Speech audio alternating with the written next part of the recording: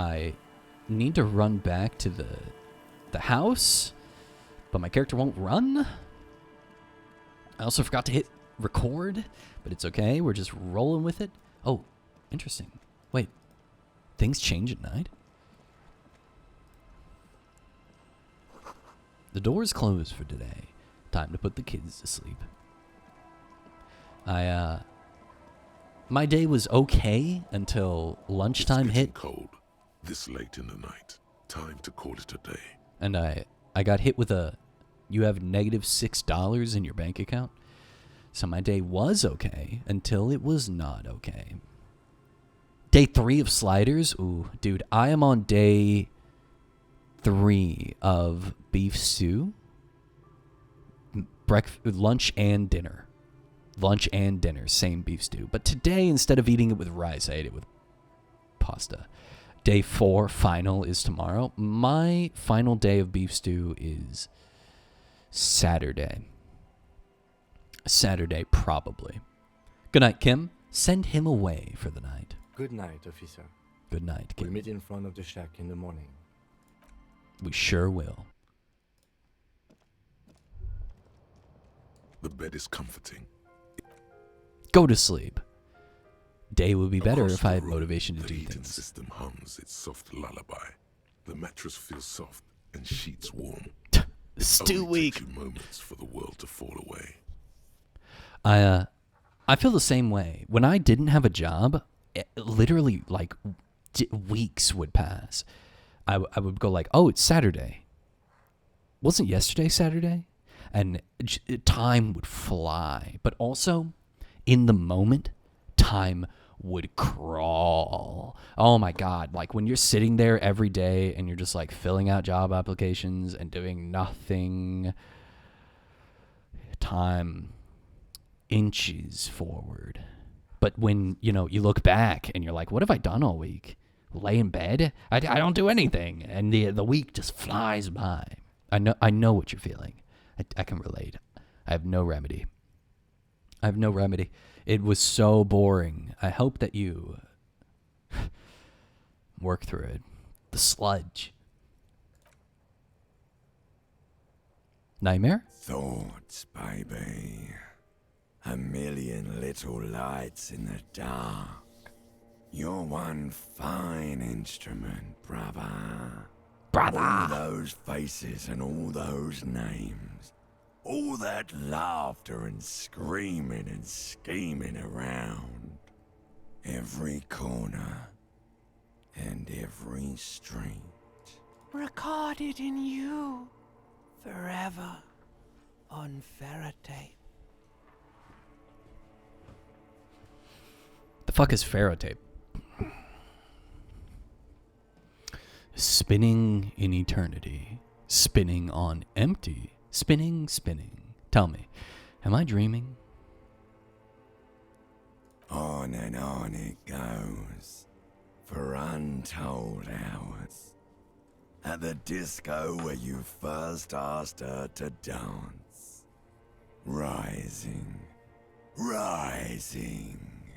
Above the dark curvature, the great wingspan of sleep. Studded with stars. I don't like how slowly ancient reptilian brain speaks, but what I do like is the voice. The voice is really good. I kind of want to hear this person talk in real life. Like I can't. Sometimes you hear someone do a voice and you can imagine what they sound like in real life, especially if you hear multiple voices that they do. One exemption of that idea being like SpongeBob. If I only ever heard Tom Kenny do SpongeBob and I never heard him do any other voices and I never heard him actually speak, I would have no idea what that man sounds like. So I want to hear what this person actually sounds like. Do they really talk like that? Or are they just putting in like a lot of gravel into their voice, you know? Behold, there are millions of them down there. The first time, the last time, the smoke in her mouth, the plotted flowers, the faces turning, changing. What is it? It's the world, Harry boy, and you're made of it. Every day you're out there, you make more of yourself from it. I'm afraid you can't be unmade now. You can never forget this shit. Uno momento. I have to make sure that the money... Yes, okay, everything's alright. So I sold my camera lenses. Oh, I sold my camera lenses. I'm so upset about it. I don't know if anyone's actually interested, but I'm very upset about it. I sold my Vivitar Series 1, my 70-200 Vivitar, which is super rare, and it was in amazing condition. I could have gotten like $400 for that lens, and I sold it for $20, dude. I'm pissed, but also it is what it is, man. You can't be mad about it. It's already done. It's already done. Maybe I can buy them back. Maybe. Beautiful. It's stuck on loop, whirling, spitting out words and images. You're the son of the world again. Harrister, a ceaseless agent. Picking up litter and old newspapers. Collecting your little bubblegum wrappers and idiotic picture postcards. Meaningless keepsake. They're making fun of me because I'm a fucking loot goblin, because I'm a fucking trash monster. I'm picking up garbage to sell it because I'm so poor. And my fucking ancient reptilian brain is like, haha, you suck, you asshole. Reading your awful letters and recalling things, aren't you? Harry, The endless I am a trash names of monster the in this game. world. An address book you are. The map of a city. An address book you are. Interesting. That's right. I am an agent of the world. But what if I want to be an agent of nothing? You know what? I actually had a friend who was like this. Reading your awful letters and recalling things, aren't you? The endless names of the world. An address book you are. The map of a city. I had a friend who was like this for the city that we lived in together. He had lived there his entire life in the inner city. He was very much like a go to every cafe, go to every sweets place, go to every restaurant. He loved trying new food. He loved trying new places. He went to shows. He went to music venues for music he had no interest in. He was always poor, but he was spending his money on life. He was living. He was doing things. He was experiencing things. A new bar would open, and he'd be like, I'm going to go grab a beer there. Beer's $10? Cool, man. Give it to me. You know what I mean? He was that kind of guy. He always had someone that was in something. Like, oh man, I want to go I want to go to an Italian deli. Let me call my buddy. You know what I mean? Or, hey, do you know where this thing is? Yeah, of course I know where that thing is. Let's go. You know what I mean? Oh, dude, where do you get your clothes from? Oh, there's this thrift store on the other side of the city. You know what I mean? He was that guy. He was the guy that, like, just, even if you didn't have anything to say to him, just by hanging out around him, it was a good time. He was, as himself, in his mind, in his experiences, his tastes, he was an address book. He was the map of the city. I told him he should write books. I told him he should, like, if he wanted to write a come visit this city or what I love about this city type book, I would help him with the photos. I would help him make the book. I don't know if he ever did it, but he really should have. You'll go insane if you keep going like this. One more day, and you'll be in the loony bin. I just know you will. And for what, brother man? Because it's worth doing, reptilian brain, because it's worth doing. Solving your little crossword puzzles. Doing your tasks. Crossing names off lists. Trying to become some sort of world detector. It won't make it okay. It won't put smoke back in her mouth. Fuck you. Don't tell me. Trying to tell me that it won't make it okay. I don't need to fix the relationship. What I need to do is work on myself. Feel the pillow under your cheek. I don't give a shit why. Beep, beep, beep. The alarm is ringing, Harry. The disco circus goes on and on. You barely slept 3 hours last night. Do it for the wind. Do it for the picture puzzle. Put it all together. Solve the world. One conversation at a time. That's right. That's right. We just have to figure it out, Harry. Let's go! Day 3? Why day 3? You don't want to be on day 4? It says 4 right here. Oh, did you see that? Ooh. God damn, we look terrible. I wish that we would... It's been 4 days without alcohol. We've been eating, we've been running around a lot, we've been drinking water, we're hydrated, we're moisturized, we're in our lane, we're feeling good, we've learned a lot about ourselves, we've cleaned up that facial hair, we've got new clothes on, we're not covered in vomit anymore, we've got a girl that we're interested in again, Lillian. Well, like, why do we still look so fucking terrible? Are we ever going to look human again? Or are we always going to be a bloated corpse? We're gonna be a... Look at him, he's there! He's in his little fucking Kim Kitsuragi alcove again. Good morning. What do you mean, yes? So, point to your face. I shaved. Yes. I don't know what to say. Perhaps. The lieutenant stares at your shaven face. His eyes narrowed. He mumbles. He coughs. What is it? You can tell me, Kim. I know. Stunning, right? I knew I shouldn't shave. I knew it, and I still did it. What an idiot. I'm not really sure about this turn of events. He's like, I think the mutton chops might have been a better idea. They sort of seem to cover up some of the... He stops. Either way, good on you. You were saying? The lieutenant gathers himself. Look, Kim, I know I look fucking awful, okay? But I have to accept reality.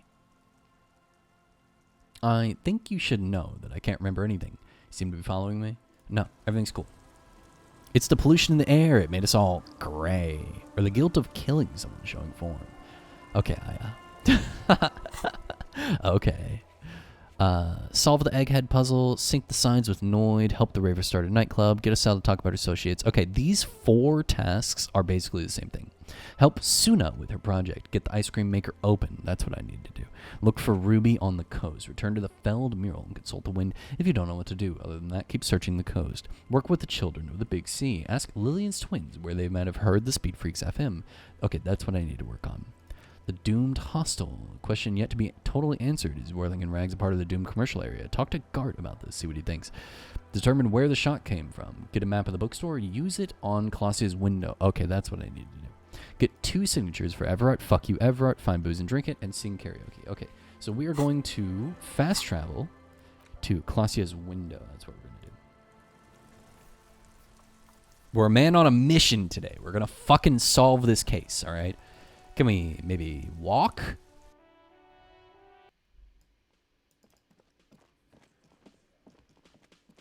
Yo, what's up, officer? Again? I can't believe this shit. He shakes his head, looking like he really is having trouble believing this shit. He might be wearing a disguise. Cool shades. Are you wearing a disguise? Yes, it's a hobby of mine. He looks at you inquisitively. As if waiting for some kind of reaction or response. Something to click. It's not happening, though. Who is this guy? It's annoying because I know who he is. How about you? Can I talk to you? An RCM patrol officer. Horse-faced woman? What the fuck? As she notices you. I would really prefer not to talk to you right now. As Lieutenant Kitsuragi explained, a patrol officer is the lowest rank in the RCM, below lieutenant and sergeant. Hold on. You're a patrol officer with the RCM? Yes, I am. I'm a cop too. No. He's the real deal. He has a badge. I sure do. It's hard to tell whether he's sarcastic or sincere. Thank you, Kim. But if you had to guess, you would say the lieutenant is being sarcastic. I'm on a murder investigation. Are you the cavalry? I'm definitely not the cavalry. Is everything alright? Why don't you want to talk to me? I don't know. I mean, why would I want to talk to you? She's still avoiding your gaze. What the fuck? Have I wronged you? I've done that to a lot of people. It's cool to see another cop. I thought Kim and I were the only ones. Let's just do this by the book, okay? Why? I bring the word of the end to come. By the... She pinches the root of her nose. What, is that not the right thing to say to a fucking cop? Okay, fine. Let's talk. What did you want? No. We have our badge. We have our badge. I can't show it to you, but we definitely have it, Aya. What does one talk about with a fellow officer? What precinct are you from? Look, something is really bugging me. Are we or are we not from the same police station? Are you with him? Point to the man with sunglasses. You're the police, right? Cool, so am I. Of course I'm with him. Why do you ask? Yeah, you look cute together. Seems like a cool guy. He's an asshole. You're an asshole. You know what? Maybe you're with both assholes. That's true. Please, let's not turn this into another exchange, okay? God damn it, you leave her alone. Keep your weird bullshit to yourself and be professional for once, for fuck's sake. What the fuck? Answer the fucking question, Can I man with sunglasses. help you with something? She looks at you apologetically. We lost our car and gun, but god damn it, we found our plastic square. That's Yes, right. of course. What precinct? She just sighs. Am I from? God, he doesn't know. Fucking deranged lunatic. Sunglass-wearing man pushes through his teeth. You're getting an intellectually unsatisfying vibe from this conversation. Maybe you're doing something wrong. I don't know what to say. Don't say anything, Judith. Judith? Wait, is he police? Me? No. I'm just a man with sunglasses. I like wearing sunglasses inside. Sunglasses and a fucking wig. Okay, What are you, the police, doing here? I'm just looking out for... No one. I'm just a man with sunglasses. And you are? A policewoman. Yes, a policewoman who just wants to do her job. That's all. She says quietly and looks away. something about the man with sunglasses and you. The energy between you two is making her uncomfortable. Yeah, this is weird. He was mean to me on the phone, but he didn't treat me like this. This is like, he is outwardly, openly hostile towards me. He hates me, and he thinks I'm a fool. Because my character doesn't recognize him. Because he's wearing a fucking wig and sunglasses. Like, he's trying to hide who he is. Maybe they're testing to see if I actually lost my memory, or if I'm just fucking with them. I'm not sure what their deal is, but I kind of fucking hate them. Not gonna lie. I kind of think he's a huge dick. Open the door!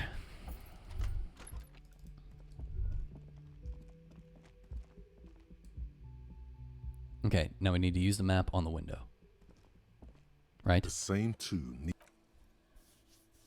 Extrapolate According to your data. map of the district, this shot could have come from a wide angle of locations, starting with the northern edge of the abandoned boardwalk, ending with an islet in the bay. I don't Let's think call so. them B prime. B prime for boardwalk, B double prime for Land's End, and B triple prime for the islet detective. There may be smaller points in between, but those are too fine to zoom in on. 700 meters away, the likeliest of these B positions, 20% chance. A skilled sniper could have made the shot, provided he had a safe sniper's nest. Even with the light on inside, we're talking military training. At that distance, the perpetrator would have had to take wind direction into account. I agree. And also the obscene lack of light. Do you really think... the reason I ruled out sniper in the first place is because I can't imagine anyone making that shot into his open mouth while he's fucking. Like, he's going to be moving. And who's to say he's going to have his mouth open? It's too precise. 2 kilometers away, the least likely of these positions, let's say 3%. A truly skilled sniper could have done it, possibly from a tent. No, too far-fetched. 1 kilometer away, an unlikely point of origin, beyond the docks somewhere, On an islet in the Bay of Martinez, perhaps. This is the place There that we are have islets not there, been. badly charted as they may be.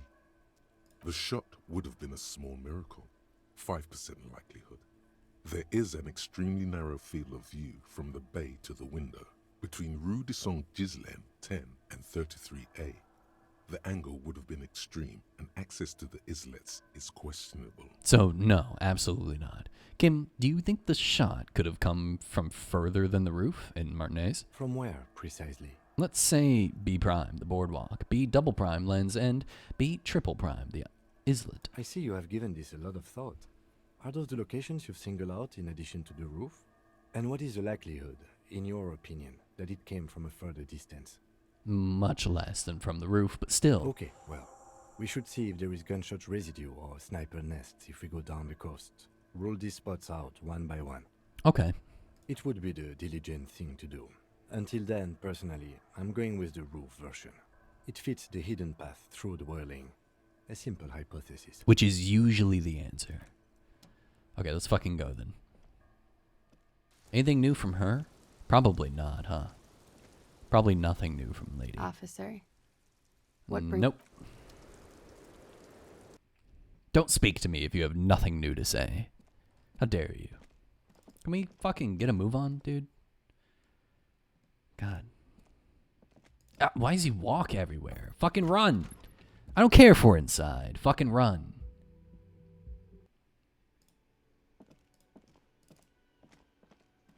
Can I help you? Oh, I need to tell her about her husband. Oh, hello, dear. I ran There into you your are. husband on the Goodness. coast. How is he? Did he say why he hasn't returned yet? The old woman clasps her hand together over her blanket. He's fine, ma'am. As we had suspected, he couldn't get back earlier because the water lock on the canal was broken. Now he's just finishing up some work. Oh, yes. That's my Morel. He's bound to catch a cold staying out there for so long. But I am so relieved to hear that he's okay. Thank you for putting an old woman's heart at ease, if even a little. You haven't, however. There are dangers out there. Our aging body's foul. Her heart won't rest until Morel is safely back with her. You never told me you've seen the Phasmid. Oh, you don't want to hear about some old woman's ramblings. No, I really want to know. Reflexively, the lieutenant read his familiar notebook. Well, it was summer. I was building a racing track out of sand on the beach near a tall stand of reeds. Quite a tall one. Many times my height, I remember. When, all of a sudden, I looked up and one of the reeds moved. Not like a plant, but like a living thing. It stood up and looked at me. Its body unfolded like some antique toy. I'd never seen anything like it. The reeds turned into a creature. She had no fear, just surprise. I didn't know this can happen, so I reached my arm and touched the thing. It felt just like a stalk of reed, but it moved, swaying, towering above me. After a while, 20 seconds, a minute maybe, it left, went into the reeds. I tried, but I was only a child. There was mud and high water. I couldn't see it anymore. I was just standing there knee-deep in mud, looking around me. I ran back home to my grandmother and asked her if reeds could walk, and told her they were looking at me. Of course, she just laughed at me, but I knew what I'd seen. For years, it was a story I told at parties when I wanted to impress boys. Boys. That sort of thing. Of course, most people just took it as a strange, amusing anecdote. So did I, honestly. But then I met Morel. We were on our first date when I told him my story. You should have seen his face. He said my descriptions matched the Phasmid down to a T. Its white marble limbs, the way it moved. So that's how they met. This is beyond significant for them. How big was it? It's hard to say how big things are when you're quite small yourself. To me, it seemed to be taller than I was then, but that's probably not the case. If that's the case, then their traps are way too small. What if it is the case? Kim, what do you think of I this? thought it was a wonderful story, ma'am. He closes his notes and gives her a simple smile. But I don't believe it. A child left unattended on a warm day. Children make up stories and then end up believing them. Maybe you imagined it, Lena? Of course. I've thought about it. But Morel says my report matches with the others. And I'm sure I hadn't heard of the Phasmid as a child. Nor had my mother or my grandmother. So how did I know what to imagine?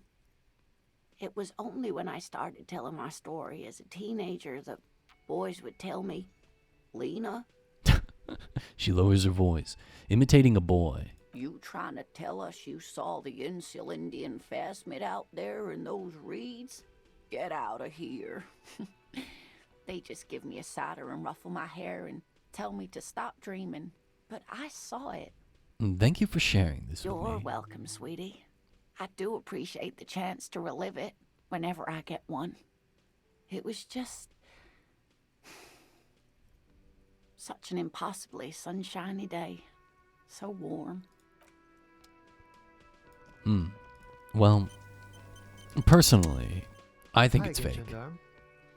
Bye-bye, Nope. gendarme. Goodbye. Hi, gendarme. Bye, gendarme. I don't even want to talk to Titus, man. Fuck Titus. Okay, determine where the shot came from. All right. Here, map, Fisherman Shacks. Let's go talk to the children. Hello, children. The scruffy-haired little boy kicks a stone while the other watches him do it.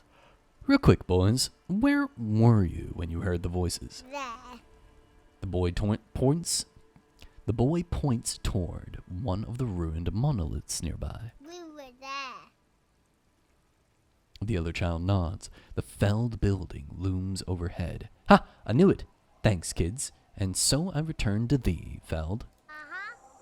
One says, throwing a rock into the sand. Full circle. Back to Feld, then. The lieutenant smiles to himself. The boy turns the rock over in his hands. Up, rock. Good. Play your stupid game. Alright, back to the Feld building. The Feld building is... Oh, oopsie. Feld building is up here. Here. Okay. See, you got anything new for me? Hello. Isn't this a fine morning? Put the pieces together at the Feld mural. The once bright mural towers above you, saying, Feld Electrical, R&D. Tomorrow is just a whisper away. Encyclopedia Impossible 17. Pull on your knowledge to understand what caused the twins to hear the radio in their heads. So I would need to... I only get a +4. So +4, 8. 8. Ooh, okay. Alright, I would need to roll pretty good, to be honest with you. Do I have any points? No skill points. Let's try it. Let's see. Okay. Let's see. Just flicking through the index of your knowledge. Cool. No rush. We have radio brands, radio crimes, radio comedies, radio dramas, radio physics, radio psychics, radio scandals, radio shows, and way more in between. But nothing that would be useful here. Sorry. I know about ULAN frequencies. Does that help? You know little about ULAN frequencies other than that they exist. Maybe? Baby? It's impossible to say. Radio is killing the fucking cop star. Come on. Is this all I am? A fount of useless radio trivia? then I've got nothing. I'm a shit detective. I should be in the sewer. What is he talking about? The young boy looks to his father, frowning. I am not sure, Mikhail. He looks at you as if making an appraisal. Judging eyes, like he's a fucking brain doctor. What the hell does he know? Yeah, what the fuck does he know about the cop star? Let's move on. I don't think we need to stand around anymore. Okay. Apologies. Sorry. Fuck you, brain. Goddamn.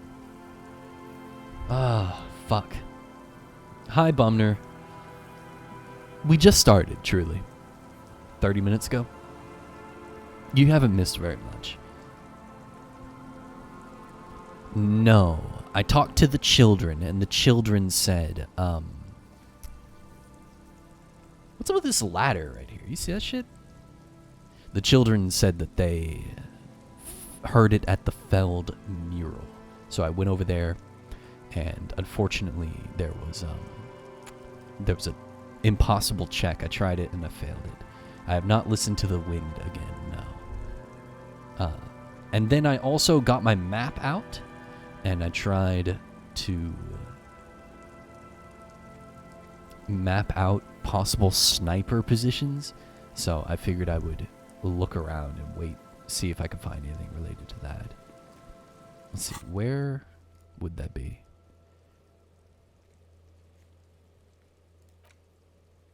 Check the boardwalk. Okay, let's run over to the boardwalk.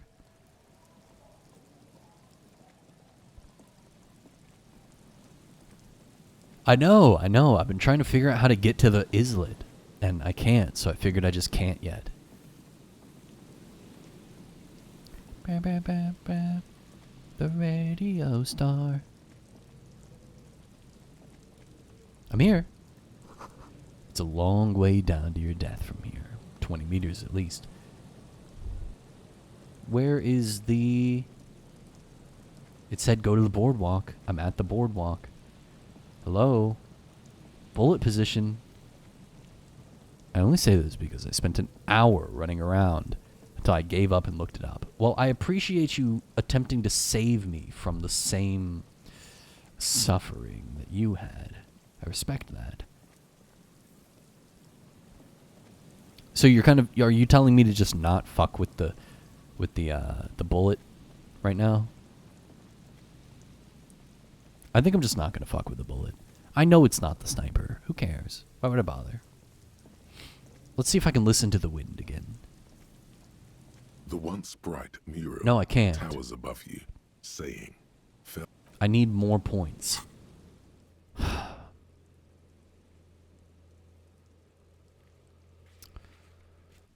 try talking to Evra, or... Quick travel in this game sucks, dude. Like, it is bad. Why can't I fast travel? Unless... Why do I have to be at the church, or have to be at the fucking fishing village? Annoying. Annoying. Like, just let me do it. Damn. Okay, we're here. Let's go back here to the Martinez waterfront.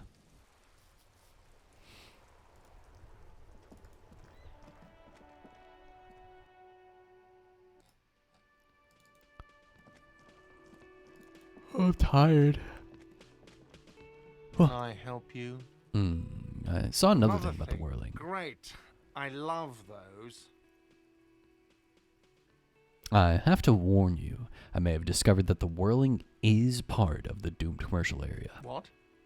Why would you say that? We're at a completely different address from that whole thing. so he knows of the doomed commercial area and its address.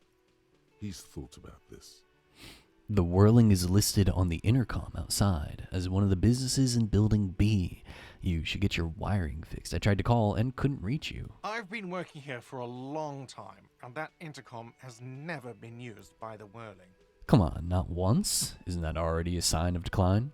The whirling was once the East Delta Pinball Arcade before it failed. It's only a matter of time before the whirling fails too.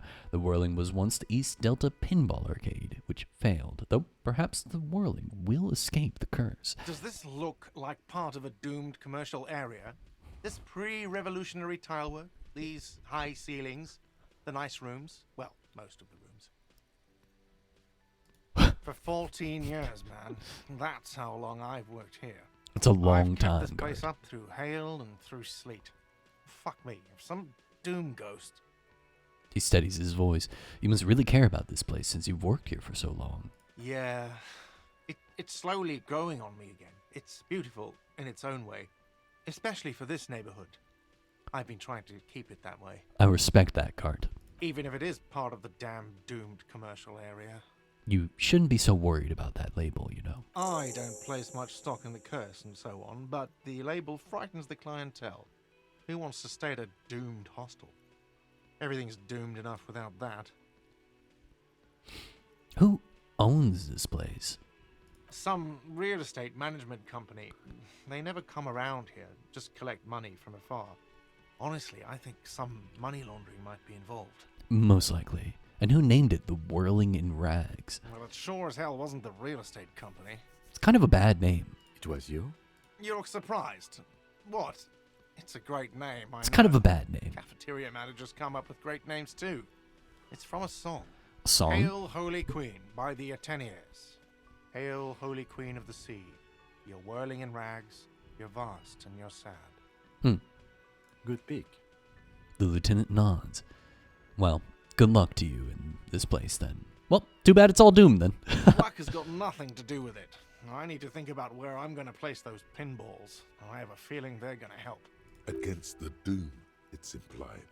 Good. So, if you didn't have anything else to tell me about my establishment, can we, wrap it up? Maybe you could not spend 4 fucking days on the same bird, Gart. Maybe you wouldn't be doomed if you weren't taxiderming the same fucking bird for 4 days. Just glue it back in place and put it on the fucking wall. Stop being mean to me. Yes? Stop being mean to me, Gart. I'm sorry I trashed your fucking room, okay? I fixed it and I left. What more do you want? White checks should reset when you sleep, right? It didn't. It didn't reset. I slept. Also, I looked up the mural. You may have soft-locked yourself unless you can temporarily boost your physique caps through drugs and such. And put a point for shivers. I soft-locked myself?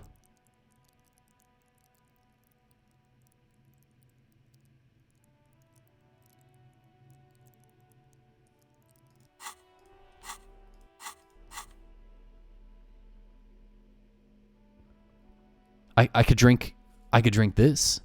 Hi, 1010. Welcome. I could drink the... Let's try that. I'm not redoing all this shit, dude. There's no fucking way. There's no fucking way. There's no way that I soft-locked myself. Maybe save scum? I mean, I have to. If that's the case, I have to. That's fucked up. Game devs, what the fuck, dude? Why is your game fucked up? Oh, that's trash. Oh, that's so trash. All right, well, let's try. Let's try. I'll quick save. Actually, I should probably hard save so that it doesn't quick save over my fucking whatever. Okay. Drink. How do I use it? Oh, right here. Well, hello. Someone seems to have found himself a bottle of alcohol. Here's where the magic happens. Light reflects off the green glass of the Commodore Red. The gods have been generous. Better pop it open before they change their minds. Wow, the gods of mass production have made this alcohol container laughably easy to open. A child could have done it. There's a satisfying pop as the cork jumps out, and the hair on your back rises like an army at attention. You've been here before. Welcome back, detective. You're home now. A golden sun melts down your throat. Its rays filling your nostrils with sunshine. Your stomach melts from it into a happy, gooey mess. So does your mind. All my the health bad increased. things are melting. You're you again. A real cop. A real detective. Incredibly well done. From the void we came, and to the void we must return. Okay, let's see. Did that fix me? Okay. Can I do it? The once bright mural. Okay, all right. So we're gonna save here. Quick save. And now we increase. What was it? It was shivers.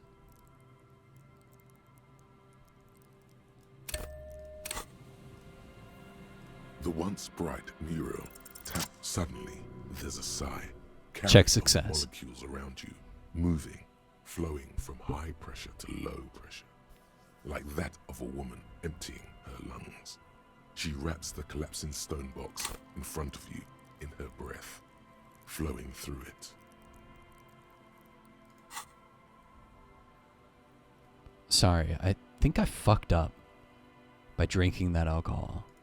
I think didn't drinking the alcohol say that it lowered my intellect cap? Or was it psyche cap?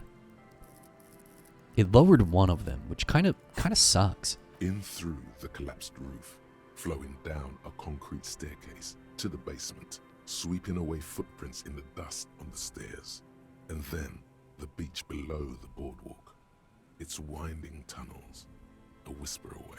She's down there. I think she's down there, below this building. Did you always have that one point to point into shivers anyway? No, I just leveled up to put that in. I guess I didn't need to drink the alcohol. No, you know what? Yeah, I guess I didn't need to drink the alcohol. No. I got the point for drinking the alcohol. It gave me 30 EXP. So by drinking the alcohol... Okay, I think I need to drink the alcohol. Okay, here's why. I can't open the ice cream machine because I failed the check and I can't raise my physical instrument because it was stuck at 2. I didn't have enough EXP to level up to get a point for shivers. So I think I needed to drink the alcohol to give me the point for shivers and to raise my stat by 1 so that the next time I level up, I can try the ice cream maker again, which I will have to save scum because I'm not going to drink the alcohol again. So I think we're okay. I think drinking it one time should be okay. Unless that changes my ending, I don't want it. If it changes... Bumner, does drinking alcohol or doing drugs change my ending? I don't want... I will go back if it means that I'm going to get a different ending because I took 1 sip of alcohol. Is the game that harsh? Is it going to do that to me? If you know. I think she's down there below this building. Okay. Like right there. Why? The twins did hear the radio from here, so something is happening. We've looked everywhere else. Ever since I woke up, maybe even before, I've been getting these strange cold spells. True. And Ruby does have radio experience, as evidenced by her lorry. But how do we even get in there? The doors were on the collapsed side of this building. They're gone, basically. Finally, my time to shine. There's a ladder next to the sign. Perhaps we can climb it, enter through the roof. Perhaps you can climb them. We are not climbing anything. I'm 43 years old, and I plan to live to see 70. 70 is all you want to live to? It can affect ending if you fail at some other things. Let's just hope I don't fail at those things. There has to be a way to use brute force. Climbing sounds unsafe. Brute force is safe. Look around and find something to break if the ladder fails. There's also still a question of how the twins tuned into Speedwix FM.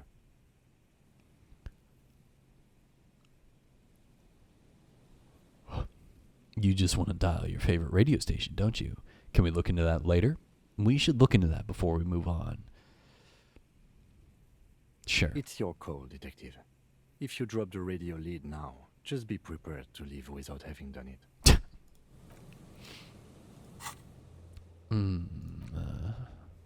Climb the ladder to the roof or find another way into the Feld building. Or I could go talk to the kids again and see. I think she was on the radio. Overall, it just affects some dialogue at the end, unless you go out of your way to make bad choice after bad choice. Okay. So I think we'll be fine. I think we're fine. Probably. Oh, I see right there.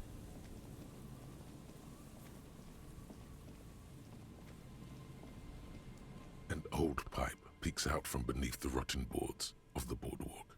Could this be an alternative path into the fell building? A building like this must have multiple doors serving various functions. Perhaps a basement access. Come closer and look in. Your eyes slowly begin to adjust to the darkness inside the drainage pipe. The lieutenant looks over your shoulder. Could we get into the fell building through this pipe? An ordinary drainage pipe. As your eyes adjust, you see some trash. Crumpled up newspapers, cigarette butts. Someone has half-heartedly spray-painted skulls on the right side. And nothing. Broken glass from bottles thrown against the walls of the pipe. A syringe. Given that this isn't a martial arts thriller, it's highly unlikely, and not without risk to our health either. However, the pipe suggests there may be an entrance to the basement around. The lieutenant pushes around the reeds and looks around. He means the pipe must be coming from somewhere in the building. And it's right here, a maintenance door. He points to a rusted metal double door to the right of the pipe, obscured by the reeds. Oh yeah, big boy time. Heroic. Try to pull the door apart. Back into it. 28. One more door. Broken into the communist apartment. Broke the bookstore door. Fuck. I might have to save scum. I might save scum. Okay, I've got my physical instrument shirt on.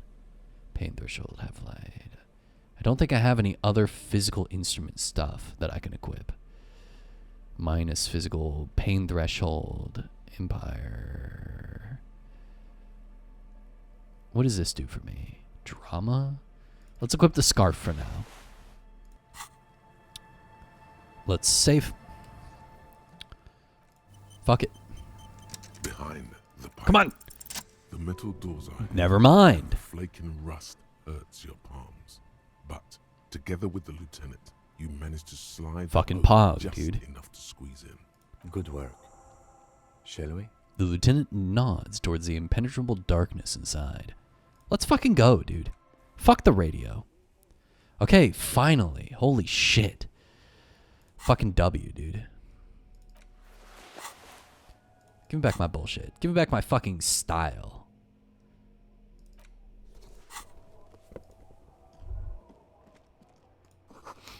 You should take out your flashlight. Oh, thank you. Reaction? I will do just that. Where is it? Here it is. I haven't used this shit in forever. Hello?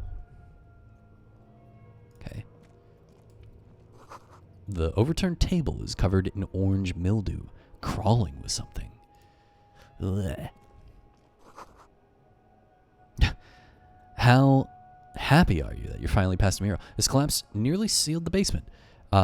Happy. I feel like I've been running around for a long time. Antiquated office furniture, last century maybe. I don't think I would have figured that out on my own, to be honest with you. I don't think I would have ever thought to try. I might have listened to the wind one time. I don't think I would have ever come back. I probably would have gotten very frustrated. Old file folders in the carts. Documents silvery with mold.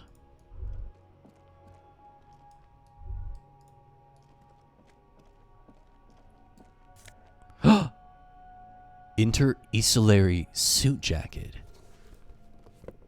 Pog? A series of thick, dusty panes of glass. Alright. There was a... Can we move a little faster? This right here. Oh, fuck. Okay, no, take me back.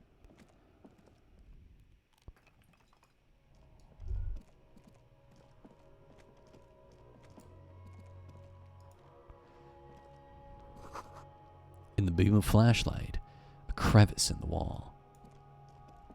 Oh, I see. Whoa, this is weird. Revolution. Oh, new fucking hat. Stale fabric smell and dust. No one slept here in months, maybe years. Dude, finally a new fucking hat. Yo, let's go. Oh, it looks awful. I hate it. Oh shit, who am I? What the fuck? A muted brown suit jacket, perfect for a day at the office or an evening at the cafe. The red rose at the bottom of the left breast pocket is slowly wilting. This looks terrible. An Ushanka with the Mazovian logo, a pair of deer antlers on its silvery white front. Your ears feel cuddled and cared for by the state. +1 to Mazovian socio-economics friendly neighborhood communard. The missing facial hair kills you? Fuck you, this is what I look like. Revolutionary propaganda on the bunk bed. Ancient flyers and brochures. I kind of want that beard right there. You see that beard right there? I kind of want that beard. And mutton chopped man. Oh, Krasmazov. Depicted. Gazes at you Yeah, it's the with gay sad com eyes. hat. The plaque reads, K. Mazov. There is a spider web in the lower left corner of the portrait. Brush the dust off the portrait. It's Krasmazov. What a troublemaker he was. Years' worth of dust is shaken off. The full head of hair, matched by an ample moustache and sideburns, look a bit silly. Someone crouches, heels digging into wet sand. Hands sweep across the sand, grains sticking to the frayed skin of the fingertips. An old man sits on a slab of concrete and taps his fingers against the glass of a scope. You shudder. Yes. Looks like some latter-day radicals were hiding out here. They left a long time ago. I kind of like this room. I'm not going to lie. I kind of like this, like, everything going on here. A long time ago. How long? What's all these secret weapons caches and secret bunkers? We have found a lot of those lately. I guess what most people think of as history tends to linger in rundown neighborhoods. Martinez being what it is, no one has gone through the trouble of cleaning out the old bunkers. It's true. Good hiding place for someone who's up to no good. Maybe I should move in here. Seems cozy. Could it be connected to the Mazov bust we found in the students' room? Millions of depictions of Mazov have been produced. They're not all connected. Besides, that looked like some student. The youths always go for this kind of stuff. Fuck! It only lasts for 47 more minutes. Oh, shit. That means I need to... Fuck. I need to get 100 EXP, or I have to drink alcohol again. Shit. I thought it lasted the entire time. I thought it was like just a buff. Could someone have stopped through here recently? You mean like Ruby? No. I think we've stumbled on a piece of history. He looks at the dust. I think so too. These pots and plates are full of dust and spider webs. Okay, I can't fucking read it. Same slit window you saw from the outside. Could this have been the killer's hideout? And this narrow window, the point of origin of the shot that killed the mercenary? Ain't no way.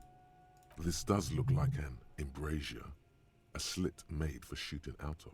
Outside the window, the day is clear and as mild as can be in early spring. Could the killer have used this as a hideout? We already asked that question. It's a great place to hide. And Mazovianism and murder are certainly not mutually exclusive. But there hasn't been anyone here in ages. Kim, I can't see the whirling in rags. The shot did not come from here. Indeed. No one could get a clear view. Well, at least we've been thorough. I like thorough. Me too. In fact, I think we're done with this bunker. After you, officer. Me too. I think we're fucking done. Let's get out of here. I kind of like that, though. It's like a weird little alcove. Oh, footprints! Boot prints in the sand. One of the soles appears more worn than the other. Wait, there was stuff over here.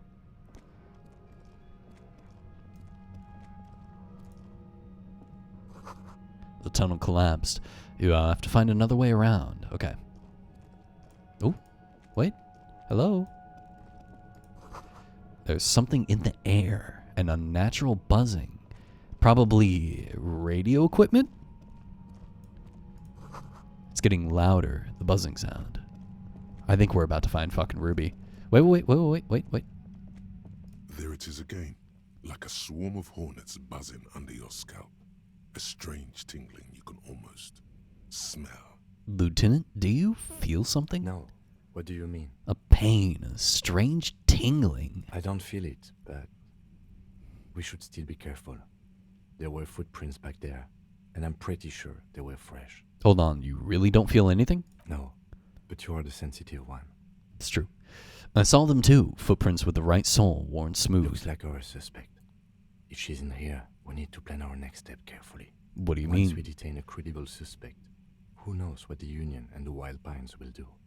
We'll set in motion events we have no control over. That's true. It will upset the balance of power in Martinez. The deadlock between the company and the Union will destabilize. Keep calm. Go over the whole situation in detail. Everard knows more than he told us. Maybe we should continue working for him. We know what Joyce knows about the murder, but I may have other things to discuss with her. Do you think whatever happens will affect our cryptozoologist? Maybe we should finish looking into the Speed Freaks FM mystery. How bad do you think things could get? What do you think is waiting for us there? Well, we are not responsible for what we can't predict, are we? I don't think the entire city will be razed to the ground. He smiles in the dark. If you can't predict it, there's nothing you could have done. That's kind of true, yeah? I don't really have other things to discuss with them. Fuck Everard.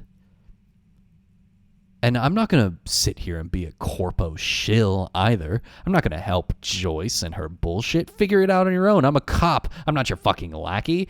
Same for you, Everard. Fuck you, Everard. And I don't care about the cryptozoologist. Whatever, man. Find your own fucking stick bug. Maybe I'm being too harsh. I am actually kind of interested in the stick bug. But fuck Everard and Joyce. Let's move on. I think I see a cavern. Maybe more cellars? I think we've been careful enough. We still have the element of surprise. Lieutenant's whisper echoes down the tunnel. I wouldn't be so sure. You haven't exactly been sneaking. Or maybe not. Either way, once we go deeper, there will be no turning back. Is this the end of the game? Or is this just the point of no return? Let's fucking go. No, I don't think I am asking. A concrete pipe buried in sand and dust.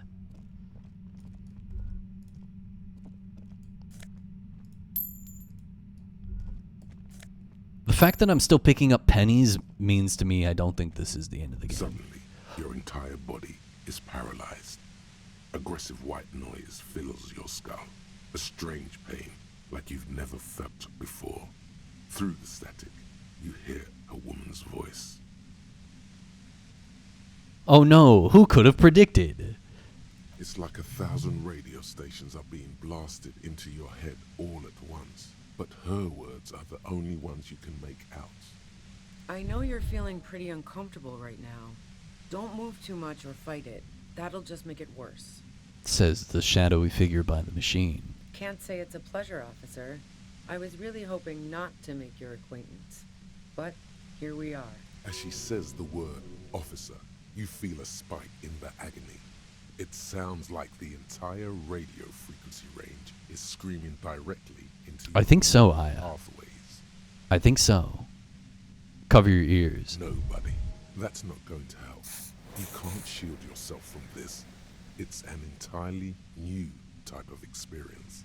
Way worse than all the previous ones. Help, Kim! Help! My brain is on fire! What's happening to me? I'm using a pale latitude compressor. You and your partner have been caught in its field. The explosion of static you're hearing. It's the ULAN frequency, blasted from that pale emitter that Angus mentioned. Pale emitter. I saw your equations. It's the ULAN frequency. Saw my equations? You've been sniffing through my lorry, right? I expected as much. I am a bit surprised you knew what you were looking at.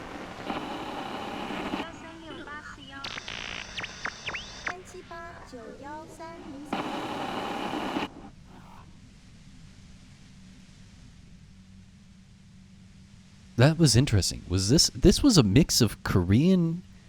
It sounded like Korean and Japanese. Maybe I'm mixing it up, but I was trying, like, this one sounded German and then this one sounded Asian, every language. It was very weird. A pale latitude compressor is used to sort of make the pale more manageable. With a lot of these, you can force a radio signal grid on the pale, literally crunch the distance across it.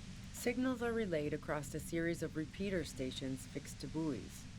Not a fun job manning those stations. All alone out there in the pale, people lose their minds in just a few years. Bro, she's fucking yapping. I'm literally suffering and she's fucking yapping. So, what we are experiencing is a concentration of radio waves. He gestures towards something with great effort. Precisely. This is an industrial strength paraboloid. It's meant for forcing dimensions on something that doesn't have them. What? Needless to say, the frequencies used are out of this world. At the upper limit is the large prime number generator station. It's used specifically for pale latitude compression. That's why you may be hearing some numbers. But you might also hear, or think you're hearing, local radio chatter. This must be how the twins heard the radio in their heads. They Oh. must have been standing by when she tested it. Oh. She likes telling you about the machine. Keep her talking. Look for an opportunity to break loose. What's this goddamned pail, anyway? How did you get your hands on this thing? Will I stay like this forever? Have you experienced the compressor yourself? This is all great, but let's talk about the man who was killed. Please turn it off. I can't take it anymore. Yeah, I stuck my head in there before using it on you. It seemed like the ethical thing to do. Okay, all right. I can't say that I enjoyed it. The field was weaker, but I can imagine what you're going through. The pail? It's the end of the world. I built it myself. She nods towards her torture device. That's illegal. I'm guessing it's patented. But we are beyond that, aren't we? Oh yeah. Way beyond. She studies her death ray and the law officials trapped in it. No. Once I shut down the compressor, the pain will end. It may take a few minutes for you to steady yourself, though. It's a bit like waking out of a very confusing dream. The greatest crime. Copyright infringement. That's illegal.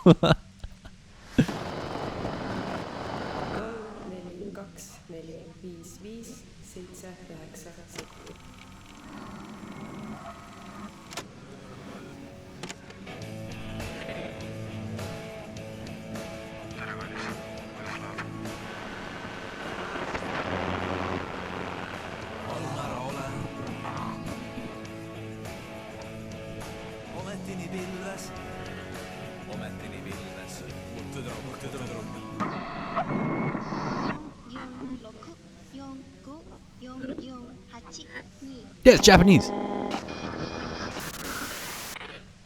This is all great, but let's talk about the man who was killed. Yeah, let's not talk about that shit.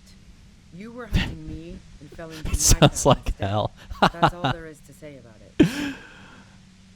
You were hunting me and fell into my trap instead. So she thinks of you as hunters, not cops, and of herself merely as prey. If you've got something really important to say, you can do it through the white noise. Damn this. The lieutenant clutches his head, grimacing. God damn it. She regards you and Kim with sudden sympathy. Fine. If you really want to talk, I can dial it down. I've also got a gun, by the way. She steps reluctantly out of the shadows. The pain lessens. She's carrying a 2-barreled front loader. Remain careful. Well, it doesn't feel much better, but you can form sentences now. Thinking doesn't seem to hurt as much. There's only 3 meters between you and the machine. If you keep her distracted for long enough, maybe. Be careful when you make your move. That'll be it for questions. Pain threshold. I need to put on all my pain threshold shit. How did you know we were coming? I heard you in the passages, and I've been preparing for quite a while. By hiding bullets under floorboards? So you found my shack, huh? I'm not surprised. She didn't rat you out, by the way, the washerwoman. Why hide the bullet, though? Preparing for a shootout? That why you're hiding ammo? So nice.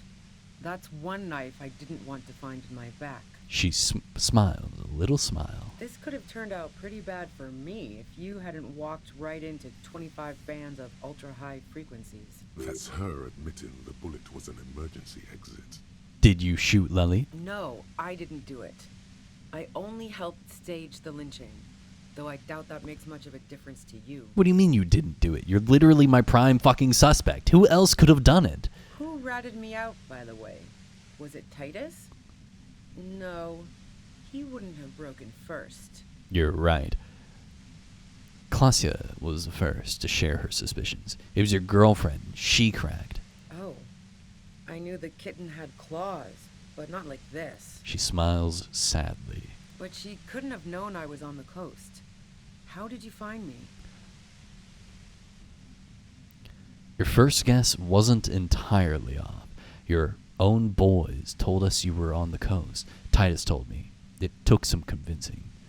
Oh, fuck. Took some convincing my ass. And those guys liked me, I know it. If this is what happens to people whom people like, how the fuck do the rest of you get by? Wait, wasn't it you who called me the human can opener? It's not personal. I open them up. I do it by asking questions, and I have some for you. Honestly, I don't know how I do it. I just stumbled in here. Can you please explain this shit to me? I did, didn't I? Now you've come for me. Pfft. Fuck them all the same. I do it by asking questions. Like what? I already told you I didn't do it. She adjusts her grip on her gun. A strong moral compass. She still wants the opportunity to make a case for herself. Would you say that Lely was a likable person? Do you have an alibi for when Lely was shot? You have a gun. Do you like to hang out on rooftops? Did you leave any flowers for Klasia on the roof? You were running drugs for the Union. I've been through your lorry. I didn't like him. Hardened mercenaries aren't particularly likable types. You don't feel sympathy for mercs? It's hard work. Did you feel protective of the Union? Yeah, sure. And I didn't like Wild Pines sending in those foreign hirelings. Me and a fuck ton of other people around here. That's probably true. I hate to be the bearer of bad tidings, but I don't think she's perjuring herself. Plenty of broken people who don't come with that kind of body count. Besides, they're paid well for what they do. That's true. I'm listening. Man, I was with the boys the whole night.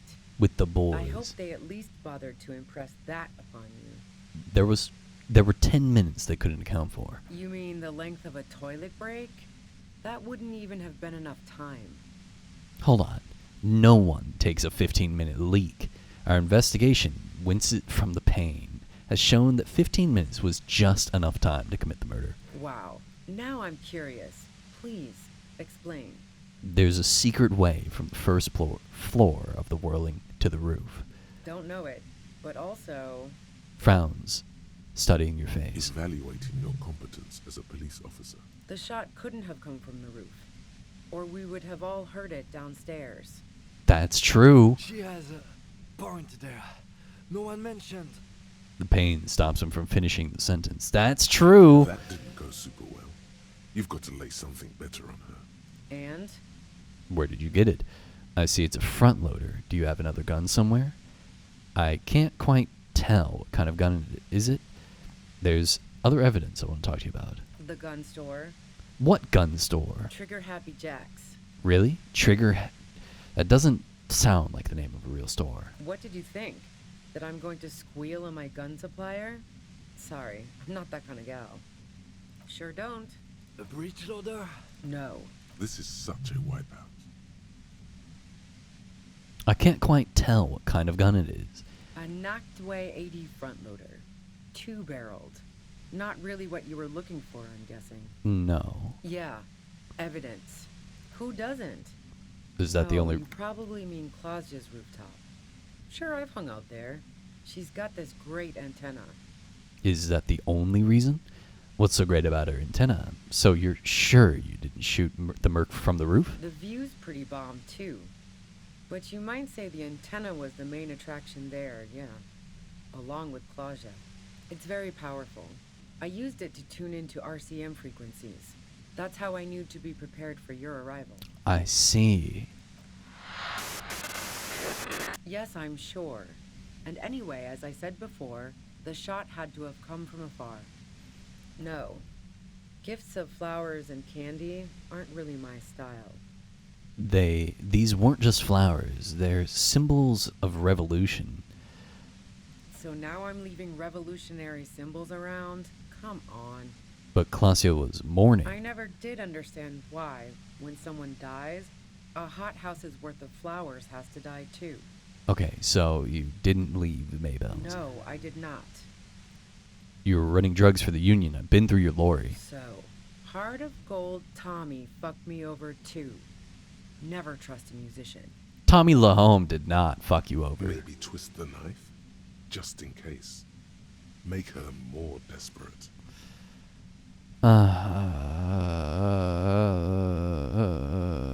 Yeah, I made him talk. Yeah, that figures. What now? You're going to arrest me for drug trafficking? She's more upset than she lets on. You're a criminal. I can't trust anything you say. You had a financial incentive to kill the Merc. That's your prerogative. Man, it's to get away from all that murderous shit that I left Jamrock, my previous employer, for the Union. I'm so sorry, Kim. The lieutenant is Kim. Oh no. The lieutenant is unable to articulate his question. She deliberately avoided naming the mob she worked for.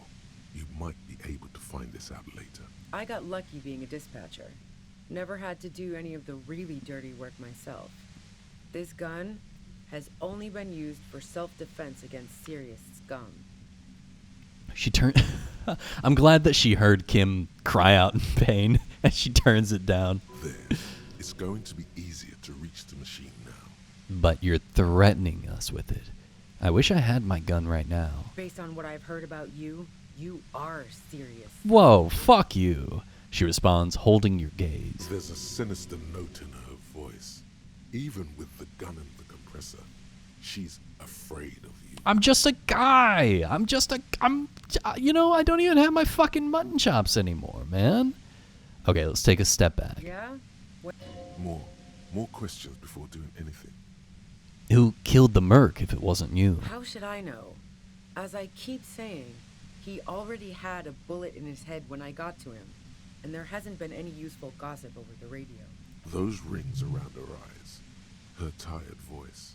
She's been staying up late, listening in on the conversations crisscrossing Martinez. Police radio? You've been following the case? Who hasn't? You know, I can still see him there, in Claudia's room, lying on his side. He was still warm, but the bluish light coming through the broken window made him look as though he'd been dead for a good long while. Claudia didn't want to turn the lamp on. She was afraid of another shot. What happened Sunday night? Tell me your version. She eyes you warily, as though gauging your sincerity. It's okay. We just want to... Poor Kim. He struggles to finish the sentence. All right, don't kill yourself over it. I was shooting the shit with Hardy and the boys over a few beers, like always. Then Claudia comes in, all pale and shuddering. She sits down with a drink, trying to steady her nerves. So I grab a seat next to her. Wait, did she also seem high to you? Claudia said you knew something was wrong immediately. Oh yeah, super. But I didn't think too much of it at first. I'd seen her party hard before. No, I really didn't. She's not that easy to read. I just assumed she'd done too much blow. It wouldn't be a first for her. But no such luck. She was in some deep shit. I hate that the game developer is making us sit through this fucking unending static while we're monologuing? Are we really questioning a perp, like the perp, to fucking brain aneurysm music? She asked me to come upstairs. The merc she'd been going with was lying on the bedroom floor, dead. I knew she couldn't get the authorities involved, so yeah. You made it look like he'd been hanged. How did you manage to come up with a plan so quickly? It's pretty weird that you came up with this plan right on the spot. What? No. Faking a lynching was her idea. What? She looks shaken. She wasn't surprised to be ratted out, but framed. Her idea? Yeah, in cold blood. It really surprised me how quickly she was able to get a hold of herself once we got up there. It was like she was another person. The party girl was gone. She asked me to help her drag him into the shower so she could wind the shower head around his neck to fake lividity. Then she dressed him while I went to get the Hardy Boys. Wait. Did Klausya actually kill him? She lied to you about that, too. She asked me to help her drag him into the shower so she could wind the shower head around his neck to fake lividity. Then she dressed him while I went to get the Hardy Boys. Showerhead resourceful. That's bad that she'd be so calm. Yeah. I wasn't sure whether to admire her or be disturbed. Do you think she killed Lily herself? I keep telling you cops, we didn't hear anything downstairs. No gunshot, nothing. How do we know it was a gunshot? How do we know it wasn't like an ice pick or something? We never saw the wound. We're just going off of broken window and hole through the mouth. There's no saying that it was a gunshot. But even if this is true, weren't you worried this lynching might lead to... War? The thought crossed my mind. But the mercenary's death was going to have repercussions either way. Although the way things are going... She doesn't want to talk about this, but not because she has something to hide. She doesn't want the guilt. Fuck it. I'm not responsible for these people after what they did to me. If you didn't kill him, why hide? I saw you roll into town. I wasn't about to stick around for questioning by a goddamn La Puta Madre agent. We are not La Puta Madre agents. So this is what she was scared to tell Titus. This cop, that strange, distant fear is getting close now. Are we? It's a Wait. fear of yourself. Is Harry a fucking La Puta Madre agent? Harry is a corrupt cop? Yes, you. Everyone says you're his peon, his human can opener. Through the sudden sharp pain in your head, you hear the lieutenant mumble something to himself. Fucking hell. And why me? You hear through the white noise. It's especially bad suddenly. Felt like a vein exploded. We were the bad guy the whole time. Also, hi, Zero. Welcome. Who's everyone? How do you know this? Bullshit. You're trying to throw me off. No one says that. Everyone in Jamrock. The cops, the criminals. Why do you think I'm holed up in here with a goddamn death ray waiting for you? If she knows that about you, she must know your real name too. Tell me, what's my name? If you know that about me, you must know my name. Fuck yeah, I'm a La Puta Madre agent. You better let me go. La Puta Madre. I've heard of La Puta Madre. He's dangerous, right? Harry Dubois. One corrupt motherfucker with the disco pants and the funny tie. Agent to La Puta Madre. All of this just means that you're effective. Criminals know you and are scared of you. I don't know. Sounds pretty convincing to me. Is that a joke or a threat? I'm guessing both. I'm sorry. I know I'm supposed to be all about this, but I lost my memory lately. Yeah, sure. She doesn't. I'm sure La Puta Madre himself will explain it all to you soon enough. What did you do to this Madre, anyway? You've been to my lorry. You think the biggest player in Jamrock appreciates competition? And now I have Harry Can Opener in my lair. Fucking Titus. She's not going to change her mind that easily. She still perceives you as a threat. Wait, one thing, possibly small, but she said you rolled into town. Was that you singular or plural? She might know something. When I came into town, was there anyone with me? Yeah, you had your death squad with you. What happened to them anyway? Who was in the squad? Well, it wasn't this scrawny dude. You had 2 guys and a lady. The guys looked pretty buff. Lady wasn't bad either. What else can you tell me? What the fuck?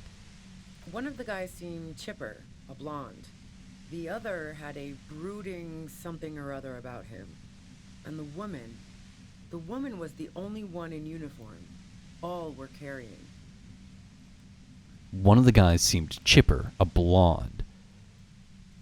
The guy in the wig. And then the woman in uniform. They're talking about the fucking horse-faced woman and the disguised man in the fucking whirling in rags. That sound about right? No idea who these people are. Literally. Satellite Officer Vic Mayer looks out of the window grimly, then puts his coffee down and turns to Patrol Officer Minnow. We could either take a room here in the whirling or go home for today. What other group of 3 do you know of? Obviously the mercs, right? But she would have said you came with the mercenary. She would have said that, but she didn't describe that. The mercenary, we know. The scab leader would have recognized us and talked to us, and she's not describing him. One of the guys seemed chipper, a blonde. The other had a brooding something or other about him. Okay, neither of these people are going to be Lely or the scab leader. Neither of them. So, and the woman, maybe. They did mention that the mercs had a third, which was a woman, but nobody has seen her. I don't think it was the mercs. It's got to be the blonde in the wig officer and the horse-faced woman officer. And there must be a third person that I don't know of. Yeah, game dropping the fact we weren't alone now as we're at the end of fucking... Where are we? Where am I in this game? Let's go home, Jean. Nothing's Jean! going to happen today, she responds quietly. Jean takes Okay, his all right. off. Call Heidelstein. He can give us a ride. I think I know them. They're in Martinez. Yeah, that's right. I was just testing you. They're right outside with guns. Fantastic. I've got to get on the road. Then you can Rhetorically. go find your friends. Unless you have anything pressing to ask me. Do you know about the bunker next door? What bunker?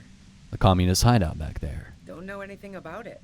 No one's been around since I set up camp. But I'm sure I'm not the first vagabond to...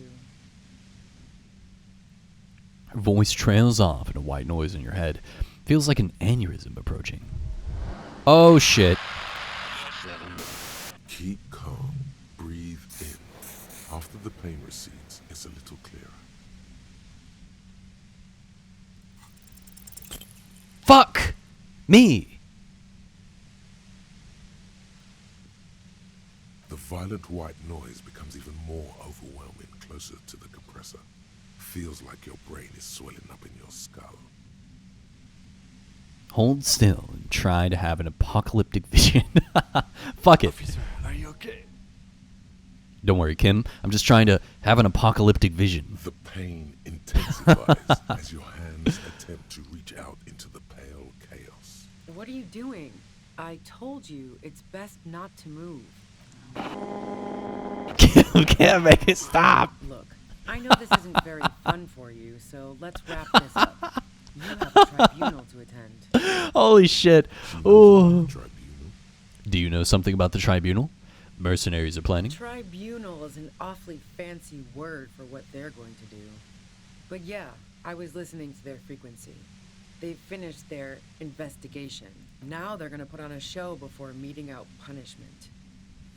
Even though those assholes gave me up, I'm worried for the boys. And you. Watch out for yourselves. You seem to have a habit of walking into traps.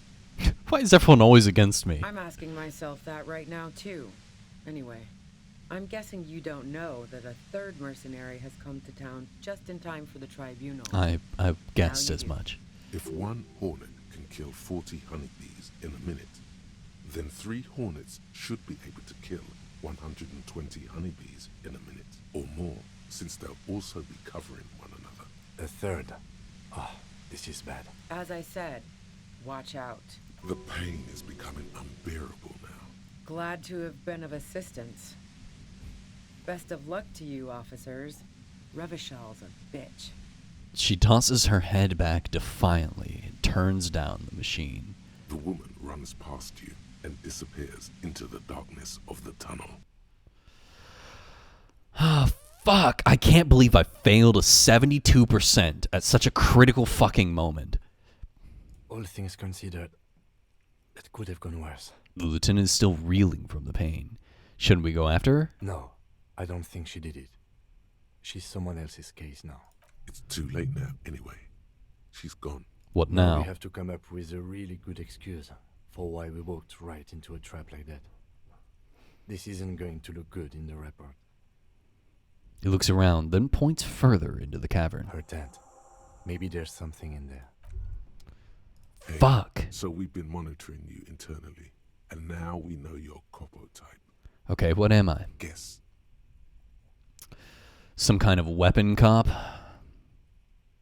No, you're the sorry. I'm not the fucking sorry cop. Sorriest. Let's make it official then, shall we? Fuck you. Won't the other copper types be jealous? I'm sorry, opt in. You know, actually, I'm not sorry. I changed my mind. No, you don't. Come on. No. You'll be back to saying sorry in 2 minutes. I'm really Stop not wasting sorry. time. Fuck off. Wow. Okay. Fuck off. Check out the big balls on Fire Cop. That's right. Fire cop. Fuck you. I'm pissed.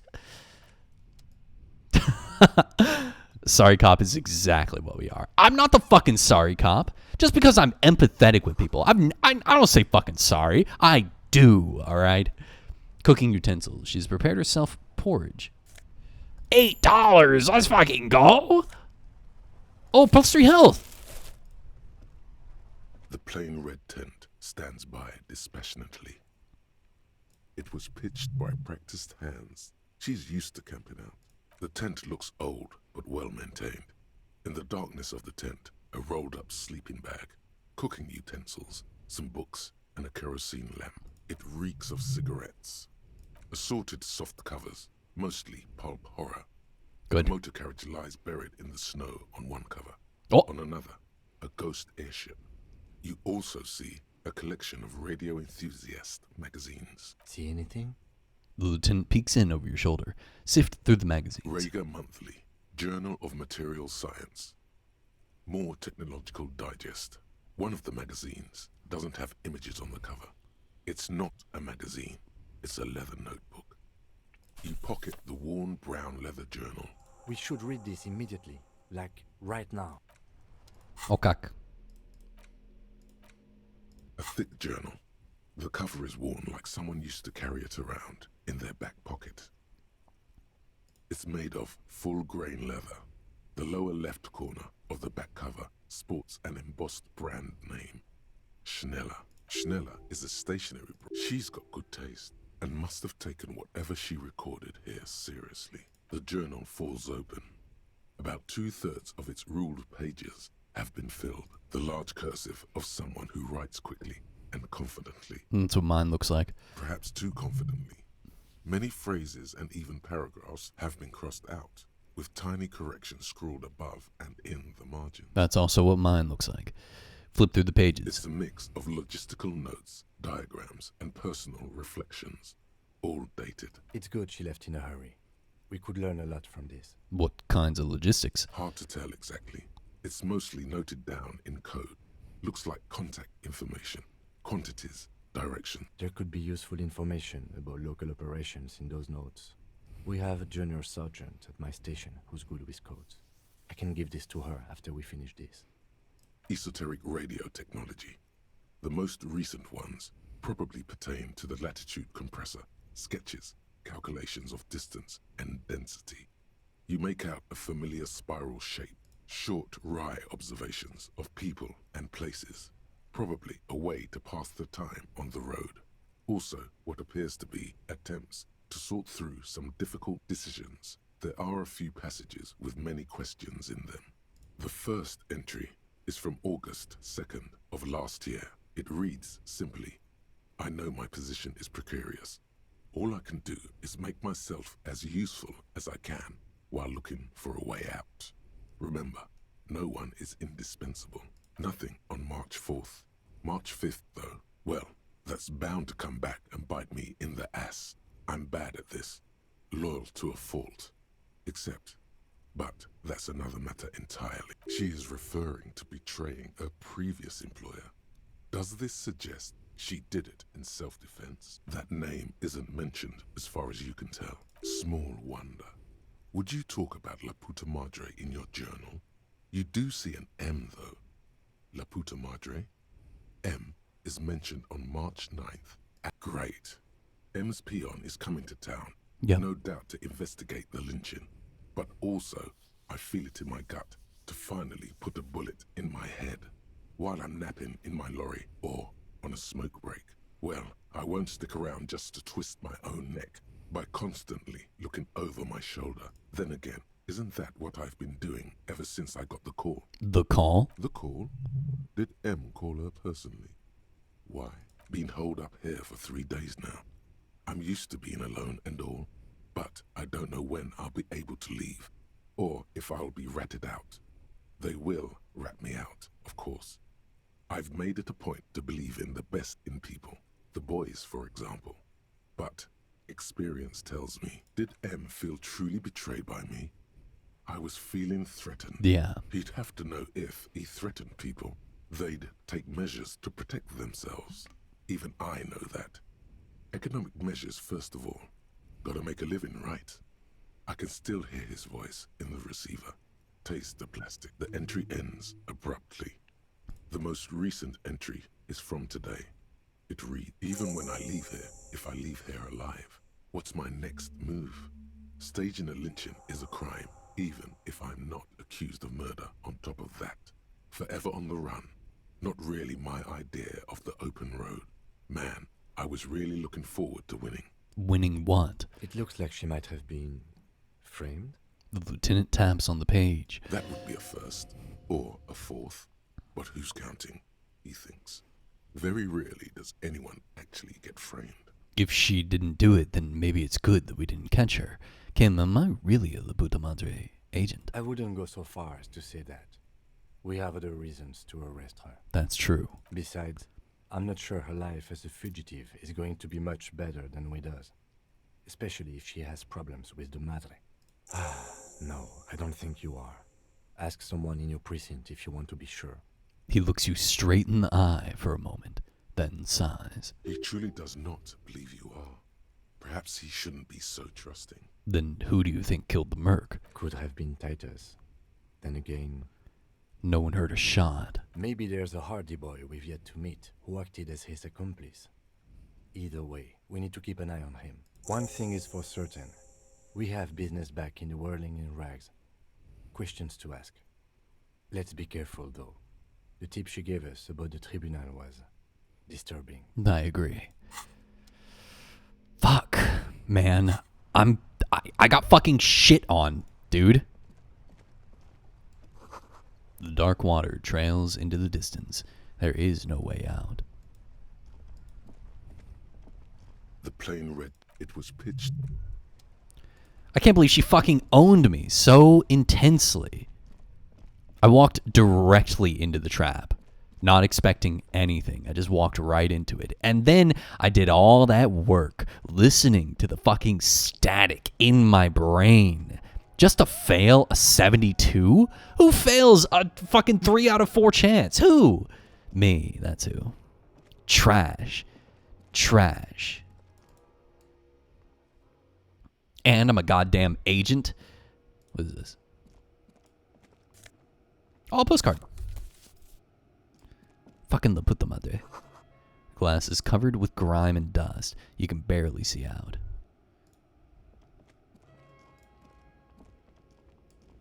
Would you like to know what happens if you pass that check? I assume the exact same thing happens. This game kind of gives me that vibe. The central support beam has been destroyed in artillery fire. Gust of wind. The height feels dizzying. Same thing does not, in fact, happen. Okay, please tell me. I'm not going to go back. I'm not going to save scum. So, tell me what happens. I would love to hear.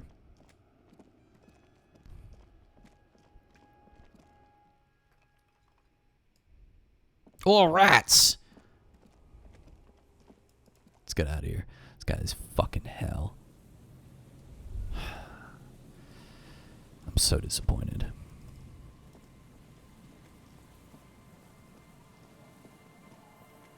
Disappointed!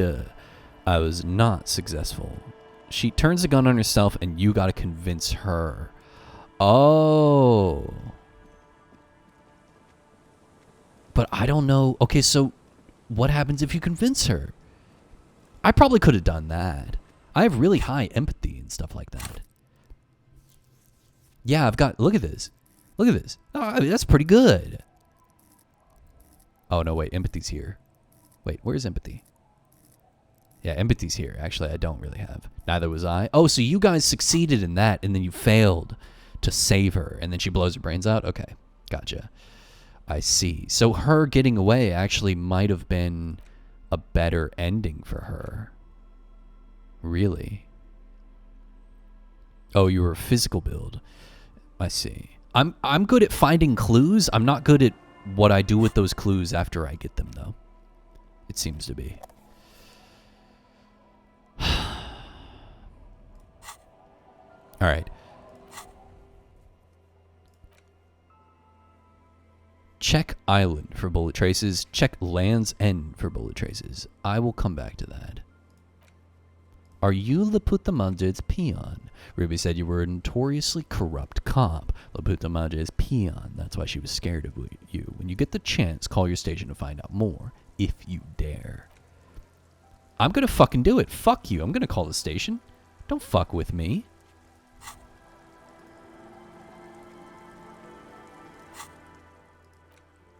What the fuck, dude? I have to stand like directly in front of it? Are you kidding me? Just let me fast travel, damn you.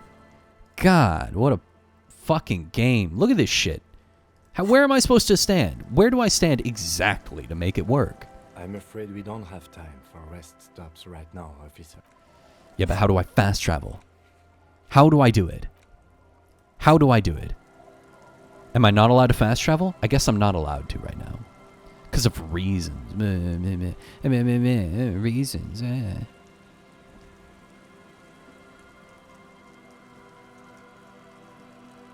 I never even asked the beautiful woman on a date. This game is ending and I didn't even ask her on a fucking date. I didn't do anything that I was meant to do. I drank alcohol. I was going to be a sober cop. I'm just a bitch. Stop. Now. It is time. For what? Crisis. Death. You can feel it in your blue soul. It's a shame, isn't it? What am I supposed to do? Arm yourself with anything you can. Unless you have nothing. Because you didn't find your lost gun. True. Then just walk to your death. I can talk you out of it. Whatever it is. You can, Rhetoric. You can do it. You're too likable to die. Don't worry. I'm not sure I feel ready for what lies ahead. I'll fight with my bare hands if I have to. It would be better if you didn't have to. It's not just your own life That's true. If anyone's going to live, I want Kim Kitsuragi to live. If anyone's going to live. Oh, it's okay, all right. We're straight up just walking back. I'm all out of shits to give, loincloth. Welcome to the fucking reckoning. Damn, that armor is kind of sick. Put your damn gun down. People are gonna get hurt. We need to talk this through. All right? Shut up. You're not gonna talk yourself out of this, loincloth shit fuck. This is the mercenary at the gates. His chest rises and falls. Who is this? Ceramic breastplate. His fingers reach for the butt of his sidearm. Kim, what's going on here? This is a misunderstanding. Nothing irreversible has happened yet. You can just return to your unit and forget all about this. The Kypt is merciful, willing to spare us if we just forget about our murdered and humiliated commander.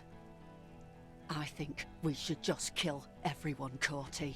Her tone is frighteningly emotionless. Who the fuck is this? You are all drunk. Come to your senses. You won't gun down 7 people in the middle of the street? This isn't a frontier town or a jungle outpost. Easy, Lizzie.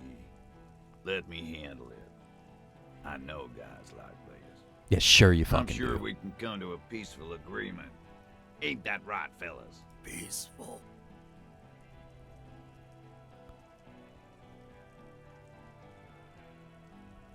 Who is that? Oh, right here. Who the fuck? It sounds like the armored figure is weeping. Nest in your abdominal cavity like a little wild mouse. The masked man's words are barely intelligible, but you can hear them. Fuck, she was right. That must be the third mercenary. This third one, he is the most dangerous of them all, heavily armed. We're out of time. What do? The big one is the mercenary at the gates, the scab leader. Stop, this is the police. Get between them. Let's walk away for now. What do? My plan is not to get killed, but we have to intervene. The Mercenary Tribunal. If this turns into a firefight, we should take him out first. A sound strategy. He's the leader.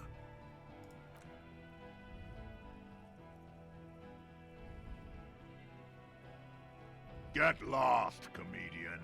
You cops had your chance. Now it's fucking time for some justice. He licks his lips, waving his gun at the crowd. Losing his balance for a moment, he staggers backward. Pig fuck! Is the only word you can make out. I can see you're drunk. One wrong move and I'm taking you out. Easy now. No one needs to die here today. Oh, people are gonna die today. We're not leaving it like this. These tribals hung him up for everyone to see. No one is going to kill anyone. Let's just put the guns down and talk like civilized human beings. With a wordless gurgle, the killer loads his long rifle. The leader gives a small nod to the helmeted man. You feel your fists contract as you stand there between these men, all carrying real weapons. You really should have a gun in your hand by now. Or something dangerous. This feels scary. No, it's okay. Soften him up and trust the others to attack if it comes to that. Make him talk. Present an argument. I'm barely keeping you together here. This is it. If you talk to him, he will rattle you, not the other way around.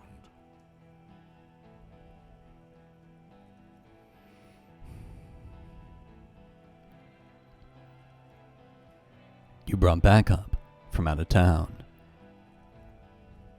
The Wild Pines rep does not approve of this. Fuck you. Where's Kasia? She can explain this. Why did I not find my gun? True. This one. Oh yeah, that's rude. Rude, the killer, Hohen Cloven. He doesn't talk much. Hohen Cloven. All of you cunts inside out.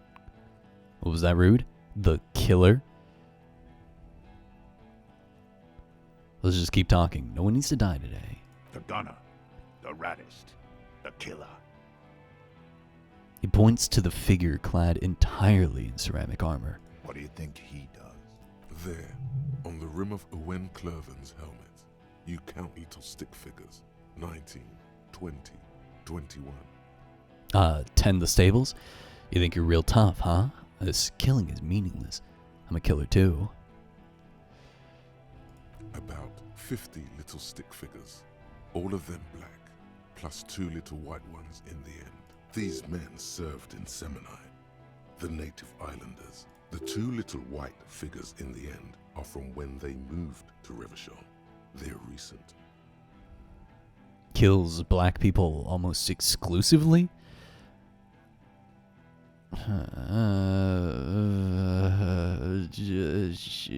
This one. You're a tit-sucking pig.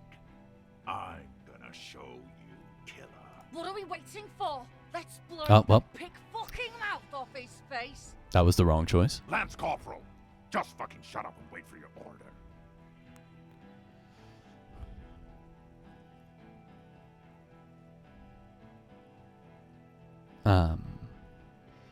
Fuck it, dude. I failed 172. Let's just fail another 72. Fuck it. Dangerous. Let's go! About him first. You don't want personal facts about his dead friend coming out of your mouth. He has to start it. I knew you weren't a goddamn scab leader. Yeah, I don't fucking act so well. Laylee had a hard-on for making faces for you natives. Fucking food aid shit. That shit is done now. Trigger time. Who are you, Cordy? Sergeant Major Raoul Cortiner, reporting in to burn this fucking mud hut to the ground. He points at the whirling in rags. As he moves, the interlocking pieces of his armor click. Softly. Click, click, click. The realization comes to you like a picture puzzle coming together. Oh, his name yeah. is Raoul Cortiner. The dead man's name is Elise Cortiner. He's brothers with the deceased. Yeah, that makes sense, actually. For killing, maiming, and humiliating our commanding officer, you're all sentenced to death. Are you wearing the armor right now? No, I'm not wearing... You know I'm not wearing the fucking armor right now. Why? You know I'm not. That would be really bad if I were wearing his fucking armor. Cortiner? I know that name. His parents left him in a fucking leaf compactor. Nice knowing you, sorry cop. Fuck you. Listen, you're Lely. Everyone says good things about him. He was a talker. Benidal, 41. That really happened, didn't it? He had blue eyes, didn't he? Your colonel? He sways from left to right, inspecting you. Raoul and Elise Cortiner. Look him in the eye. I'm sorry about your brother, Raoul. He wasn't my fucking brother. We just grew up on the same farm and got beat into place by the same sick fuck. Beaten by a foster parent or someone on the farm. And then went into the same military academy, and the same unit, and the same war. Same fucking mud hut town, too. He looks around, then wipes his face with his armored glove. Okay, good. His parents left him in a fucking leaf compactor. Who? Laylee. Yeah, when he was small, just an infant. We researched him. We contacted the ICP and looked at his birth records. That was in there. And other things. They fucking put Laylee in a leaf compactor, and now these cunts finished the job. He waves at the gang huddled by the doors. It's a mind fuck, Corty. He wasn't put in a leaf compactor. They're making it up to fuck with us. Major, permission to. Open fire. We can't have that. Interfere now. Benidal 41. That really happened, didn't it? Our colonel did what he had to do. It was either one cunt or 100 of them. Rude here. He points to him. In your shit pipes, right in the fucking... Indecipherable mumbling. He likes to fire mortars at random coordinates. Wipe out mud huts like that. When he gets bored, Laylee knew how to command. He was a good commander. I can. Oh, hi, Wajas. Oh yeah, he would have commanded this fuckhell way better than I did. But that didn't happen because Hayseed Bill and Kipty the Kipt here. He points to Titus and Eugene. Wow. I did not realize that this was the worst. These are the worst fucking racial slurs. Hi there, Wajas. I didn't see you there. Fucking murdered him. Had him stink the village up for 2 weeks after. And you fucks did nothing. He points at you. Listen, man. We told you Told us what? What did you say? Who said that? Tattoo fuck! You'll die first!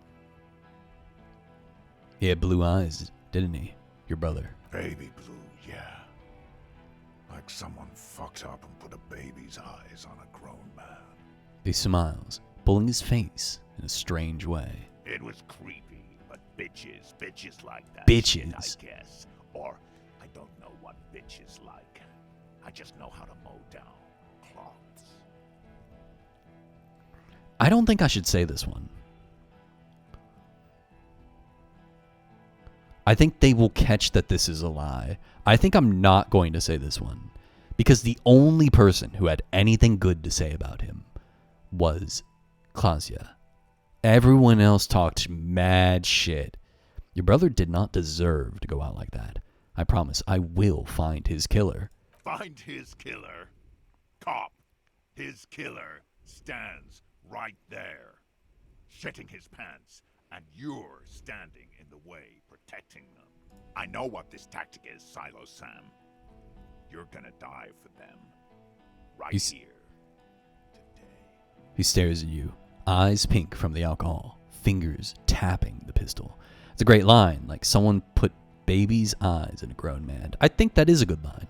There's a lot of really good lines in this game. Big talk, but that leaf compactor won't leave his mind anytime soon. It's a small thing, but it got him off center. Listen, they didn't do it. Yeah? Who did?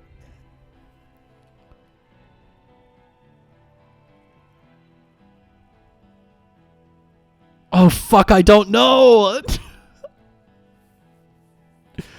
I don't know. I could frame Ruby. Everyone seems to be in agreement with me that it was Ruby. And Ruby is gone. I could frame Ruby. But I know it wasn't Ruby. I don't know how Titus could have done it. 25% chance. Let's fucking run it. I'm not going to say it was me because I don't think it was me. I know that Aya wants me to say it was me. I don't think it was me. Why would I? And he died before I got here, didn't he? Or actually, that timeline doesn't work out anymore.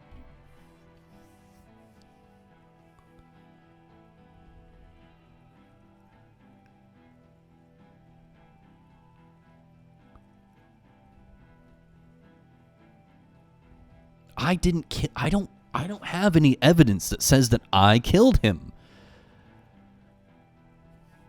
Other than losing my memory and people saying weird shit about me. But also, I haven't been here for a week. I think it was Klausya. Truly, I think it was Klausya. But I have no proof. I have no proof.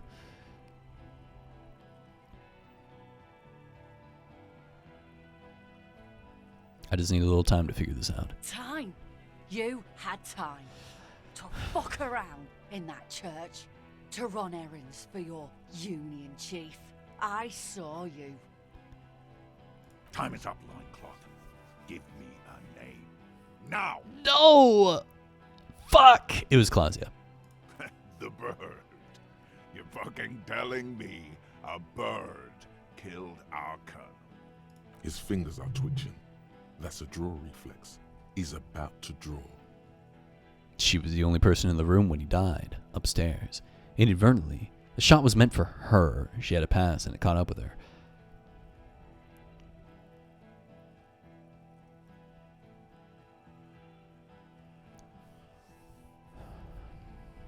Do I believe that story? I have found no evidence. I also didn't search everywhere.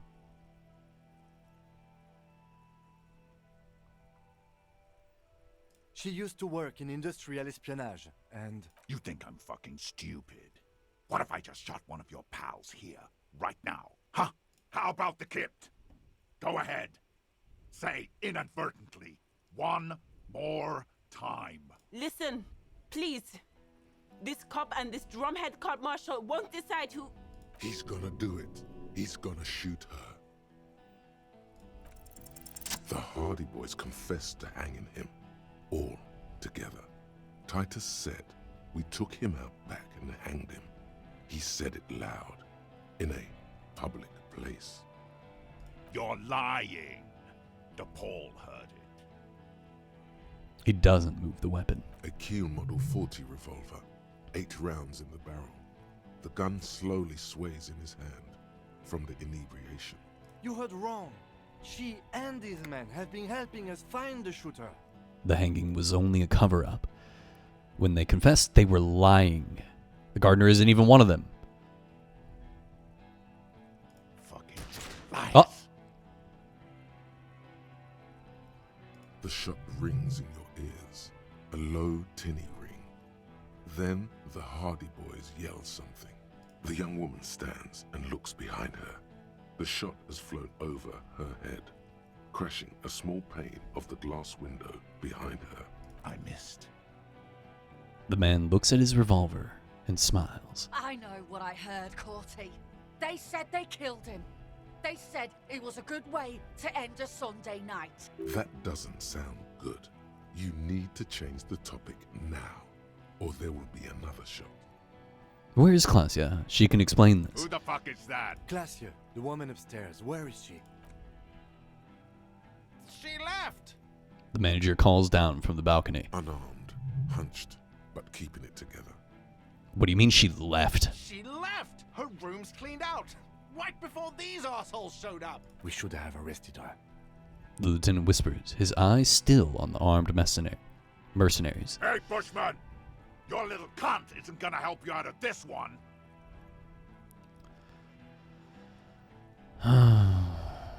You're all drunk. Look at yourselves. Yes.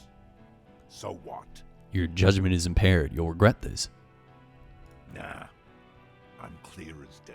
He wipes the sweat from his brow. Ordained super soldier. Enough already! What is this? We didn't come here to fucking chat! Interrupt me again and I will execute you on the spot, Lance Corporal. Here's all I got. This is all I got. All right. All right. Tribunal. Krenner would never sanction this. Who's the commanding officer? Take your pick. You only have time for one argument. Choose wisely. Just to be clear, are you officially in charge of this unit after the death of your colonel? Colonel does not give you the right to conduct a tribunal. You were called Downwell once. What happened? Gulp and say nothing. Gulp. All right, here we go. This is an illegal tribunal. Crenell would never sanction this. Who's the commanding officer? Do I have a gulp emote? Guys, I don't even have a gulp emote. Can I get a gulp emote in chat? Someone please hook me up with a fucking gulp emote, please. Gulp your mom. Just. I read that shit. Reason just vanishes in a puff of smoke.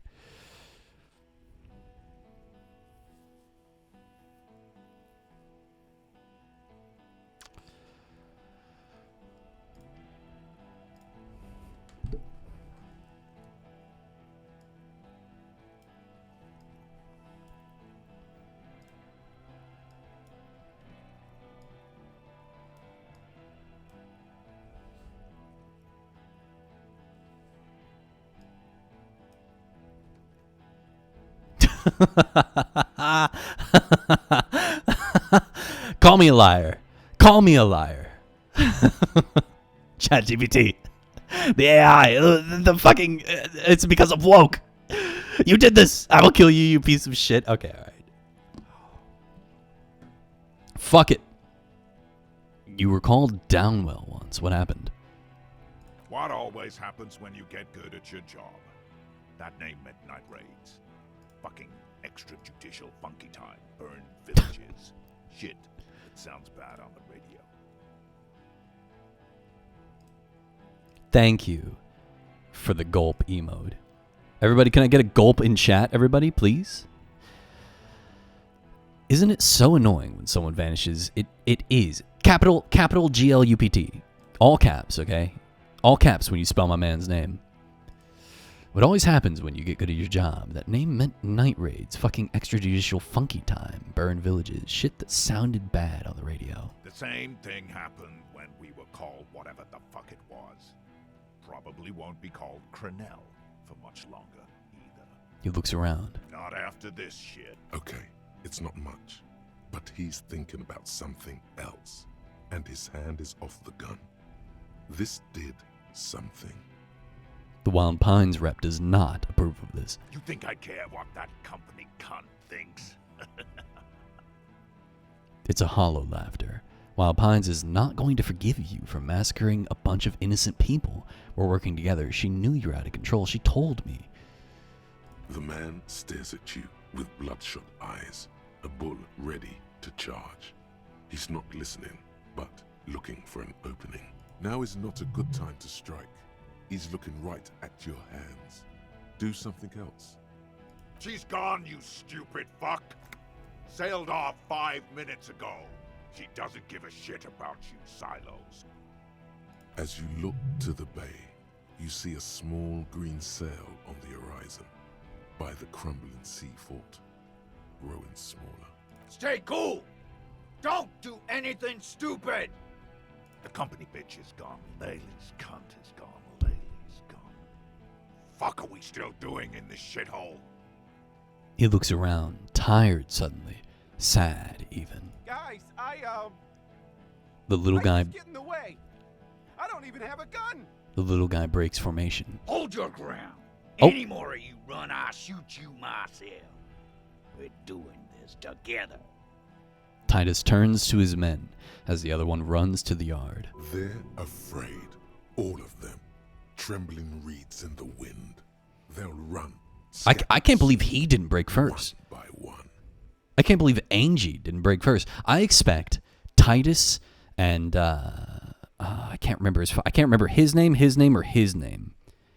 I only remember her name because I don't like her, and his name because Angie, and Titus because fucking Titus. I don't remember any of the other people's names, but him I expect to stay with Titus. Everyone will run, but him, I'm calling it.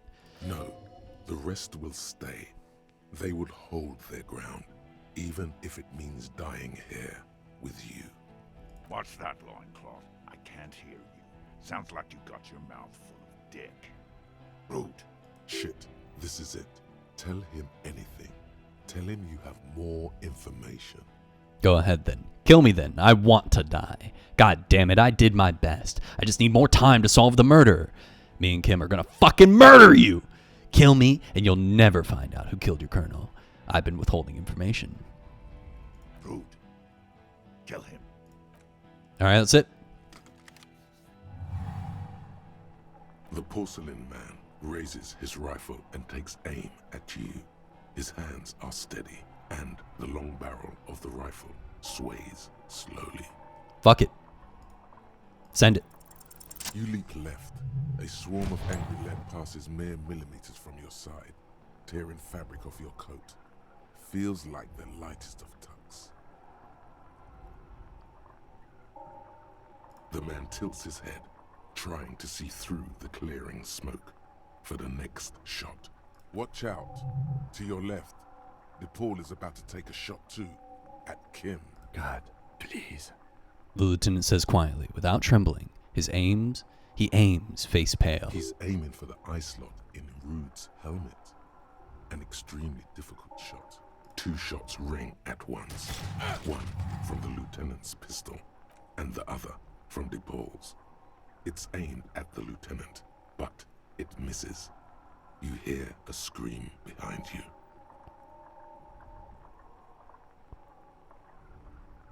Blood gushes from the helmet's eye sockets as Rude staggers back, disoriented.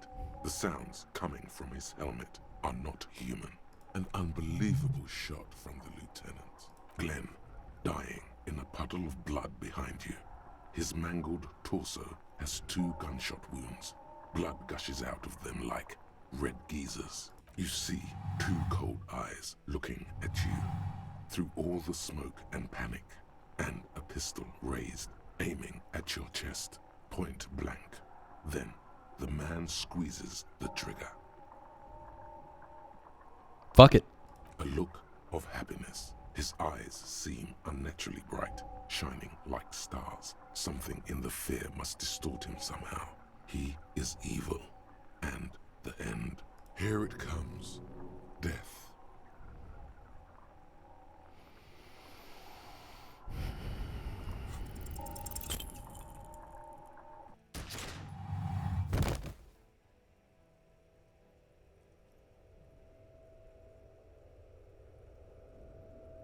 You can't.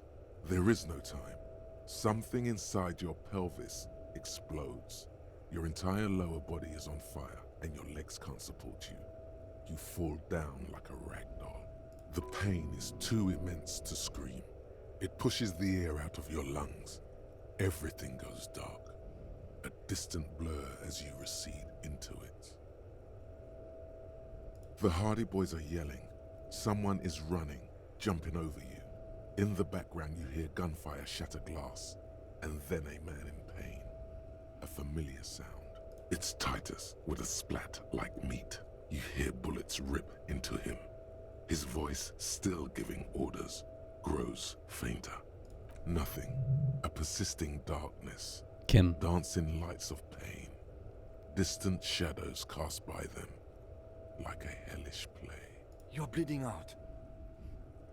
Out of it, a silhouette appears, crouching over you. You hear a familiar voice filled with urgency and fear. No one wants to do anything with me. No one wants to party with me. It's so dark. I can't see anything. Kim, I lied about not remembering who I am. I made it up. I remember everything. There's a white shadow that smells like apricots. It's always there. What? What? Okay, I didn't make it up. This is my first playthrough, so no, I didn't make it up. Fuck it. Stay with me. 3, no. You feel burning hot tears streaming from your eyes. I don't want to be anymore. Yes, keep talking. You hear me? Stay awake. The lieutenant pushes down on your wound, hard. But you can't. It's so hard. Your eyelids grow heavy, and the sounds ever more distant, and a cold comes over you. The lieutenant, too, is somewhere far away, almost gone, when suddenly you sense something behind him, a shadow towering. Someone stands there, raising his pistol at him. The lieutenant does not see it. He's pushing down on your wound with both hands. Scream immediately. He's gonna die. No, you scream. Behind you, from your bloody lips, your eyes are full of fear. There is no room for hesitation. The lieutenant turns around and fires, his body falling on yours in the course of the motion. You hear a roar of pain, a death scream. The sound disappears like someone pressed stop on the tape. The hulking figure, too, is gone. And so is Kim. And the whole world. This is death.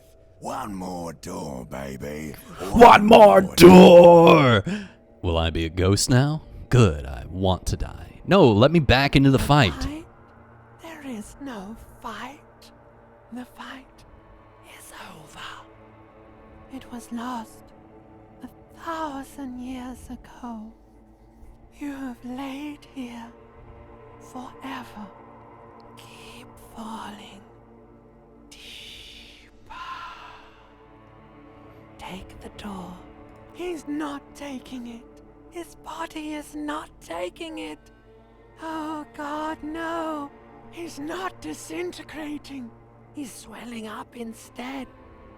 Over the hours, hurting, moaning in his sleep, and rotting, and being disinfected, and smelling of drugs, and feeling saliva in his mouth, drifting in painkillers, thrashing in his wound sleep. There is a radio in the distance, a radio of the world, playing sounds. Good morning, Elysium. Soon you will return to the world. Hours turn to days. Soon we will get up again and go through it again. Finally, we know what the infernal engine was outside. The clarion call. The engine of a Caprice Kinema. No, it was him. He is the infernal engine. Can't you see? He never stops. He only gets worse.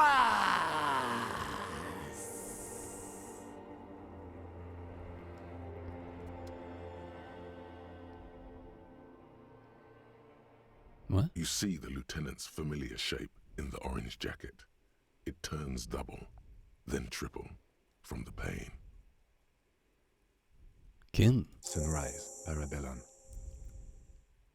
The lieutenant says he's in the middle of a freshly cleaned room with the fan above his head like a halo. His face is covered in bruises. The piss jacket. Kim, you took it off? What? Oh, from the fucking fan? What did you say? Sunrise? What happened? Yes. The joke wasn't funny anymore. I took it off. The close proximity of death must have made the lieutenant contemplate his life choices. He's done with the jacket. All you care about is winning, Aya. What happened? We tried to take the diplomatic route and hoped they wouldn't attack first. They did. The major gave the command. What happened then? As retaliation, their rifleman tried shooting you. He missed, or you dodged. Then I shot and wounded him, while Glenn took a bullet in the spine. It was meant for me. Glenn did not survive. There was a pause. Titus, Fat Angus, and Theo charged. Angus and Theo died before they made it to intensive care. Titus died in a hospital. Yesterday. Alain and the young musician, I forget his name, they are all that's left. Titus is dead. Yes. You were bleeding out. I think you said no one wants to party with you. And you warned me.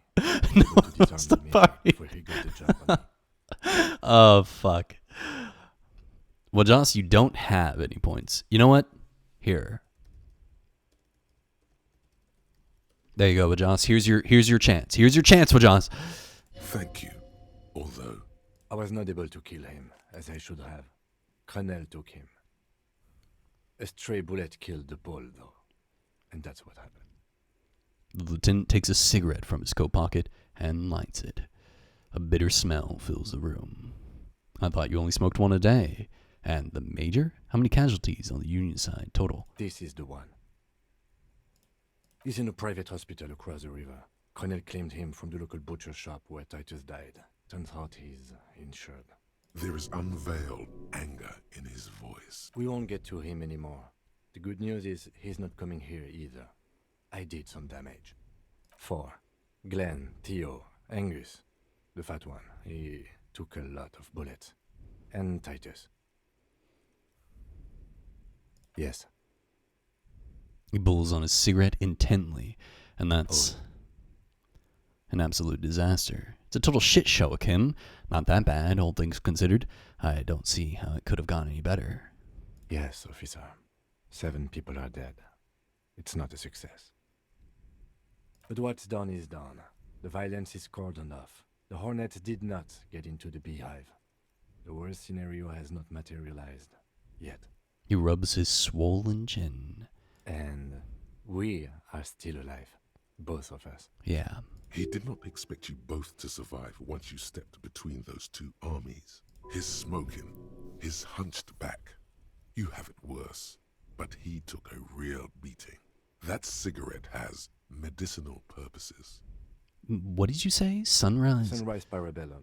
Sunrise, prepare for war. It's an old revolutionary saying.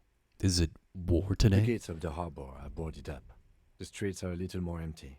Apocalyptic violence is yet to erupt, I am relieved to say. He looks out the window. I think we may have held it off, for now. Barely.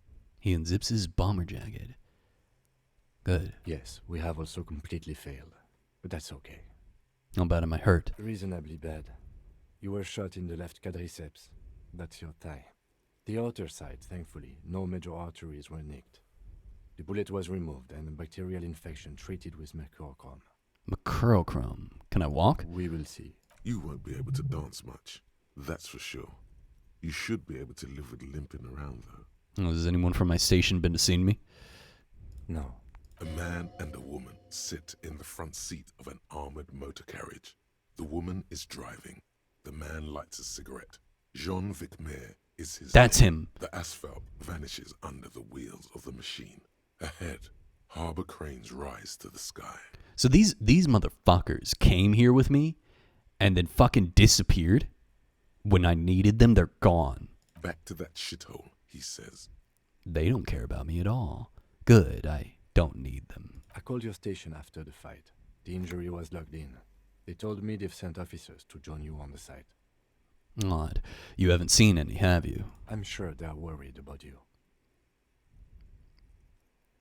If not my station, then who treated me? I did. Thank you. No need. Are you Not hurt? very. I have a concussion from the major beating me with the butt of his gun.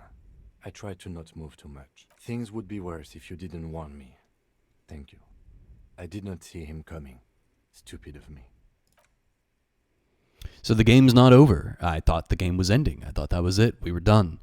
I guess if I had died there, the game would have technically ended. The lieutenant turns double again before your eyes, a orange hue of pain. Your balance is way off. You feel like you're about to fall over on that thing. How are you? My disco days are done. I feel fantastic. Let's rock. Who cares? Who cares about me? It doesn't matter. I'm very bad, Kim. Things are very bad. Your disco days should have been done quite a while back, Lieutenant Gefreiter. What happens now, Kim? I honestly don't know. But I don't know either. Good, because I totally do. Do you? Because we can't talk to Everard. The harbor is in lockdown. Everyone in there is outside our grasp now. And Joyce has left too. Joyce is gone? Yes, she left yesterday morning. To meet the board of Wild Pines. Or that is what I've heard. There's a pin somewhere in the machine that keeps Connell from sending in a death squad. He looks out the window. Maybe it's her. Maybe she kept her hand. Either way, Ruby's gone. And Classio too. We really should have arrested her, you know? Wait, you've checked? She's really... Guard confirmed she left 20 minutes prior to the tribunal showing up. I don't know. I think the dangerous theory you presented on Classio was wrong. We have not found a motive or a weapon for her. Honestly, I think our investigation has not produced a single credible suspect. His voice is calm, matter-of-factly. This is because I'm a la puta madre peon, isn't it? Fucking Maybelle's Kim, the flowers. What about the hole in the wall? Someone was checking her out. The goddamn footprints. There's still a 28% possibility the shot came from a distance.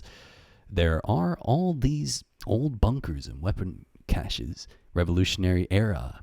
It's simple. We have to locate communism. Communism killed him. You know what I think about? Solving crimes. What? Yank it out and show the dried flower while it falls to pieces. This one, remember? Every piece of garbage in the city is not connected to the case. You don't have to keep everything. He's wrong.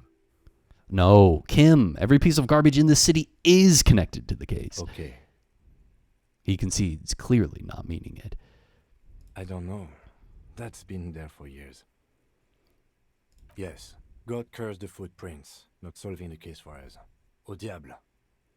We should go upstairs, rethink the ballistics in situ. I agree with this. What else? We could find thousands more if we wanted. All of Revachol is full of them. He arches his brow. The ceiling fan patiently spins overhead. Solving crimes is hard. Solving crimes is almost impossible. Solving crimes is super easy. Actually, I want to talk about this crime some more before I tell you what I think about its hardness. It really is very hard. You're not ready to give up, are you? That's right. Let's give up. Time to start drinking. No. Are you ready to limp? I'm ready. Good. Where do you want to limp to? A gust of wind blows in from the bay. The duraluminum box around you vibrates imperceptibly. A familiar cold, a red thread on the roof upstairs. Taut, plucked like a string by the gust. Duraluminium. Duraluminium? Is that a real metal? I read a book called Mistborn, The Final Empire. I read very recently, like literally a week ago. I read books 1 through 6, and in it they use a metal called duralumin. I thought they made that shit up. Duralumin is a real fucking metal? What? Why not? He extinguishes his cigarette on the sole of his boot because he's so fucking cool. Another look at the window, perhaps? The one he was shot through. I don't know. I can't think of anything better. Yeah, but it's not duraluminum. In the book, they call it duralumin. They cut off the It's a trade name, apparently. Interesting. Yeah, see the speck of dirt? This is important evidence for the case. You get it now. You get it now. Aya, you're understanding. Another 2 hours incoming. I don't know. Salty. He's like, fuck it. Let's hit the bar. There were 3 opportunities to get a weapon before tribunal. The fact you managed to dodge all of them is truly impressive. I'm a god gamer. You're watching a gamer right now.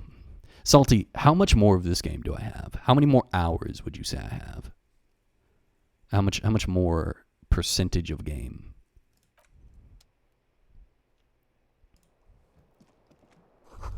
Newly replaced glass, shining in the morning light.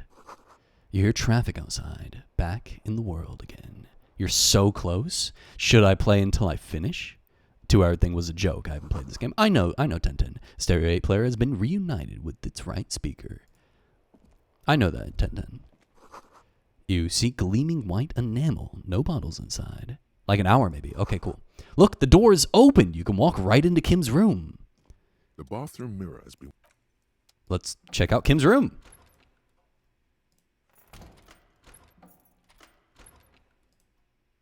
How do I... This is Kim's room? It's so small. Medicinal supplies on the cupboard. Mercurochrome. A scalpel. Antibiotics. The alarm is set for 6:50 a.m. These papers bear the stamp of the RCM. They appear to be fragments of the lieutenant's paperwork, half finished. You make out notes on this and other recent cases. I had Garth open the door to your room. You were running a low bacterial fever the first night. Thank you for keeping this thing alive for longer. Point to yourself. I'm such a burden. I should just fuck off. I saw apocalyptic visions of darkness, behind darkness, behind darkness. Behind darkness. I get it. Let's go. He's so fucking done. He's so tired of my shit, dude. What a fucking guy. I'm so glad I did not kill Kim Kitsuragi. The bed's a little nicer. I'm so glad I did not kill Kim Kitsuragi. Thank God I did not kill Kim Kitsuragi. That leg hurts. Maybe if you don't run, it'll be okay. All right, I'll walk.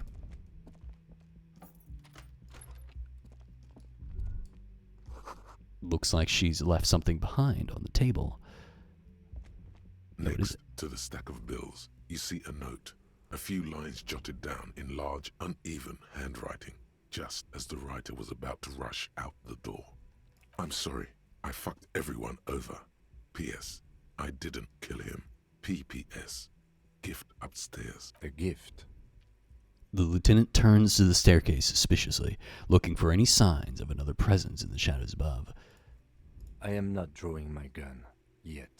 But I don't like gifts. He says he's not, but his hand moves instinctively toward his holster as he studies the note. Just don't walk into another radio trap, okay? True. It's hard. Bye, 1010. Thank you for coming. Thank you for coming. I hope that you had a good time in our fucking terrible adventure. Wait, I need to go back downstairs. Hold on 1 second. I'm indescribably happy Kim is fine. If he got shot, you would have to finish the game with Kuno. No, are you serious? Kuno? No, you're fucking lying to me. Pity. She's really cleaned this out. Mm-hmm. She's... Oh, oops. The medicine cabinet is pity. Mm-hmm. She certainly had her priorities straight when she was packing. You're dead serious? Dude, that is fucked up. I would have restarted. You could deny having Kuno? Holy shit, imagine having fucking Kuno, a red thread made of nylon. It's leading out of the room and onto the roof.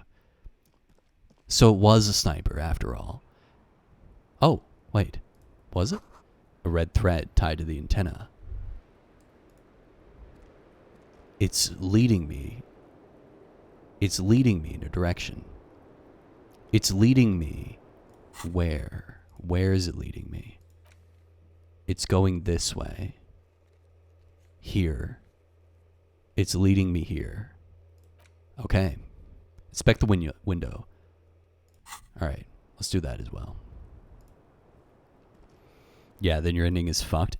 But then you'd have to check every box for the bad end. Oh, so if I don't take Kuno, then it's bad. Okay. You see the same two neon-lit shapes, a man and a woman. It's this one. Now a red thread bisects the room. Oh, is it B3? From the antenna outside to the cupboard on the wall.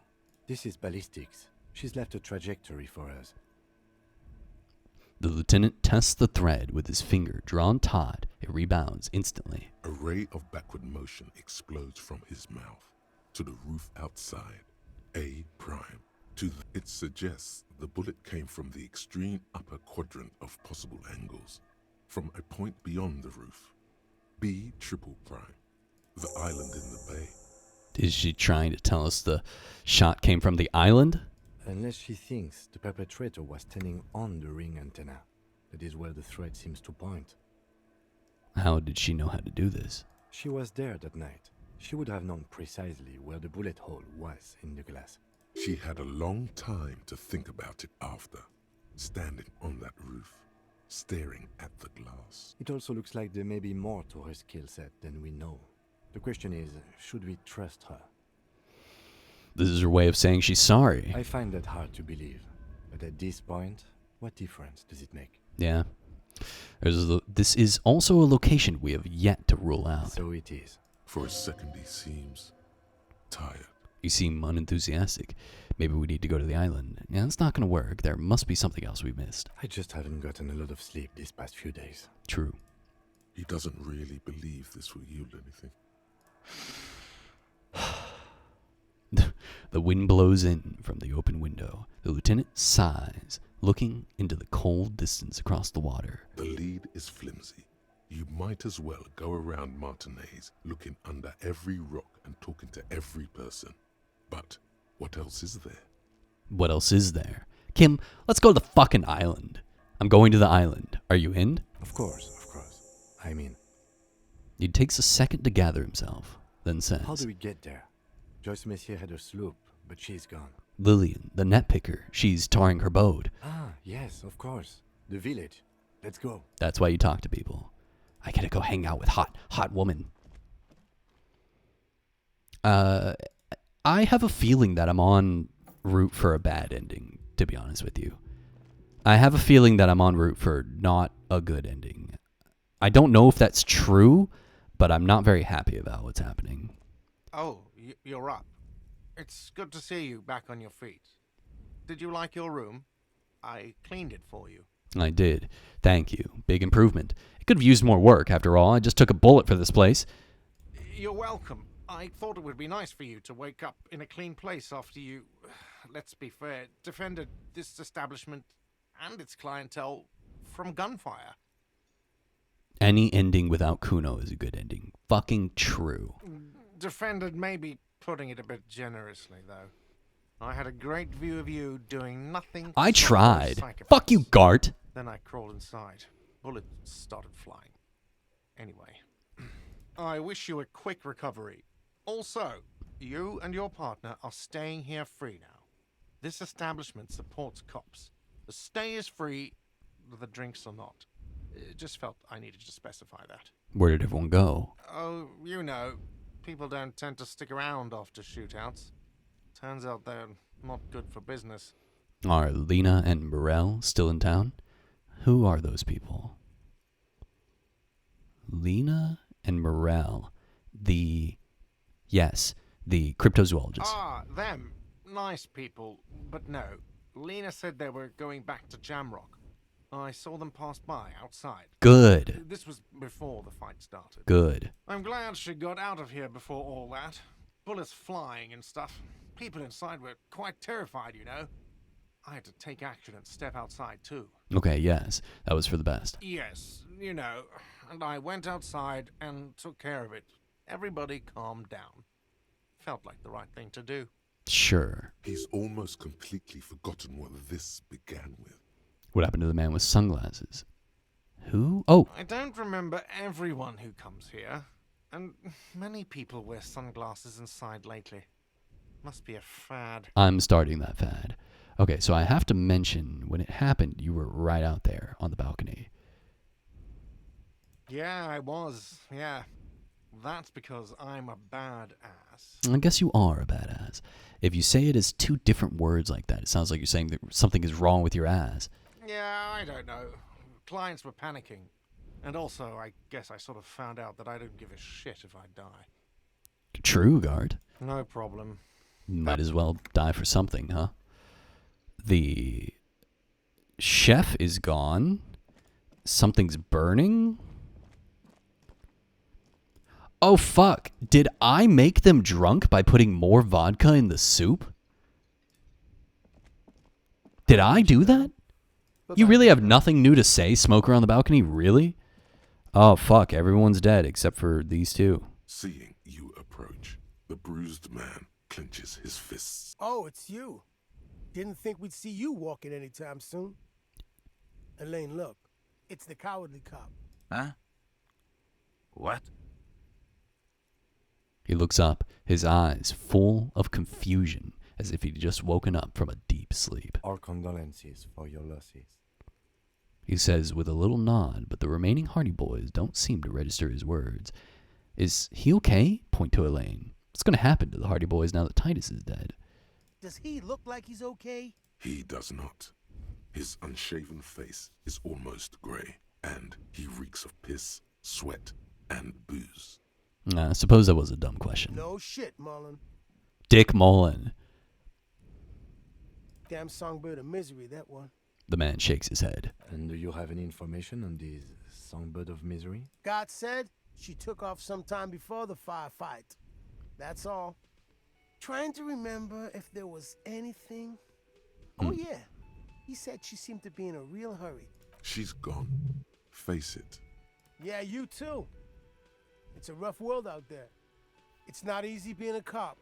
We were too hard on you. It's true. If you guys had just fucking helped me, but you know what? Both of you. We shouldn't have fucked with you like we did. You got between us and a lot of bullets in that fight. Matinees owes you one. That's kind of you to say. Take care of your friend, okay? I will. You take care of yours. He nods to you. A sharp pain shoots up your side and into your stomach.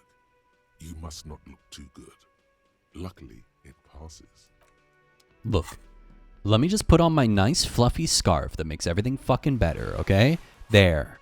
Alright? Fine. Fuck, dude. I feel... What the fuck is this? The graffito has been painted over the traces of the fight that took place here. It smells of blood and heavy fuel oil. This was Cindy the Skull. Fuck you, Cindy. Looks like Cindy the Skull finally found the words for her masterpiece. The lieutenant crouches, touching the fuel oil with his finger. Looks like it, yes. This is still fresh. It wasn't here yesterday. And blood. Some of it is even yours. True. Heavy fuel oil. Isn't that flammable? What are you trying to imply? Fingers? Nope. Nope. No. Bad idea. Okay. Sorry. Whew. Close call. Close call. What does it say? Unjor... Oh, fuck. Alright, let's get out the translator. God damn it. Translate. Let's see. Chinese. What? When was I translating Chinese? That's not Chinese. That's Japanese, homie. Fucking French, dude. What are you talking about? One day, I will be back near you. Oh. Well, never mind. Not going to translate that. Thank you very much, Twitch chat. I really appreciate it. What are you doing over here? Or are you eating your sandwich alone? Care to play a game with the lonely old man? Actually, never mind. Wouldn't be the same. Where's Renee? The prick is gone. I can barely believe it. But he's really gone. What do you mean Renee's gone? He is trying to retain his jolly facade, but the underlying sadness casts a deep shadow over his wrinkled face. Hell, most likely. He was an absolute Kent. Was he killed during the mercenary tribunal? Oh, he would have liked that. Violent lives ending violently. That's how he wanted to go. Sadly, it was not the case. How did he die? His hungry little heart finally gave out. The dock workers found him in the guard booth this morning. No. Wasn't even supposed to be working for another week, but he just had to prove how tough he is. I fucking killed him, dude. Wait, did he push himself to prove he can pull his weight and doesn't need handouts? I killed him. Yes, he was about to head home, 'cause when the dock workers found him, he was wearing civilian clothes and not the Kuketu uniform I saw him in all the time. Sometimes I thought he was wearing it just to piss me off. Now the joke's on him, 'cause he's gonna be buried without it. Do you think our conversation about his job pushed him to go out there? No. René was the most stubborn man in Revachol. Nothing you or I could say would ever push him to do anything. The man was completely immovable. Was he really that bad? I repeat, an absolute Kent. Hmm. Even his old army buddies didn't want him around. He was like an old viper. The only people who could stand to be around him were Jenny and me. She saw something in him when we were just kids, and she never lost sight of it. And I thought if the most beautiful being in the world can love him, then there must be something worth holding on to. Did you love him? We've hated each other our entire lives. So much, in fact, that... He falls silent and looks at you, eyes filling up with tears. Yes, I loved that angry prick. He didn't deserve it, but I did. You know what his last words to me were?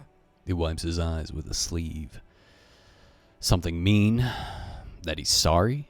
Some right-wing royalist slogan? Something forgettable, like see you tomorrow, probably? Tell me. In Guillaume's time, you'd have been shot without trial. That's what he said to me. He lived a Kant, and he died a Kant. Let's leave it at that.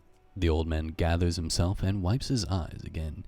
Classic Renee. Here's something to remember your friend by. Give him the photograph of Renee and the girls. Let me see. This was 60 years ago. We all went to that parade. Young Renee looked so happy, and Jenny...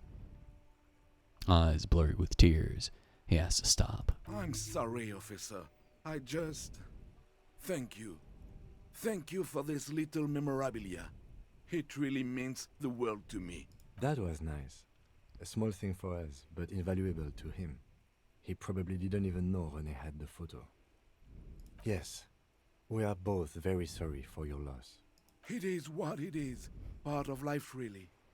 But to know someone for 79 years, then one day they're just gone. I just don't know anymore. About anything, really.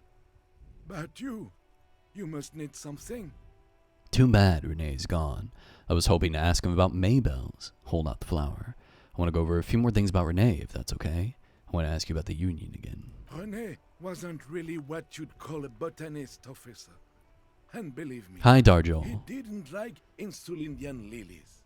Insulindian lilies? That's their old name, dating back to the time of kings and crests, and all that other stuff he loved so much. Why didn't he like them? There were many reasons, but mostly it was the communals. They called them the bells of revolution. A sad smile passes his face. I guess in the end, the Insulindian lilies were just another piece of the whole Insulinde. the Royalists had to surrender to the Mazovian insurgents. It doesn't really matter anymore. Bye for now.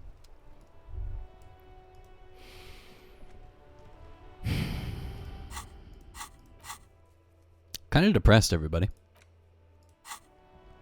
Kind of depressed. Kind of having a really bad time right now, I'm not gonna lie. Inside, you see a set of steering levers, a radio microphone, a pull. This is Precinct 57. How may I assist you? Something is wrong. Only static, no reply. Only. It's been this way for a while now. My guess is the Union is listening in on our conversations. It only happens when someone mentions the attack. The rest is unaffected. Our best bet is to carry on like nothing happened. That is, if we don't want us. Yeah, I know, Darjal. No more danger than I stepping know. between three And I regret it. mercenaries and 8 Union men. Look at him. No more dangers than stepping between 3 armed mercenaries and 8 Union men, I hope. I don't like it either, but that's the way it is. The street seems safe enough to me. If anything, taking out the mercs made things calmer. For now. You can try calling again. Just don't mention the tribune. They're shutting you up, silencing you. Don't fucking drop your guard. Everything sounds okay. No drumbeat of total war yet. If anything, everything sounds too okay. In the cabin, you see a... This is Precinct 57. How may I assist you? Just a moment. 10-4, come in, officer. Over. I'm happy to report that I have found my badge, Jules. 10-4, sir, glad to hear that. I'll write down that there is no need to issue a new one to you then. Over. Jules, I've heard that some people think of me as a put the Munster's peon. Do you think I'm corrupted? 10-4, sir. Well, there's been some talk, sir. He finally says reluctantly. Some talk? What does it even mean there's been some talk? Do they think I'm corrupt or not? Does it mean people know that I'm a dirty cop? Because I am. I'm the dirtiest, most dangerous cop in Revachol. My reputation precedes me. I want you to know that I would never, ever do anything like that. I'm not taking bribes, Jules. I only meant that there's been some talk in the station. That's Hello? all. But there's always some talk in the station. You know how officers in Jamrock are. But then again, some of us truly are on the take. It's unfortunate. Over. Over. Roger that. 10-10. Over and out. So I'm not corrupt. Or, well, doesn't seem that I am. Let's talk to Tommy Lahome. I haven't talked to him in like fucking 5 streams. My man, you're alive. Alive and limping. Kind of. Sort of alive? Man, what a day. I missed out on most of the action, but I heard it was quite the encounter. Had a strong sense of finality to it. So what's next? You guys heading back to Jamrock now? Talk is local union muscle were behind it all. I'd reckon the case is closed, even if it kind of turned into a shit show. Yeah, the case seems kind of done. Gonna check on a few last things. I'm still looking around. Loose threads to tie up. It wasn't the local union muscle, by the way. Good luck with that, my man. Ain't easy being you, but hey, you're still breathing, right? True. Thanks for being cool, Tommy.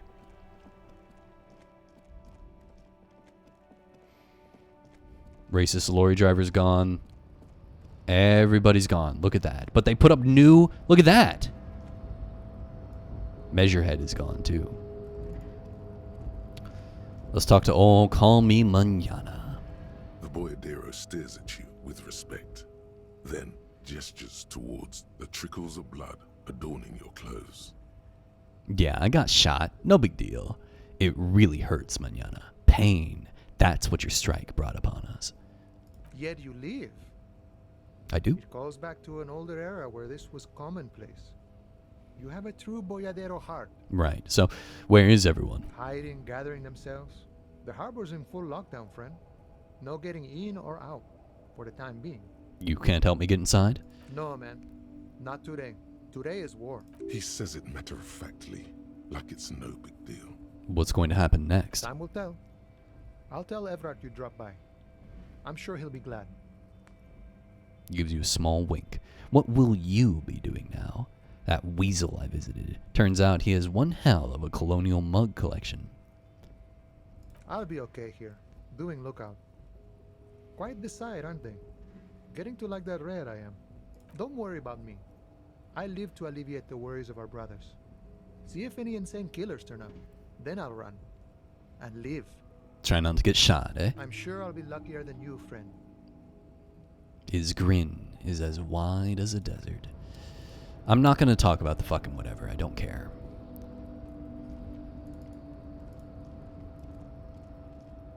Man.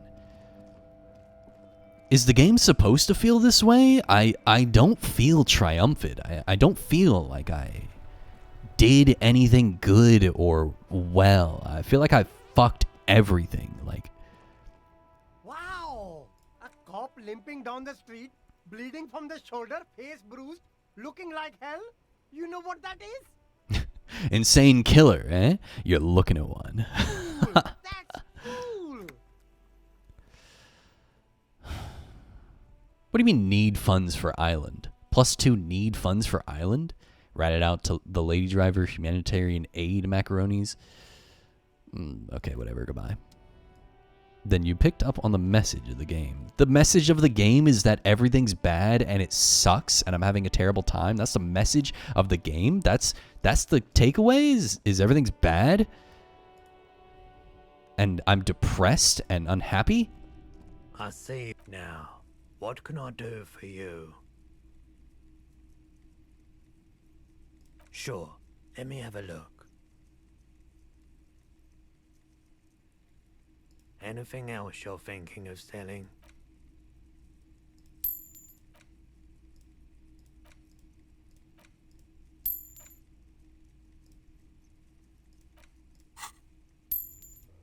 Get rid of all of it.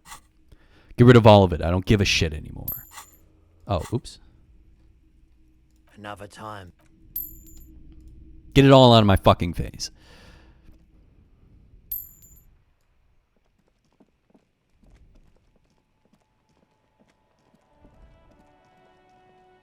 We really are limping, aren't we? We got like a little bit of a whenever we step on our right leg, we kind of limp a little bit. Look at that. It's funny. Sad.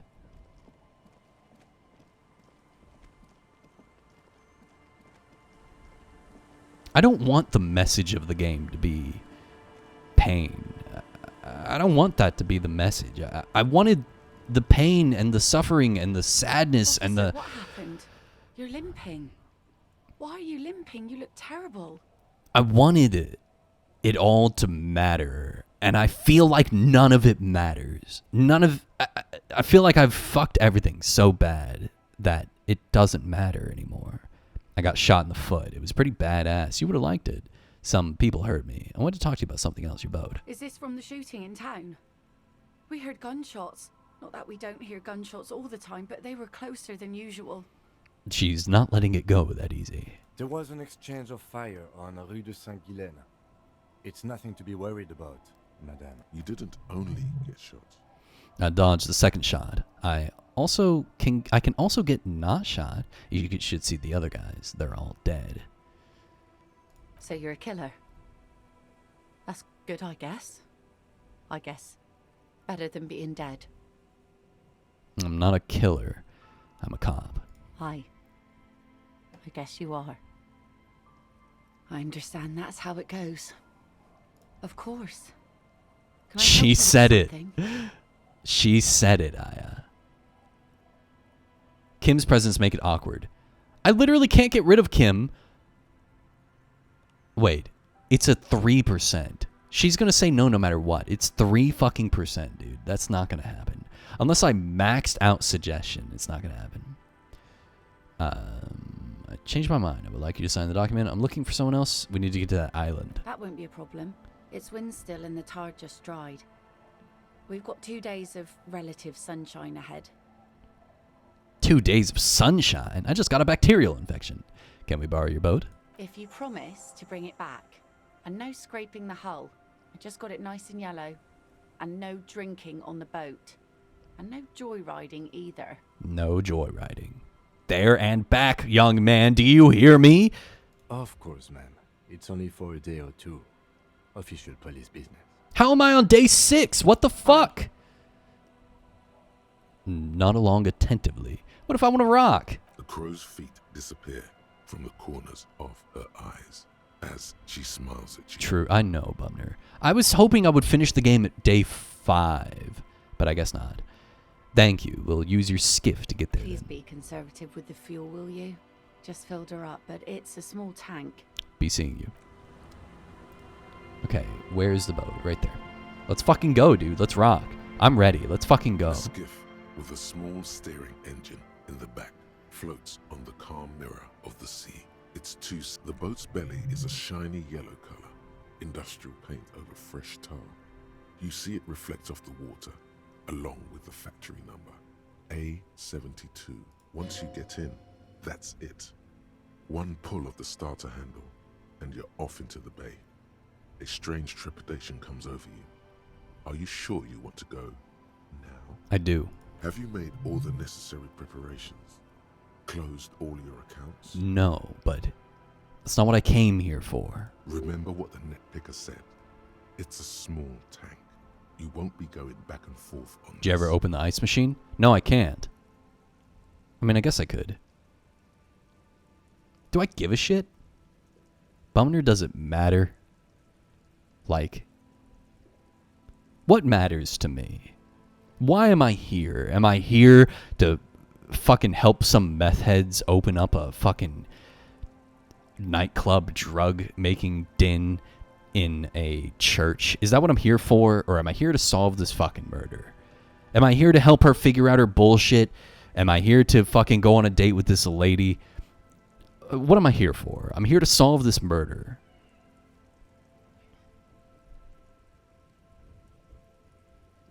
Does anything matter? No?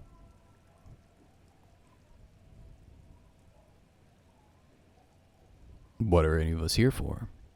I'm here to solve the murder. That's what I'm here for. 6 people died. I got 6 people killed because I couldn't fucking solve the murder in time. The only thing I should be doing is solving this murder. So that's what I'm going to do. That's what I'm going to do. That's what we're fucking doing. Why? Why is he like that?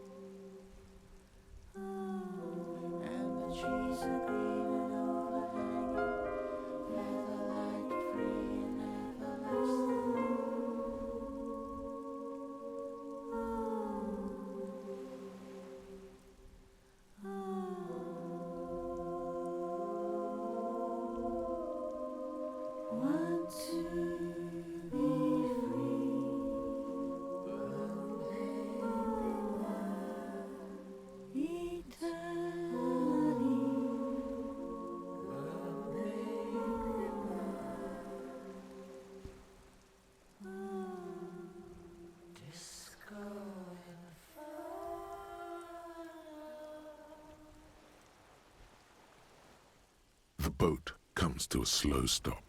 The lieutenant turns the engine off. Then there's silence. Disco Inferno, he says. In the silence, a sputter of wings. A flock of quails takes off in the distance. Let's go. He whispers. That was good. I like that. A little song. It was very weird. Oh, shit. Okay. Alright. The makeshift bridge. The bombs were powerful enough to break the foundation. A rusted chain trails off into the ocean. The chain trails off into the ocean, connecting the island to the supply depot on the coast. Point to it. This leads to the depot in Land's End. Ah, yes. So it seems. What do you think it was used for? For bringing munitions to the island, maybe? And supplies? You could also lock the bay when you raise the chain. No, true. As a defensive measure, lock it off that side of the bay.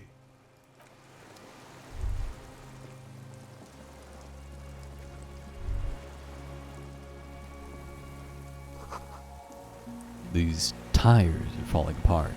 They're at least 50 years old. Just a pile of tires? Okay.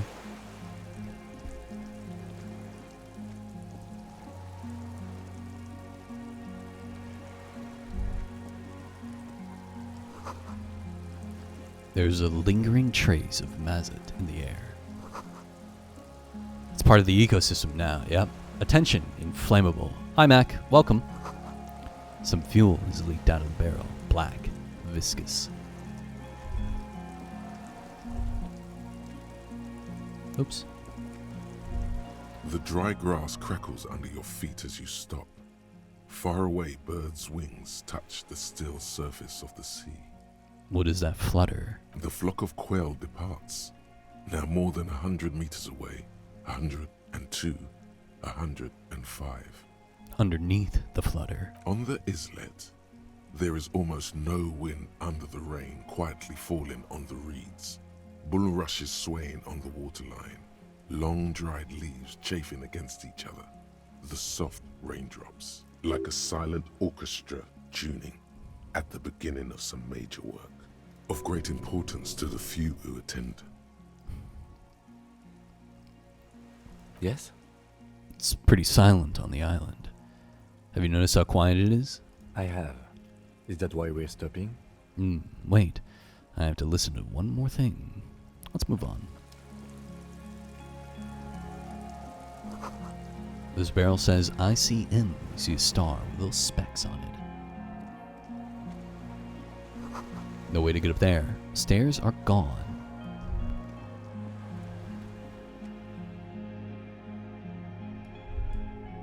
Oh. Oh shit. Okay, no. I see. This was once an armament rest. Twin cannons were attached here. Medium distance, large caliber. Careful, these stairs have collapsed. Books, mostly fantastique and historical fiction.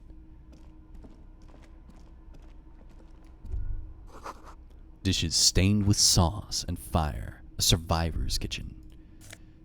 A new shirt? Fawn, Arrower shirt. Bye, Cretan. An old cylindrical generator is nested above the ammo lift, with makeshift electrical wiring running out of its side and across the floor. The cables disappear into the wall to your right. The lieutenant puts his hand on the metal barrel, checking for warmth. It's cold now, but someone has been maintaining it. The wiring has been repaired. Where do these wires lead? Downstairs, somewhere. He looks at the socket at the wall. What kind of generator is this? Liquid carbon. I would imagine it takes mazut.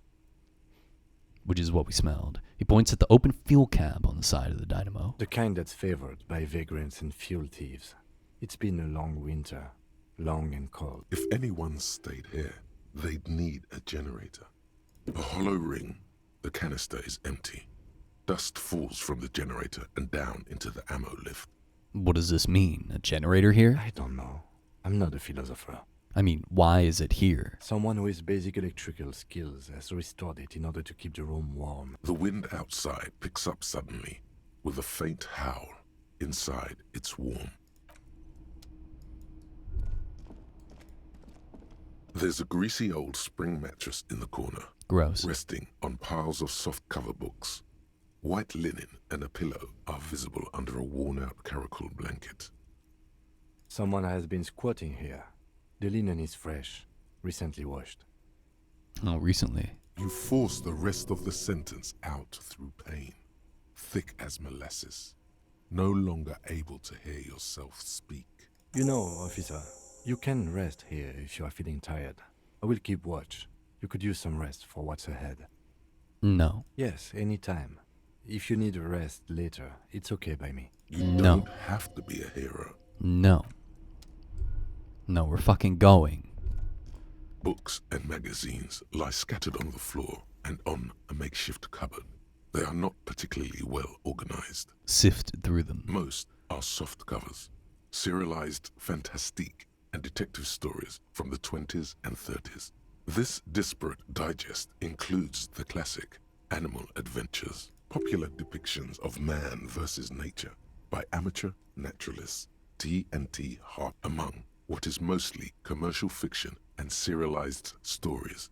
You find a magazine cathodique for electrical engineering. Then it's back to pulp. Light erotica, an international thriller about circuit benders. Someone's made themselves a home. Not that you can tell. This is a digest of someone who's dead bored. Most of it is for entertainment purposes. Fittingly right next to the radiola on the floor. You do feel there's something you're not getting here, though. Oh well. Later that day, he collapsed. If only he took time to rest. The print in some of these is pretty small, though. This person has good eyesight. No. No need, Aya. No need. You see candles planted on a broken rangefinder. A moth-bitten bedsheet keeps the wind out. Army surplus winter scarf. +2 empathy, -1 composure. Interesting. Krav Mazov.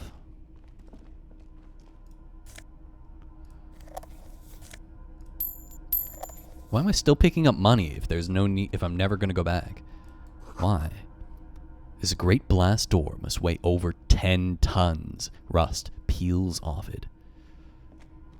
You see a small metal door nested inside a larger one. A heavy steel blast door.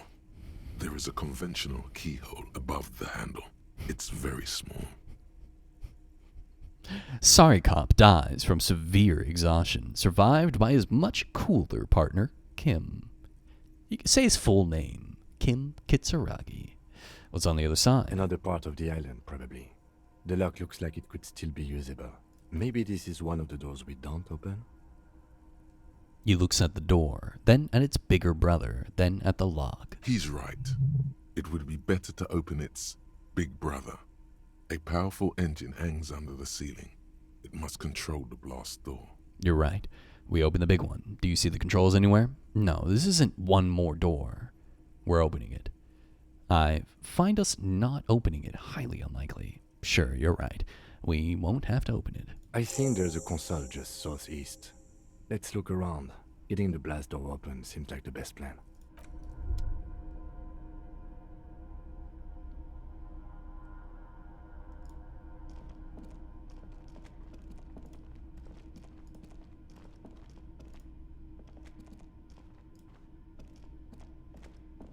Oh, I see. I didn't realize I could run under this. Green paint flicks off the monoblock aluminium cabinet. Not done. Gotta look around. This hatch is jammed shut. Oh, there's an exit here. Okay. Green paint flicks off the monoblock aluminium cabinet. There are rows of switches on the front panel, a frequency band, and even a keyboard. Run your fingers across the keyboard. The keys rattle like teeth. This keyboard hasn't been functional in decades. What's this then? The console of an anti-computation device. The generator upstairs, with wires coming out. They terminate here. Could this open the blast door? Possibly. Yeah, Kim was just hanging out. Ouvert, allumé, radiodiffusé. It sounds like this device was used to control the electronics here. Maybe it still does. This device was used to control the electronics in the room. It could open doors, control lights, function as a radio computer. Turn emergency open. We need to restore power before using this, officer. The generator, it didn't look like there was fuel in it. We should look around outside. There are barrels all over. Maybe one of them still has something in it. Is Kim French or Asian? Engine. Kim is this world's version of Asian. However, he was born in Revachol, which is where we currently are, which seems to be a very French area, this version of French. So he is he's not Seminese. That's what Measurehead is, right? He's Seoul, right? Is that the right country? He's Asian, but he was born. Imagine he's Asian, but he was born in France. Yeah, he's Seolite. So he's Seolite, but he was born in Revachol, so he's French. If that makes sense, I hope that makes sense. The boat engine. You want me to take? Or we could get some from the boat engine. Failing that, we could go back to the mainland and get some from... Mikey Nema. I don't want to do that. Let's just look around. The consul stands by. Okay, Kim, I won't take gas from your fucking engine. I see, it's like another world. It's like alternative Earth. A firing slit. You can't see inside.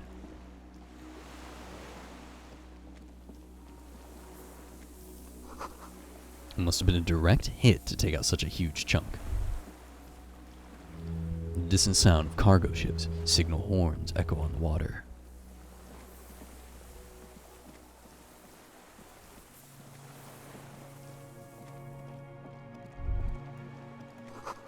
The ice cracks under your feet. Okay, go back.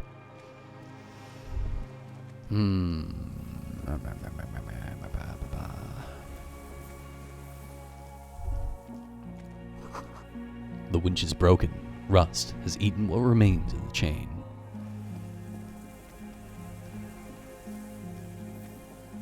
Mac, have you never played this game? If you are intending to ever play this game, the pain in your pelvis makes you wince. Then you continue. Are you intending to play this game? I am literally at the very ending. The inside of the fortress. You make out the console and the blast door. I don't know what spoilers lay ahead, but I assume very big ones. The depot that supplied this chain is long gone from the coast. A withered artillery map showing coordinates in the Bay of Revachol. An old machine cabinet, newly stocked with Dramamine. There's a rain-soaked mattress on a concrete slab, only half covered by the I'm not sure I will ever do it though. At the head Gotcha. of it, double embrasures. Well, feel free. Slits, Stay like as you two like. eyes in the wall. B triple prime. This looks like a good place to shoot from. Inspect the mattress. A single-person mattress, modern, civilian use.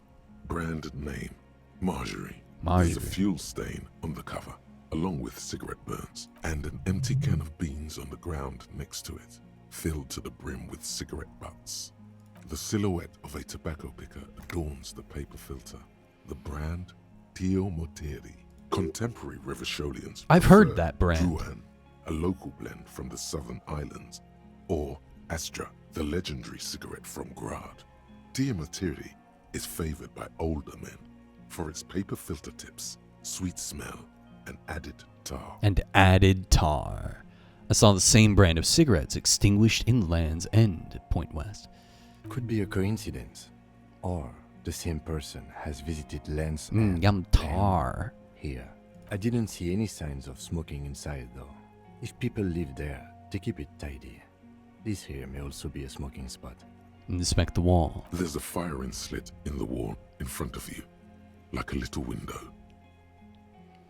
Look, touch the concrete. Quite old and grimy, from years without cleaning by anything other than the rain. Look through the hole. The springs screech as you lean on the mattress and crane your neck to look out. A small piece of Martinez coastline opens up in the square in front of you. like a tiny landscape painting. 1 kilometer across the water, the ruins look familiar. The red chimney and collapsed back of the 4-story tenement in front of the Whirling in Rags, Rue de Saint-Ghislain, 10, the doomed commercial area. A towering skyscraper, its top floors shaved off by artillery fire, Capeside apartments, Rue de Saint-Ghislain, 33A and 33B. The box-shaped silhouette of the Whirling in Rags. You see a small fleck of white on the rooftop, the upstairs window of Clausia's room, in the rain, reflecting light. Do you have a line of sight to the window? More than that. Kim, with a pair of binoculars, I would be able to see inside the room. A pair of binoculars? Or a scope of a rifle? You'd be prone, lying on a mattress, barrel resting on the embrasure. Cheek against the cheek rest, hand on the hair trigger. On a calm day like this. Kim, I could make it. I could make the shot. Good. I think we have it, Detective. The origin of the shot. This is the sniper's nest. Affirmative. Finally. Better late than never. Why didn't we come here before? Booyah, master cop work. In our defense, nothing pointed here. Many leads pointed elsewhere. It's true. I really thought it was Ruby. I was so convinced it was Ruby. 6 people are dead. We could have prevented it. Don't beat yourself up, officer. We did not put guns in their hands or get them drunk. I might have gotten them drunk. He looks north, over the fortification, then adds, We will make up for it. Here. I feel it. Could the shooter still be here? Where? Oh, in Martinez. I have always assumed it's someone local. Don't tell Kim that part. He feels uncomfortable suddenly. We should move now. Let's go. It's time, Kim. Let's catch our fucking perp. Let's end this bullshit.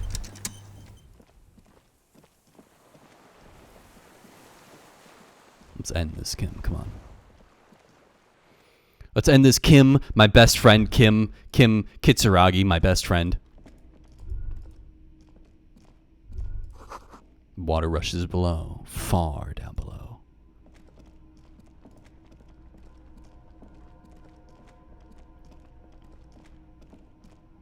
I would cosplay as Kim Kitsuragi. This old cylindrical generator waits with its fuel cap open. Makeshift electrical wiring runs out of its side and across the floor. I'm going to cosplay as Kim Kitsuragi.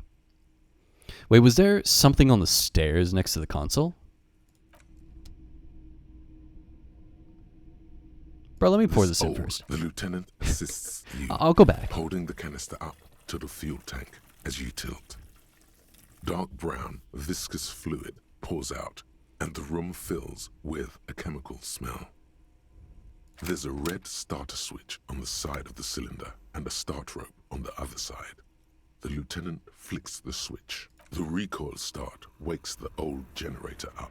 The machine sputters like an old warhorse before settling down to a rattle. That should do it. You said where? You said stairs next to the console. Okay, let's see. Oh. Medicine. Cool. Well, there we go. A dim golden glow animates the console. Thanks, Salty. Faint, like a ghost light. Urgence over reads one dial key. It's on. Turn emergent. Automatic boot. The blast door opens with a series of clicks. Well, that was neat anyway. A shaft of light appears, then widens as the light shines in. You know, it's almost always money or medicine or a piece of clothing, some shit like that. It's very rarely are those things that, you know, you hold down right click for. Yes, this door is taking forever to open, dude. A sudden wave of anxiety makes your skin crawl. Crawl. After you. I'm not scared. Fuck you. I'm ready. I'm not scared. I'm ready. I was scared of fucking whatever the fuck his name was, the scab leader. I was scared of him. I'm not scared of this. He said streamer's name. Ain't no way. What? Small white flower blossoms all around you. It's the fucking flower. A rubber dinghy. It's deflated, broken. Bro, it's the fucking flower.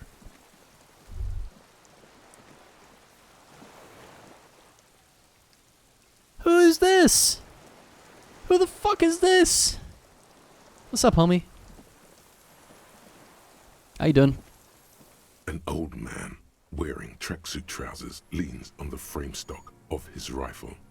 He gathers a big ball of spit in his mouth, then spits it out into the extinguished fire before him. He raises his black eyes, hooded by creased eyelids, to meet yours, unclouded by cataracts. His eyesight is sharp. You've retained your eyesight. My eyesight? Yes. Helps me see all the shit. All the shit? A shudder of disgust passes his right side. His left side remains motionless. Oh, is he had a stroke? Did you close the blast door? Nice gun you got there. It's not nice. It's a piece of shit. But it gets the job done. Is that a Bell McGrath? It's a Triangong 446. Southeast Samaran made. Exotic. Must be defunct too. No modern rifle manufacturer of that name springs to mind. A Samaran rifle. How did you get hold of one? It was sent to us by our brothers in the Sinyao commune. Military aid. He pats the rifle. It has stayed true to him. He can still make it sing. The Sinyao commune? You heard me. It's good now. Like chalk, wiped from the board. His gaze turns inward. Sir, I need you to put down the gun so that we can talk further. We're with the police. I'm with the police. You can keep the gun, but keep it down. Not one move. No. The lieutenant aims his pistol square at the man's head and says, Put it down now, sir. Damn, Kim. Okay. Or you're gonna blow my brains out before you question me. To hell with it. It's a walking stick anyway. It's out of bullets. The old man lays the rifle down carelessly, then looks at it laying there. Like an amputated limb in the sand. Pick up the gun lying in the sand. His gaze follows your motions. The rifle feels surprisingly light in your hand. Frame stocked and patched in places with tape and wire. Isn't Kim so cool? Inspect it closer. The rifle's in a shabby state, like a crutch that's seen too much travel. Hieroglyphs are embossed into the forearm, made of walnut. On the butt, you see Vespertine writing, burnt into the wood. Triangong, 4.46mm, made in Sinyao. Warren, personalized even. Looks like this weapon has seen a lot of use, hasn't it, sir? No response from the old man.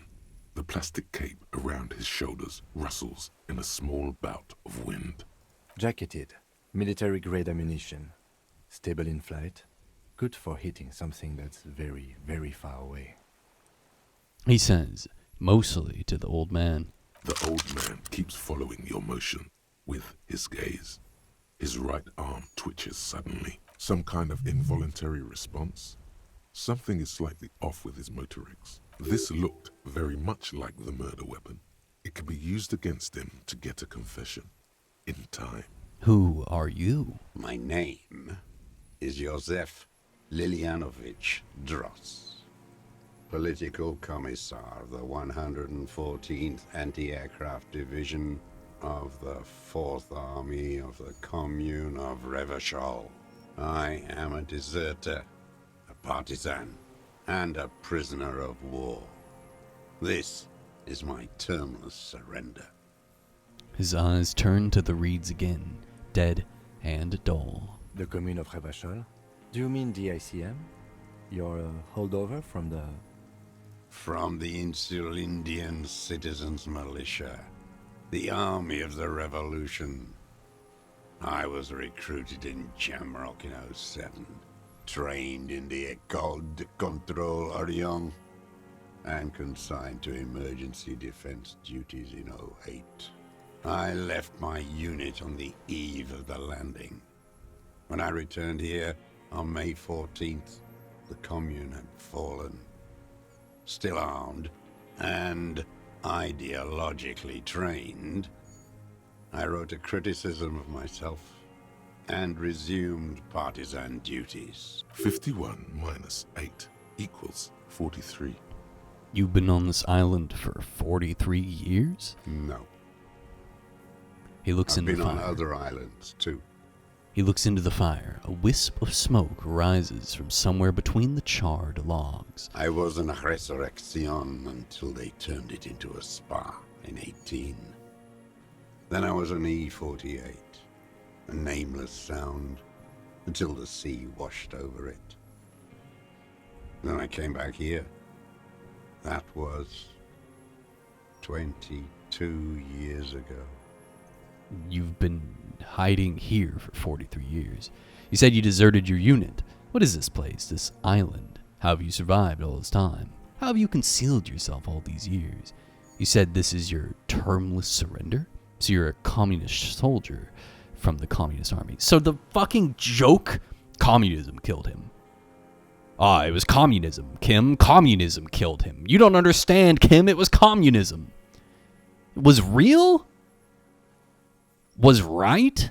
You're telling me that joke was right? This one. I was just 16 years old. 15 when I volunteered. I had a lapse of faith. And of courage, too. Well done. I won't explain it to a minion of capital. I was just sick. You could say I misunderstood the historic role of the proletariat and thought Mazovian socioeconomics were fallible. For a second, I doubted the irreducible laws of historic materialism. A second is all it took for reaction to take hold. Petty bourgeois terror. It's in all men. It's the same thing. You haven't seen it. Not really. Not naked. It's impossible not to be afraid. And this was when? The lieutenant instinctively looks to his notebook, but does not take it out. May the 13th, 08. 44 years ago. The horizon was black with coalition airships. Their petroleum rose to the sky, and it looked like it formed the clouds. Storm clouds. When they started shelling, it was dark magic. The combined might of international capital. All at once, all the greed and terror in the world tore into Revachol. It lifted streets from the ground and turned houses into ghosts. We were in the flak tower. He gestures towards it. Huddled on the floor. The artillery was 80 kilometers away in Ozon. But I knew the commune would fall. We would all be turned into ash. So I said I was going to the map room. I ran. I climbed the chain link across the water and hid inland, in the bunkers underground, like the weakest of the weak. A mouse, frightened of the ordnance all night and the sound of the rotors in the morning, whirring. He looks at the sky. Airships. I climbed out into hell. The landing was complete. The chain was submerged. I had to swim back. The fortress was half submerged too. Shattered. They'd all drowned in the lower levels or got torn to shreds above. The anti-aircraft gun had malfunctioned. So had I. I left them without ideological direction. It was real. I'd seen it. I'd seen it in reality. Some kind of great terror, worse than you've ever seen. The mask of humanity fall from capital. It has to take it off to kill everyone, everything you love. All the hope and tenderness in the world. It has to take it off just for 1 second to do the deed. And then you see it, as it strangles and beats your friends to death. The sweetest, most courageous people in the world. You see the fear and power in its eyes. Then you know that the bourgeois are not human. I had to fight it. I had to never stop.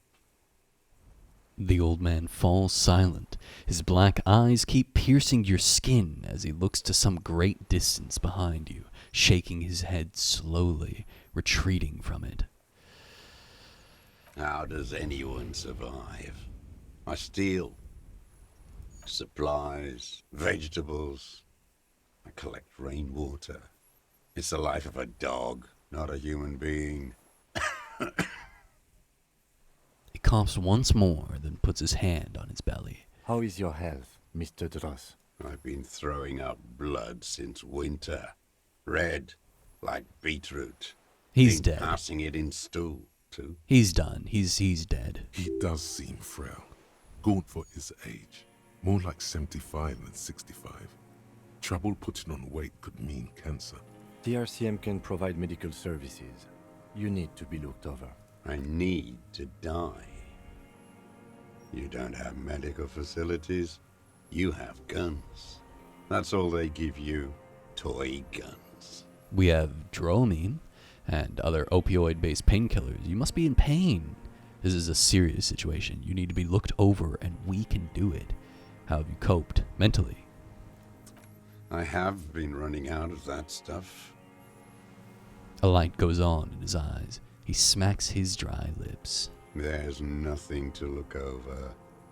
The triage is in, and it's black. Administer morphine. Moribund. I haven't. I have holes in my brain. Years missing. Others filled with pain only. A decade of... His eyes roll into his skull and back. I don't even know what. Inferno? I'm not going to try to relate to him on this. I also have holes in my brain. I would imagine it gets tremendously difficult, mentally, to live in isolation. Traitors. It's better alone. Okay. I watch the people of this city turn the lights back on, more and more each year. Ruins, glimmering in the dark, like a fucking merry-go-round. It's disgusting. He looks down at his shoes, his face parched from the sun and wind. There's a wince of pain in there somewhere. He said this is your termless surrender. You're with the RCM, the coalition-appointed mob that enforces bourgeois morals in Revachol. We're not coalition appointed. We just try to help people. That's right. We're with the good guys. We enforce the law. We keep these animals from killing each other. No, I don't. I know what it looks like, but I have secret plans to turn the RCM into a Mazovian revolutionary unit. We're with the RCM. Let's just leave it at that. You're the RCM.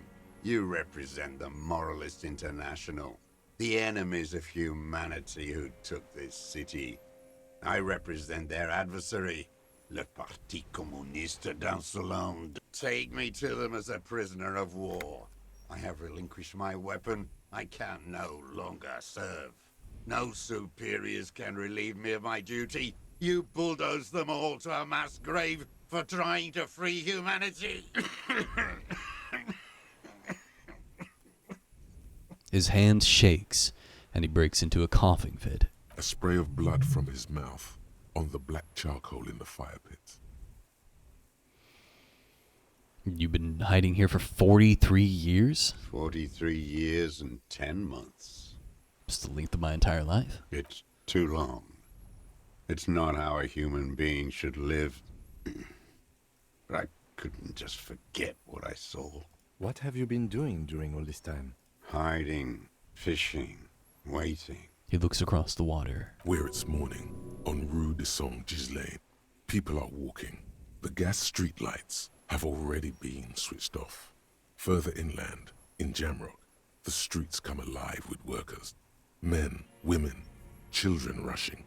Muddy avenue after muddy avenue. The temperature is rising. Alto cumulus clouds form above Precinct 41. 2 police officers step out of the Whirling in Rags cafeteria. Satellite officer Jean-Vic Mayer inspects giant letters across the plaza mosaic in dark red government-marked heavy fuel Wait, but oil. what about when they... Wait, they left. They were driving away. What do you mean they step out of the Whirling in Rags? Did they return? They must have returned. Patrol officer Judith Minot points west. The fishing village. She glances at her watch. We meet in 15 minutes. It's a 10-minute walk. The officers go, leaving behind the writing, still smelling of petroleum. Oh, here it is. One day, it says, I will return to your side. Here it is. Always waiting. The old man turns his eyes from the shore and back to you. For what? For her to return. Her who? Girl child. Revolution. I come from there. Point to the mainland. I can assure you that is not what people are planning. I've been there. The city's a tinderbox. It may still happen. I've seen it. Shake your head. Capital is too powerful. The rich are very well organized. Women will always betray you. They have you. The material base for an uprising has eroded. The working class has betrayed mankind and themselves. The historic opportunity for a revolution has passed. It will not come back anymore, however hard I try, whatever I do.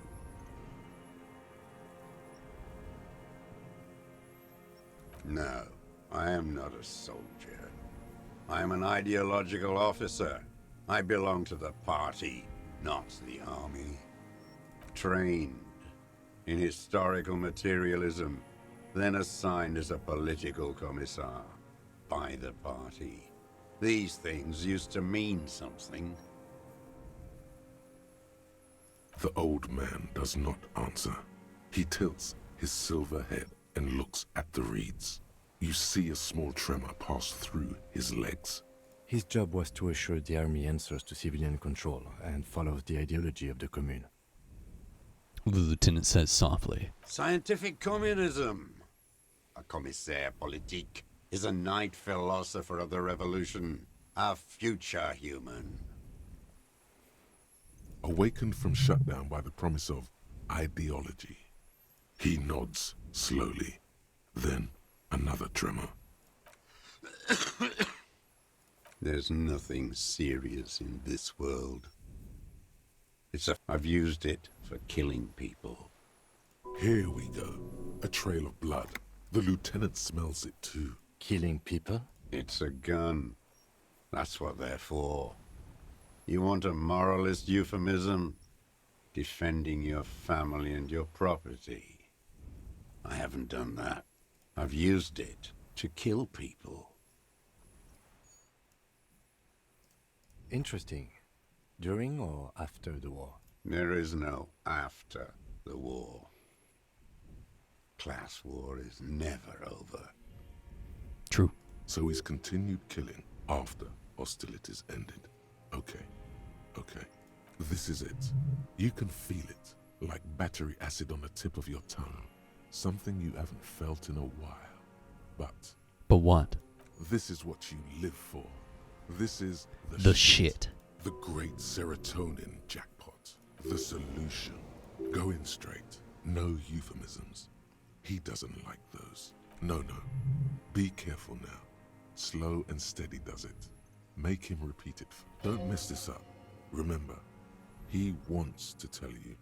Get personal. So you're saying you've killed people after active fighting stopped? Did you use the gun to shoot and kill a colonel of the secret security contractor Crenell. I know you want to tell me. Have you killed anyone with that gun in the last week or two? I don't want to tell you anything, you grotesque murderer. Whatever. And why did you think that was a good idea? Don't listen to me. I'm wrong all the time. The who now? He leans in and cups his ear. He heard you. He just wants to hear you say it again. This is dramatic flair on his part. Right choice. We're in. Do it, sire. The corpse in ceramic armor, hanging behind the whirling in rags. Did you shoot him? The fastest death squad who took a bullet in the mouth on the night of March 4th. His name was Ellis Courtenaire. He was part of a security detail here in Martinez. A beautiful, strong man sent here by the honorable private military company Crenell. Oh, yes. That one. Ugly piece of work, that boy. Did you kill him? The lieutenant takes a sudden step forward. I am a son of a welder and an officer of the commune of Revachol.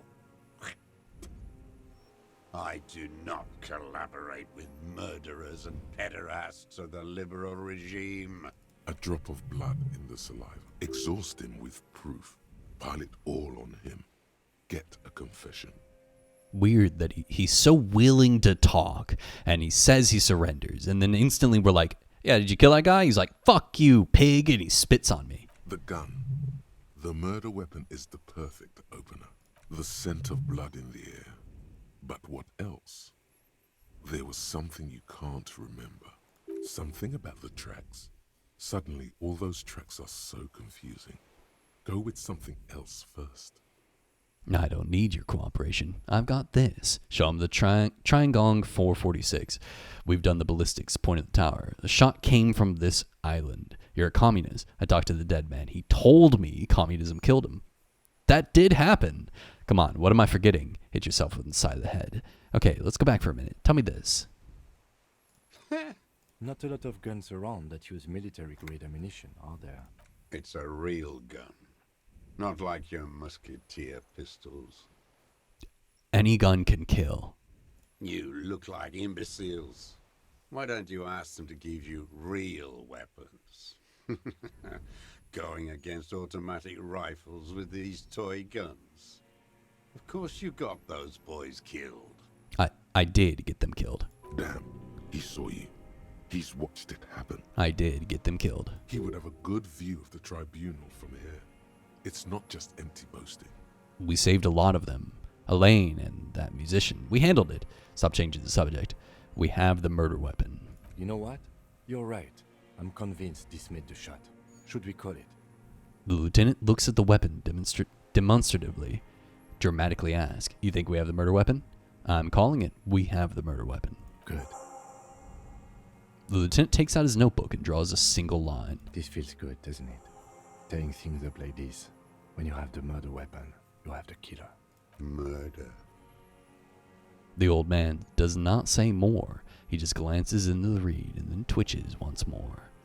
I saw you poking around there, looking for evidence. You're damn diligent when it comes to dead fascies. Did you like the view? A jitter passes him. You had direct visibility. There are embrasures in the concrete, specifically meant for a top follower to use. And you had a long-range rifle in your possession. The lieutenant softens his voice. You've been here a long time, Mr. Dross. Too long. You clearly need medical aid. I'm ready to die. I've done my part. He's practically admitting to it. Dead fascists for fascists. Done his part. Just one thing remains unclear. The rifle does not seem to have a scope. One thing. Where's the scope? How did you make the shot without a scope? We have everything else. You said fasces. You're admitting you killed him? It's the best uninterrupted line of sight into the window in all of Martinez. The view is perfect. With a pair of binoculars, I could even see in the room. Forget about your stupid fucking scope. I don't know where it is. Find it yourself. It's your problem now. That's true. He lost it. He just doesn't know where it is. Forget it. Push on.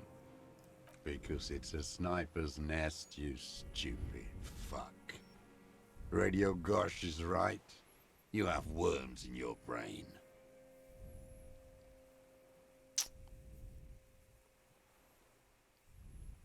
Wait, here it comes. Oh. Goddamn Maybell. That's right. Dried Maybells on Clausia's roof. Oh, yes. There were Maybells in I did forget about that. They're revolutionary symbols from the war. Nowhere else, nowhere in all of Martinez have you seen them this spring. Wait, don't forget the footprints. The diagonal prints in the dust in the secret space behind Clausia's bedroom. Now they're gonna come up. Thank you, Head. Thank you. You got it. Remember, the boot prints were like no modern soul. There were Maybells behind the victim's window. Show him the dried flower. Damn Maybells. The whole island is turning white with them. So many this year, too. The spring is coming. No, it's already here. Wash the filth away. I haven't seen these Maybells anywhere else in Martinez, only here. A young woman called Clausia. Ring any bells? These dried flowers were behind her window. They blossom on the islets before. We fertilized them with our blood. Resurrection was snow white in May, before they ruined it. South, the Bay of Martinez is dotted with little freckles of islets, turning green, with white flowers in white snow. The coast, too, before they piled their containers on top of it, filled with broken, useless trash for fat-fingered bourgeois children to play with. You must get around a lot to stay undetected all these years. Do you know any secret paths? Pinball workshops? I may. Clausier. He knows her, but hadn't heard the name. Yes, Clausia. You hadn't heard her name, had you? You know her, right? She had intimate relations with the victim, the mercenary. My ears don't reach the city. With the victim. He turns his sight from the whitening field of flowers from and falls silent. Then the muscles in his jaw twitch, a spasm. There is a small tremble. Looks like a smile. A crooked smile. Yet isn't quite voluntary. He's about to burst. Don't leave any loose ends. Get him on everything. I wonder what brand of boots you're wearing. Everything is brands with you individualists. Who cares what brand my shoes are? Sansa? Some shit. Show me the soles, please, Mr. Torres. Fucking imbecile. The old man stretches out his leg. A black and white spiral pattern covers the sole of the worn-out running shoe on his feet. The maker is Sensorique. The model is Cordobe, and the size is 43. These are not the unusual horizontal pattern soles you saw in the dust on the floor of the hidden room. They do, however, seem to be about the same size. The size fits, but not the sole. Wait, maybe it's simpler than that. Sire, he doesn't have to be wearing them right now. People change shoes. It doesn't mean you weren't there, near the room where the victim died, sneaking around. Racking those brains, are you? Desperate to report something back to your masters? They must have really loved that dead fuck. The lieutenant gives you a quick sideways glance and nods to acknowledge. The prints were his. You can see it in those eyes. He can't keep them from flickering, looking for something. The old man stares at his own prints in the ash around the fire. Silent suddenly, some strange process within him. A gush of wind. Seagulls in the distance. You know who he was. A coalition-trained murderer. Armored and armed. He wasn't human. The blunt end of a hammer. Dripping with blood. He did this. I'm not saying he didn't deserve it. He was a killer, but he was still under the protection of the law. He was a soldier, too. He was a man. beating us to the ground, moaning with joy. You hounds get so thorough when a company-trained killer dies. I haven't seen you on this coast for 40 years. You know, maybe I should have killed one sooner. Got your attention. Now you stop beating druggies and prostitutes in your basement. Now you come to investigate. Not when they die by the hundreds. He breathed through flared nostrils. This is it. Shot him. Shot him. Say shot him, not killed him.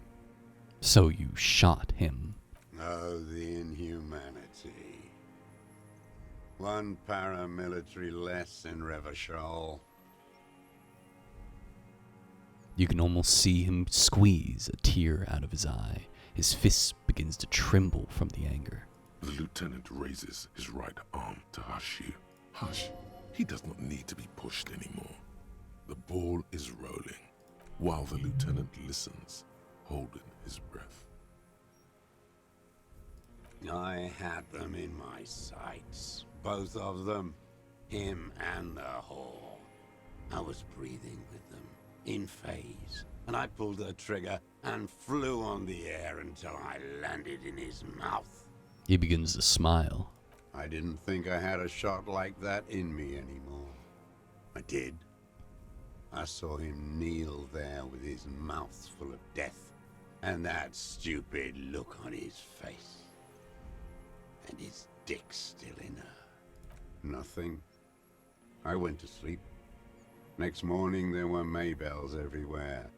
The world was white, or what's left of it anyway. My last spring here. I knew the fascists would come to avenge their own, and so they did. Mr. Dross, are you aware you're confessing to murder?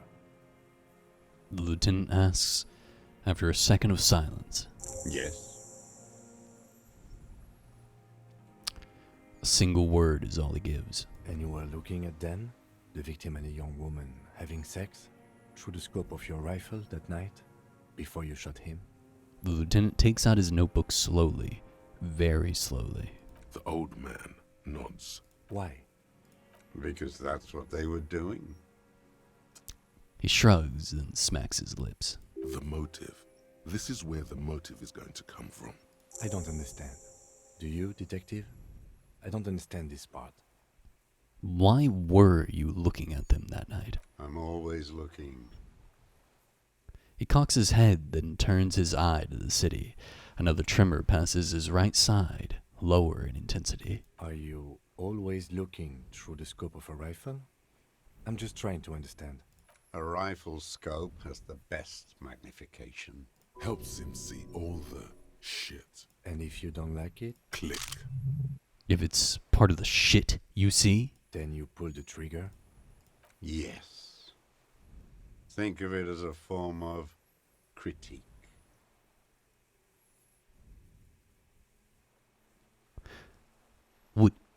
Which means he might have also killed Lillian's husband. And he might have also killed the man on the boardwalk, where it looked like he slipped, but he might have been the shit. You got him going. Connect every little piece now. Wrap this up like a gift.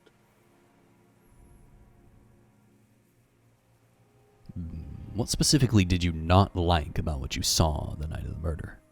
Them. Fucking. I didn't like that. So you were jealous? Jealousy is a reactionary concept. I didn't like the Reaver enjoying himself. Drugged out, soothed in the arms of a young woman. I wanted him to die so he could not enjoy life anymore. And I wanted to see his head explode. That too. She should know better than to hold a child murderer between her thighs. I knew he'd be there for one more second. Writhing. That's all it takes for the bullet to reach his head. Now that I think of it, I wasn't aiming for his mouth. I wanted his brains to spill out on her. But you can't have everything. How long have you been watching her? Since she came to Martinez. I saw her sneaking in the reeds early in the morning, behind the Fell building. It was dark, still winter. She didn't have her skimpy outfit on then, just a spot in the night, moving. Past the Fell building on the coast? What was she doing there? Hiding something in the water. She had a fag after she'd done it. I was up in the ruins there. She couldn't see me, but I could see her, smoking. She was nervous, but not scared. What do you think she hid there? Her passport and tickets to Villiers. And from there to Cachet Brut. now we know where she went. In the free state of Seminine, hidden away at the edge of the earth, near the Pale. What kind of hidden container on the coast? You looked into it? Yes, after she'd gone. It was a submersible. Well made, actually. Sloppy. We should have gotten her to tell us about this. Did you take the documents? No, I put them back. Why would I take them? I'm not going to Falm. Oh, I mean... Fawn? Moving on, did you continue watching her after this? Fawn? I did. She had a face like an archipelago, with those birthmarks, and a body hard and lean and bruised all over, black and yellow. I could see she's taken a beating. I could see who she was, too. A spook, on the run. Revachol's the cloaca of capital now. All the bagmen and arms dealers end up here to do drugs and have sex like animals. Cloaca? You could tell she was a spook from the documents? She had different color hair on the photo, and glasses. Forged. Some sordid bourgeois affair. I've heard about this kind of thing on the radio. He's setting it up for you. The bruises. You can't make that out in a scope. And you could see her bruises through the scope of a rifle? You can't see bruises through a scope. It's just a blur. How does he know those minute details about her body? It quickly comes to you. The bruises on her body. Any chance you've seen them through a hole in a wall? Ever seen her through a window on a roof? Oh, yes. Cutting those drugs of hers into little lines with a knife. Masturbating. Did you make that hole? With a clip point knife. Good for listening in, too. For hearing the moaning and the snorts. Like that, too? Yes. Bending like a bow against the glass. You've been through the secret route behind the whirling rags. Those are your footprints there. You just changed your shoes. I've been through all of Martinez. Every nook and cranny. And that too. Yes, that too. The things they did in that little room. What she'd do to feel good. Funny the way light works. You turn it on inside, and it gets so dark out, you can't see a man looking in. I learned that in the 20s, when they were still hunting me. I've seen people do some shit, but... Those two took the cake. You hear the familiar scribble of the lieutenant's pen. A quick glance at you. One more loose end down. We're doing this, detective. How did you get in there? The hidden pinball workshop. I can just walk in the hostel now after a good wash. They all think I'm an antisocial, a vagrant. Closing hour is a good time. The kitchen's empty then. I wonder if I had stayed up one night, if he would have just been there. If I would have seen him at like 1 a.m. You had to open the steel door in the kitchen? How? I got that open a long time ago. Some bourgeois game merchant lived there. I don't know, 15 years ago. He left spare keys all over, and I took one. Then I saw her turn the light on one night in my scope. Andy found use for it. A spare key, like the one hanging behind the Union Box window. Did you have feelings for that woman? There's nothing to hold on to. Only this. It's not enough. The coals of his eyes glisten suddenly, like stones dripping with water. Is he crying?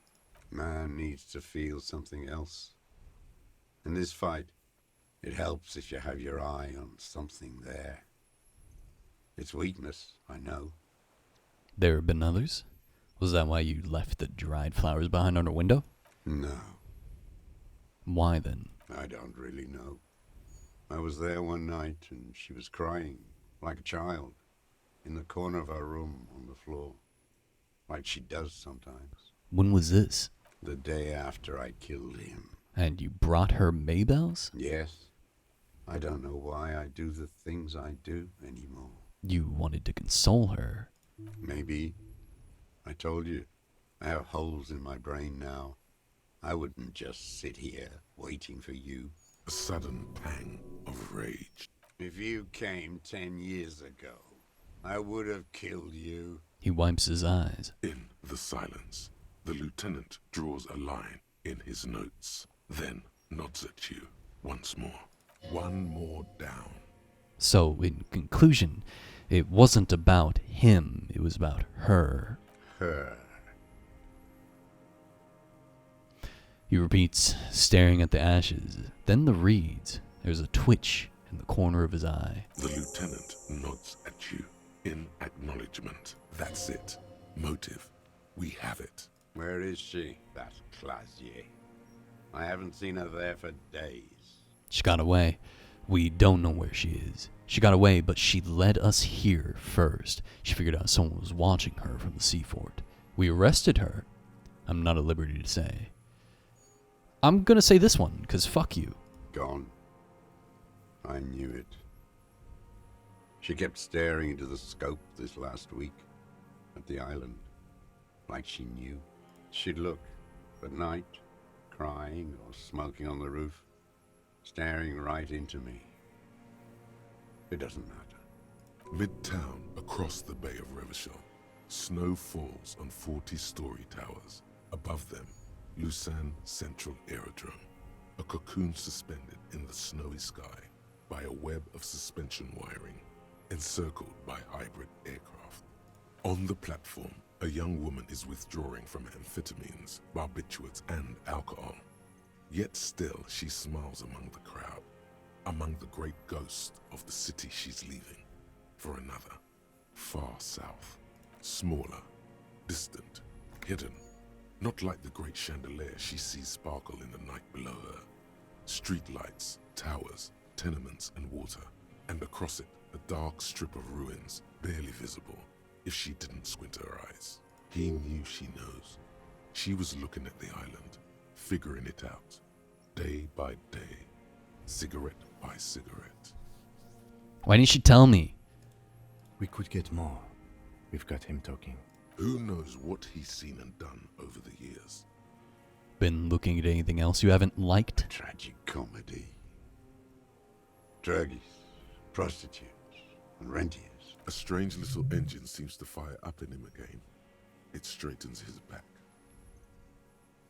More specifically? Specifically, the whole city is a charnel house. Yeah. Stripped clean and draped in neon. But Martinez is the worst. How come? Because of the racists. Everyone Yeah. is a racist in Martinez. True. It's their favorite thing to do in the whole world. Listening to race-themed radio shows. In the ruins. In their lorries. Pumped full of steroids and Radio Revachol 92. Race this, race that. It's all sanctioned by that Social Democratic Union and the farce of a Social Democrat who runs it. Mr. Clare? Yes, the fly larva in his container. He let some nihilistic advertising yuppies erect a statue of Philippe III, a syphilitic murderer, on the town square, to spit on the working class. Not since the serfs of ancient Pericarnassus has history produced a more inert social class than the Martinez proletariat. The rest of Revachol at least pretends to rebuild. Yo, yeah, the statue got shot. You're right. Intense, like animals, like those boom morons on the ice. A pity they didn't drown in that tent of theirs. He keeps shaking his head with sorrow for the sight he missed. That all? The worst of them is the blood-drenched Sucrion on her yacht, licking her lips. The old whore's gone now. Her gun-toting porcelain men are dead. So, actually, no. The worst is that old cock parading around in his uniform, throwing Oh, he's dead balls now. all day. Renee died. It's not enough that the racists and liberals are dancing on our graves. The old loyalist ghouls still parade the ruins too. Every morning he's there, while the parasites he fought to protect are off in Ozon, or Koyamoran, or some other island they built their palaces on, feeding on drugs and having sex with their own children. That's all the rich really want, sex with their own children. Throughout history, even the royal bloodline of the suzerain, it's all just an excuse for them to have sordid sex. At least that old cunt, Frisell, is now dead. We did good when we pushed him under the horse car, until, in the 30s, those disco whores. Disco whores? The disco whores are too much. Hatred shuts down his brain's language center, leaving only a nonsensical sputter. Disco whores? You mentioned the Union is social democratic, and Mr. Clare, a farce of a social democrat? By the cock parading in his colorful uniform, you mean Renee? Whores. Is all. I'm sorry. Is all he says. Even that word has to be pushed through his teeth with great force. The rage seethes too hard.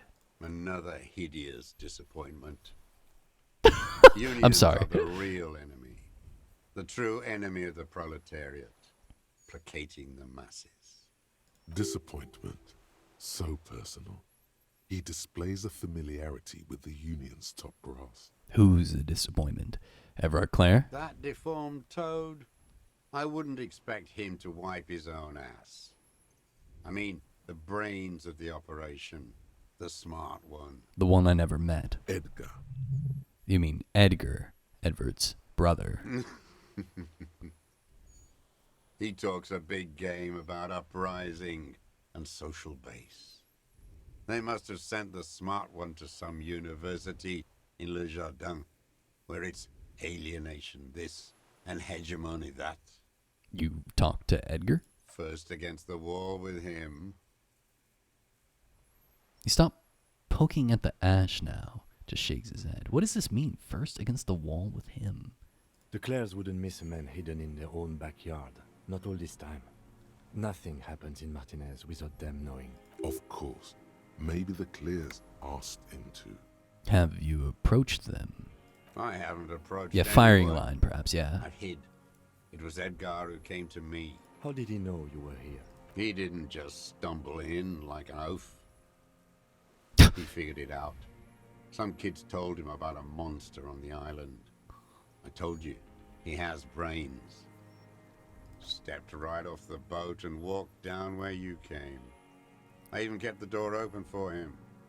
Thought he was a man of the left. Wouldn't rat me out. I was right about one of those things. When was this? 20 years ago. Neither of them could walk now, could they? They were less fat then. That's true. That's around the time the Clears came to power. What did you talk about? Edgar did the talking. Paid his respects like I were a fossil in a uniform. Offered platitudes about the struggle. Flaunted his pink degree. Even quoted Marzov. Never trust a social democrat who quotes Marzov. Oh, and charity, too. Charity? Love their charity. Aw. Offered me blankets and social housing. I still have the gas cooker he brought. And he let you be here. Let me be here? The ZOC is an unlawful successor of the Commune of Revachol. We took this fortification from the Loyalists. Even the Clares understand this. They let him be here. Understanding was a courtesy. But why such a courtesy? Did you kill the Crenel mercenary before the Clares to incite a riot? You know why I killed that fucker, Dwat. As to Edgar... What is this word? I'm not doing anything for that swine again. Again? What have you done for Edgar before? Tried teaching him some Marzovian socioeconomics. They didn't stick. We parted ways. Okay, he didn't do the hanged man for them, but he's insinuating something.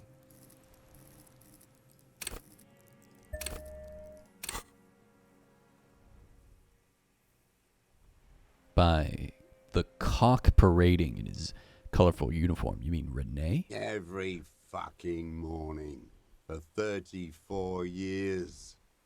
Throwing that ball. One ball against the other. I've always loathed that game. That is not a working class game. I don't care what they say on Radio June. Royalist ghouls played like it was life itself.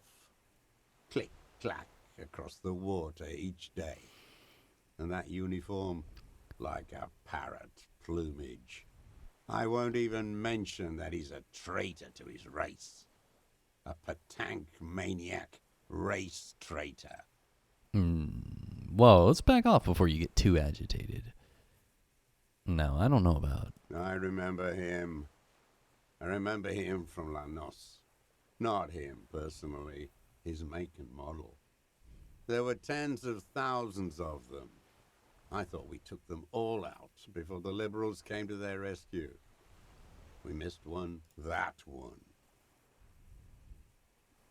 With his shaky finger, he points to the city, toward the crater near the plaza where a lonely pine tree stands. There doesn't seem to be a single person under the pine today. Not even Gaston. Alone. There's no one there. Fat and plump, like a pheasant. Just begging to be popped off. Please, Mr. Truss, shoot me. He whispers with such predatory hunger. It borders on longing. You'd like to kill him? Not yet. I like to look at him strut around, place the crosshair on his medals, right on his face, and just fiddle the trigger. Think about it. Let the bomb melt in my mouth. Save the treat for later? He is a juicy bonbon, that one. A real treat for the black day. The blackest. When I put that gun in my own mouth, I think, no, don't waste it. Put this lead in that cock, Renee. For the boys he killed.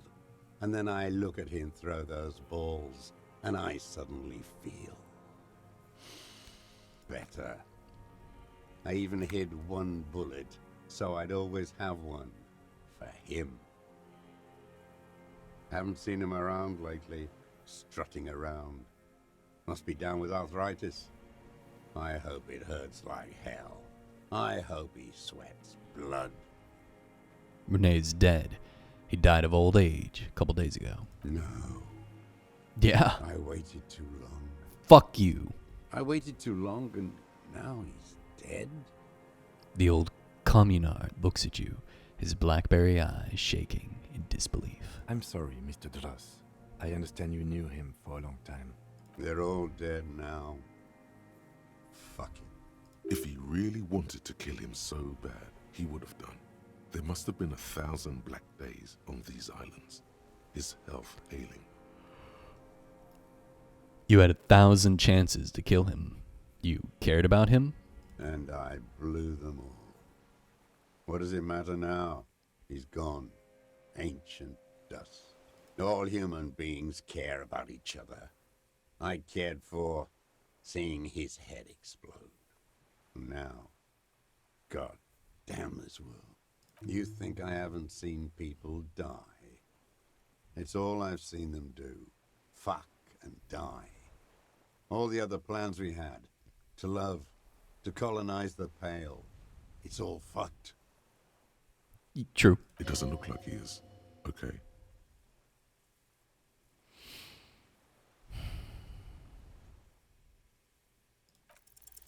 The connection Nice. comes to you. Nice. Like a I'm passing splash of everything. Cold water. Dark, cold water. 20 years ago, when you met Edgar, the Clares didn't run the Union yet, did they? Hey. A sputter from the old man. He acknowledges it. Here we go. A twist behind the dark bend. Who did? That bourgeois cow. Tiffin Holly was her name. Licked the rich man's hand every time he came to town. Never seen a labor leader so hot on mutual cooperation. And money. She liked that too. That Holly was a real bridge builder and a deal maker. His eyes glistened suddenly with hatred. Bordering on sentimentality, it drips out of him. Tempered by something familiar to you. A familiar rage. She was also a woman, wasn't she? Like that Klasia. She was. And she was real soft on those money men. Had a Barbara Muskova bag over her shoulder that she liked to bring to work. And then she just disappeared? Called in, they say. On the eve of battle. Ran away. Vanished like a piss stain. He squints and smiles at the black logs. No, that's not quite it, is it? Did she? They say her daughter called in, not her personally. But that wasn't really her daughter, was it? No, I guess it was not. You could swear you see the embers glow again under his eyes on the dust. Edgar had someone make the call. Why is that, Mr. Dross? She couldn't make the call herself. Here it is. The bend in the river. Why? Because she was dead. How come? Because the cow caught a bullet in her right lung. Fell into the canal, grasping her tit and drowned. Or bled. Hard to say. It was a sloppy job on a moving target. She was going home, waddling, dressed in yellow, drunk like she often was. The ruins are black around her, and she had a yellow leather bag under her arm. She tried to cross the canal, heading home to Grand Couronne or Betancourt, someplace like that, where they build those new bâtiments for the people who flourish in the hell around her, and the ruins. You shot her. Someone shot her. Or maybe the cow just fell. My memory is full of holes. My memory is full of holes. Another big spike of rage. Different from the one he has for her. Nothing changed. Not in the material base. Not in the hegemony. There was no uprising. Just words. The Union fizzled. Sogged. Nothing came of it. Nothing. Edgar didn't keep his part of the deal.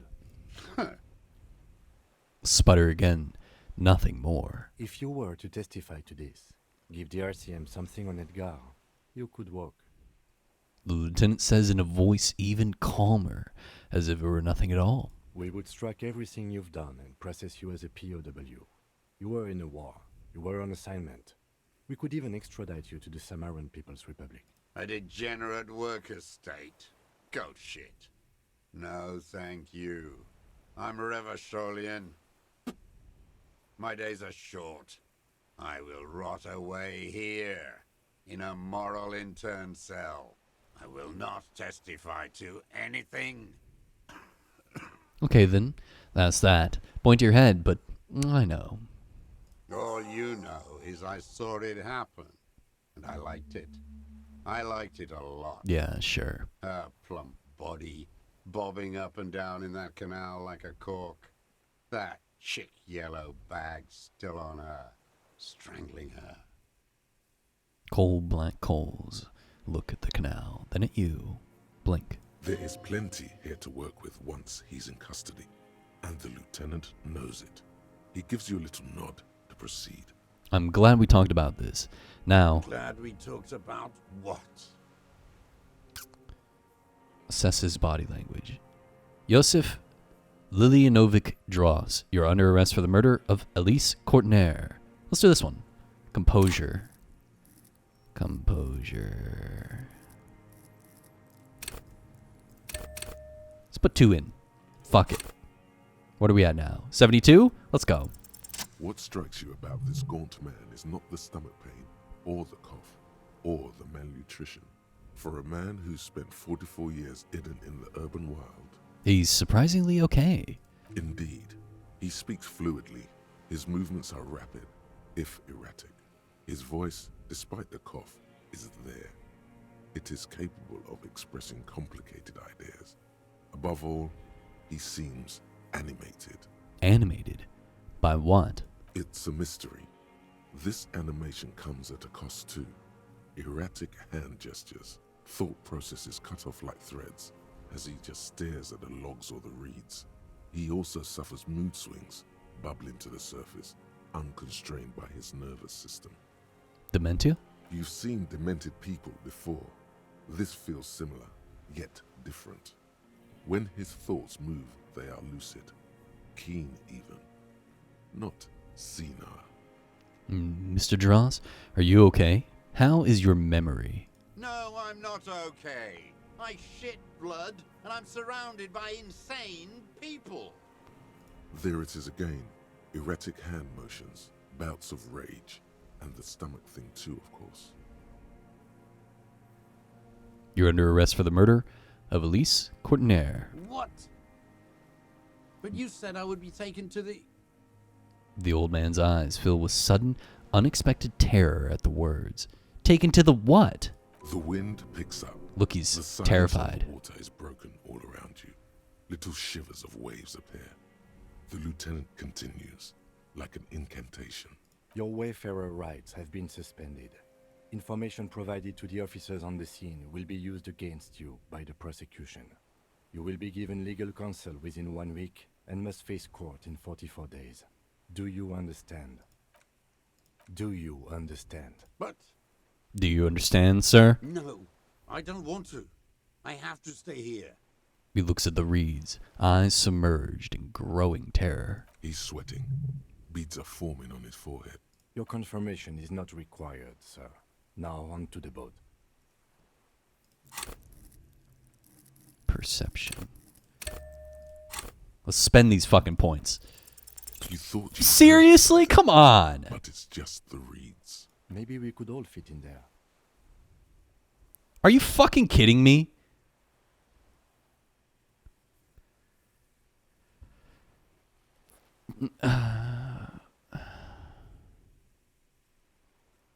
What did I miss there? Put more into what? It's over. It's fucking over, dude. I missed it. I can't go back. There's no fucking quick save to go back. You missed the one fucking thing you needed? How bad is it? How bad is it? How bad is it? Tell me. Do I need to go back? I'll fucking speedrun that shit. I'll speedrun it. Look, it's 10:30. I'm going to fucking miss sleep anyway. It's not going to affect the ending? Then fuck it, I don't care. Not really. We could escort him to the pier, then either one of us can take him inland while the other stays here, but... But then, who watches him while you're coming back here? You come back for me? How about I go and send a boat back for you? What is this farce? This is a fucking farce. I can't. Lillian, you could ask her maybe. This is no harmless old man. This fucking world. This world. What is this? No, listen. Listen now.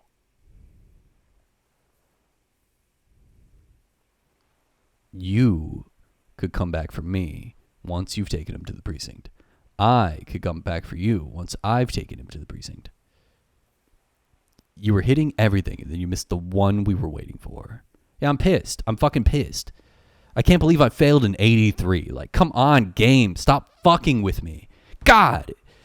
Just some things in this game are just so frustrating. But it is what it is. We live with it. I'm only a little bit pissed. Probably because I'm tired. Kim, Kim, I trust you more than I trust me. Just fucking go, Kim. It would take a whole day on this island. You go and transport the prisoner. I'll be here. I can escort him to the pier with you.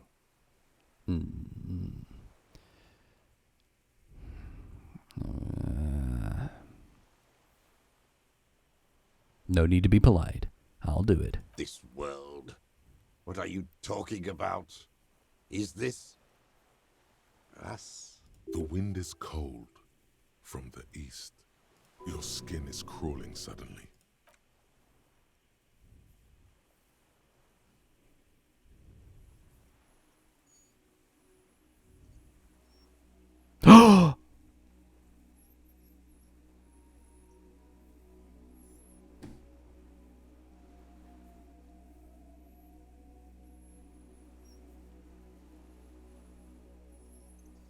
A delicate tangle of arms and legs unfolds from the reeds, limb by limb, to then No just stand way! there, moving its scythe-like arms in ghostly silence. What is that? What are you talking about? The giant stick insect. There's nothing there. The stick insect is over 3 meters tall. It looks straight at you with its tiny pinprick eyes and its grotesquely small head. You feel your legs shaking under you and your gun hand move to your holster, but you don't have a gun. There is. I see it. Tell me what you see, damn it. Kim, I can can't make out one small thing in the reeds. Kim, can you see it? I can see it. 4 simple words. Thank God. If he can see, then you're not insane. But that means it's really there, spinning slowly, in absolute silence. Its limbs long and slender. Be very, very careful. The lieutenant whispers and takes a step toward the giant arthropod. Hello? The creature stands on long stilt-like legs, antennae hanging from its head like a Wait, woman's I can't see hair, him anymore. white and curled at the tips. It is no more than 5 steps away from you. Reed-like tufts stick out of its joints. As the insect moves its forearms, it produces a faint hiss, like a reel-to-reel machine spinning after the tape breaks. This is the Insulindian phasmid. It is. The lieutenant whispers behind you. You hear the familiar ring of his jacket as his jacket unzips, slowly, painstakingly so. You glance over your shoulder. The lieutenant holds a piece of milled aluminium. He begins to pull it open, extremely carefully. It's the camera. No, the flash will scare the creature off. Warn him now. Kim, the flash is loud. It won't like that. We need a photo. No one will believe us. From the corner of your eye, you see a sudden cascade of motion ripple through the phasmid's limbs. A series of ultrasonic clicks fills your ear. I am not palatable. Do not eat me. I am afraid. Take the picture. With the sound of metal sliding against metal, the lieutenant reveals the lens. The glass glints in his hand as he begins to slide in an ampoule.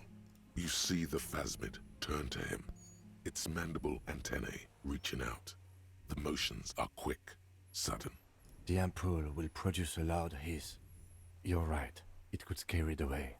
I need a better moment when it's not looking. I'll wait. I'm on standby, he thinks. His hands sweaty around the machine. The spindly mechanism turns itself back to you, its antennae taking their measure of the air. Slowly. Nothing changes in the cyclical brain. I don't know what to motion of do. the creature's limbs. They are porcelain white on the inside and reed colored on the out. Beige, light brown, and striped. You are unsure if it is scared or not. Its insect mind is impenetrable to your reasoning. Okay, help me out, guys. Tell me the truth. Is there anything I can do here? Is there anything I can do? Help me out. We're at the end of the game. Fucking spoil it for me. I don't care. Is there anything I can do? Oh, shut up, old. Like, points into electrochem. Where's electrochemistry? Lucky for you. Everything into electrochem. Okay, can I leave? We I can't can't. just leave it standing there. We have to do something, detective. It could be connected somehow even. It's only 3%. Can I retreat? Okay, all right.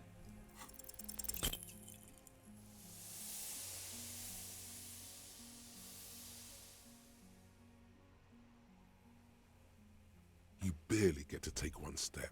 The invertebrate reacts with uncanny speed, skating away across the water. It's gone. Hi, Minnie. Like a skipping stone, leaving nothing but rings on the sea's calm mirror. You're saying I should save scum? It's blending into the tufts of reeds in the Okay, I'll distance, save scum. moving from islet I'll do it. to islet. Where? Where did it go? Fuck it. We're saves coming. Our suspects. It looks like in the reed. Saves coming.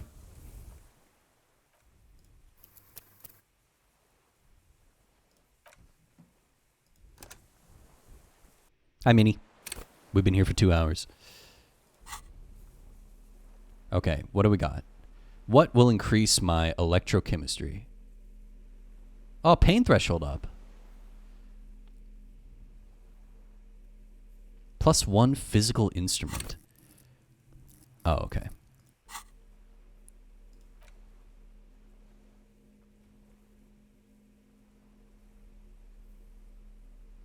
Electrochemistry. Electrochemistry. Is there a difference here? No. Well, reaction speed down is pretty bad. Savoir-faire doesn't matter right now. +1 electrochemistry. Composure. Empathy. Physical instrument. Shivers. Perception. Savoir-faire. Suggestion. Hand-eye. Empathy, composure. Put the points into electrochemistry. That's all that I can do is those 2 because that's all that I got.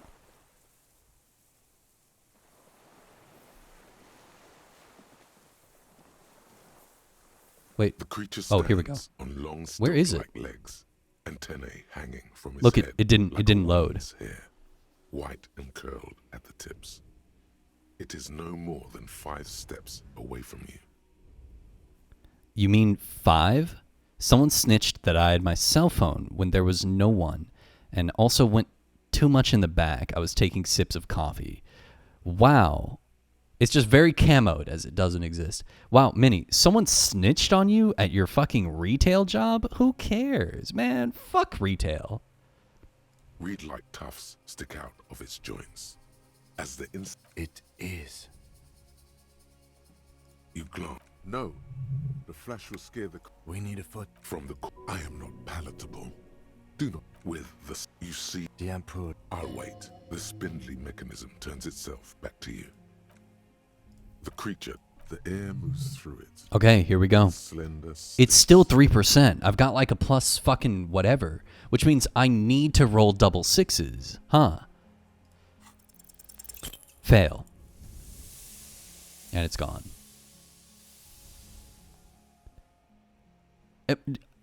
Guys, do I really need to do this? I want the picture, but like, this sucks. I should have saved after I put everything on. If only you helped that lady and her husband. Dude, my game is fucking bugged.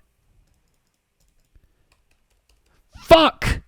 God damn it! I'm so tired of this fucking game. Fuck! Okay, alright. I have to literally force close the game because it's so fucking bugged.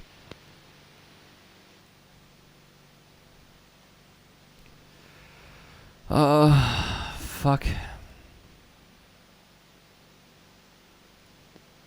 Guys, I'm so tired. I should have gone to... I was supposed to go to bed like an hour ago. Fuck. Oh, God. Donut time over. Minnie, if it makes you feel better, I got in an argument with my coworkers about the placement of a new machinery that we got put in. And I'm the only one who has used it for 2 days straight. So them arguing with me about its placement was straight up just bullshit. Because I'm the only one who uses it. Why does it matter where you think it should go? I'm the only one using it. So I feel your frustration. Coworkers can be simultaneously the best part of a job and the fucking worst part of a job. We should do this one. Interfacing electrochemistry. Why do I have to look like a fucking crazy person to do this?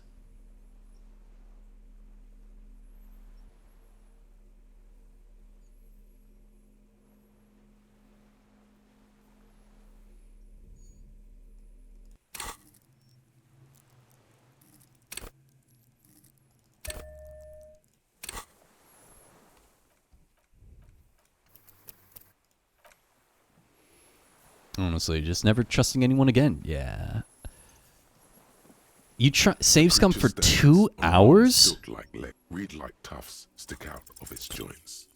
As the insect moves its forearms. I wish I could just fucking escape right now. I have trouble being rational when it's about people. You barely get to take one. It's blended. Where? Where did it go? Our suspect. It looks like it. In the reed. Oh, guys. Do you really want me to do this, everybody? You can reload inside. I can't. I press escape and nothing happens. The creature's reed-like tufts stick out of its joints. Look. The insect moves escape. Its forearms, I'm mashing it. I'm mashing it right now. Machine spinning after you barely get to take. I have to wait for the animation to end. Okay, this is better. I'm sorry, that was the biggest stick bug on Earth. Yeah, it was. You missed it. you missed it. Yeah, it's the biggest stink bug on Earth. Reed-like tufts stick out of its joints. As the insect moves its We'll do this for like 5 minutes, okay? We'll do just a couple of these, okay? If you're watching this on YouTube, which I know that you're not, just skip forward until we're done with this. It's blended. Where? Oh wait, I can do. Load. Save scum. Go. Confirm. Anyway, how was work today, Minnie? Aside from that, did you do anything cool? Reed-like tufts stick out of its joints. As the insect Goodbye. moves its forearms, it produces a faint hiss. What's everybody up to, by the way? It's fucking 10:42 on a Tuesday. We got the crib going up on a Tuesday. I left when we were questioning a suspect and came back to a stick bug the size of a truck. It's true, Salty. Getting ready to pass out. Yeah, I'm tired. I'm tired. As the insect I'm gonna be fucked tomorrow. It produces a faint hiss, like a reel-to-reel machine spinning. It's okay. It's not that bad. As long as we finish this game in the next like 20-30 minutes, I should be okay. I went grocery shopping. The creature reed-like tufts. I ran out of money, and my bank account was negative $6 because my health insurance came out 5 days early, and then my car insurance, which is $45, will come out tomorrow. So I could have just chilled with the negative $6 until I get paid, but because they're going to take out the $45, that'll put me at over negative 50. That puts me at over negative 50. And at negative 50, they will charge you $35. So it'll be negative 85.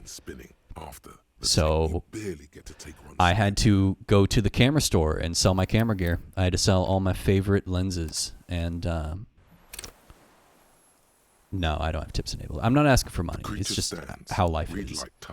I had to sell all my vintage lenses that if I had sold them individually, I probably would have gotten like $500, but I had to sell them for $100 to essentially a pawn shop. And that's just what it is, man. Such is life. Maybe I'll be able to. I kept 2 lenses. And then I have my digital lens, which is like a $3,000 lens. I'm not going to sell that shit. It produces a faint hiss. You just want to send me a little 20. No, Minnie. After you barely get to take one. I don't need your money. I don't need anybody's money. I stream because I want to. And every sub or bit that you give me is very kind of you. As the insect moves its forearms, it produces I appreciate a faint it, though. hiss. Thank you for your Like a reel-to-reel machine spinning. consideration. After the tape breaks. You barely get to take one. I'm worried that muscle memory is going to make me like when you're shiny hunting in Pokemon and you finally get a shiny, but you're so fucking on autopilot that you back out of the encounter. I'm never going to pass this. It's not going to happen. It's not happening. Thank you for the biddies. Spinning after the you barely.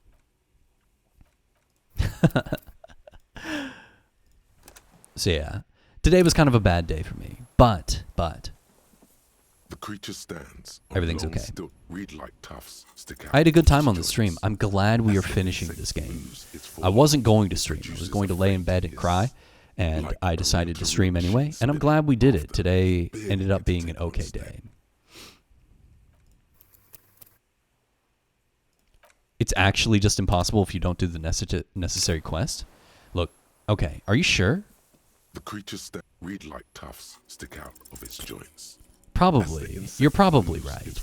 I don't even know why it says 3%. Like a reel-to-reel yeah. Spinning after. Well then, okay, we'll do, here, let's do the encounter like normal. Let's do the encounter like normal. We'll do the same whatever that I chose before, and we'll just move on with our life, okay? Let me put all my bullshit back on. 1 second. I want to look the way that I have always looked the entire game. I don't want to compromise my style. How did I look? Brown pants. And then we had on... Where is my t-shirt? Why can't I find it? Here's my jacket. And my bow tie. And that's how we looked the entire game. Oh, wait. And my fallen gloves. Okay, let's do this just normally then. Why the fuck did they give an option if it's an autofail? I 100% agree. Stick out of it is. You clone. No. We need a foot. From the core. I am not palatable. With the sound of you see the Emperor. I'll wait. The spindly mechanism turns its the creature the air moves through it. Its slender stick. Okay. We're just gonna move on.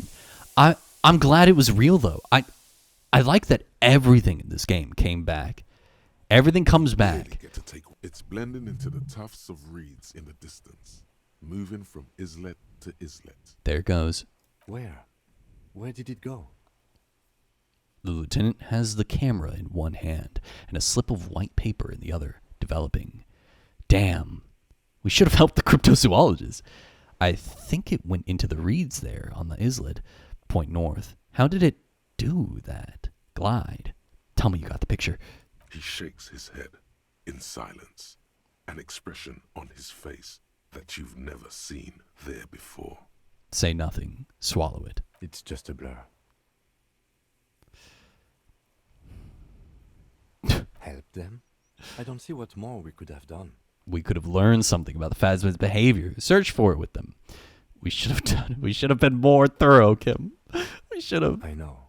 We should have. It's my fault too. He looks across the water. A slip of paper still drying in his hand. Just hanging there for a second. Relax. Now. What now?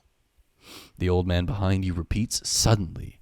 He's put his hand into the ash. It's dirty and black. Our suspect's not looking so good. We should check him over. Also, He points to the reeds. It looks like it has some kind of nest there. Maybe there's proof in there. True. In the reeds, where the phasmid was hiding, you see a little flash of white. Porcelain white. Okay, before we talk to him, let me read chat. Yeah, I think it's really upsetting that they would put 3% on a check that is impossible to pass. I think that that's really frustrating. I would rather them just put 0. If it says impossible, you did not do the quest for this, I think it should just say 0. 3% makes me feel like I can save Scummit. And fuck that, dude. For dinner was pasta Alfredo and a beer. I'll shower tomorrow because I don't want to be alone with my thoughts in the shower right now, okay? I hope it's relatable to somebody. That's why I have a pop socket on my phone. And pop socket makes those things where it's like a little U and you can hook your phone into it, like in the car or something. So I have one in my car and I have one in my shower. And so I just watch YouTube in my shower. So I don't think in my shower. I don't think in there. I just watch YouTube. That's why I can comment in your chat in your stream and chat in Parky's stream because I'm just watching the stream on my phone in the shower. That's what I do, man. I don't actually think in the shower. I used to, and it was depressing. What is it? What do you want from me? I can't go. Minnie is always dramatic, but I hope you feel better too. Something is very wrong with him now. Sir, how could you not see the phasmid? He stares at the reeds and falls silent. Mr. Doras? The man does not respond. He keeps staring, black eyes glazed over and bulging from their sockets. His gap-toothed mouth shaking, like an addict of some terrible substance. Wave your hands in front of his eyes. Touch his shoulder gently. The plastic cape feels coarse. A light shiver passes the man. Other than that, no reaction. He feels small and frail.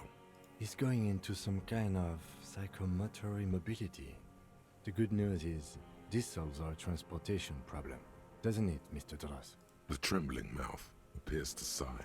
Between this and the broken tire he's used for a boat, I think it's safe to leave him here, while we go and get help. It will need to be medical first, I'm afraid. What has happened to this man? Old age and shock.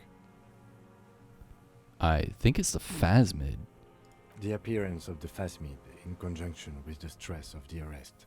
He spent his entire life here. For him to leave would be... He shakes his head.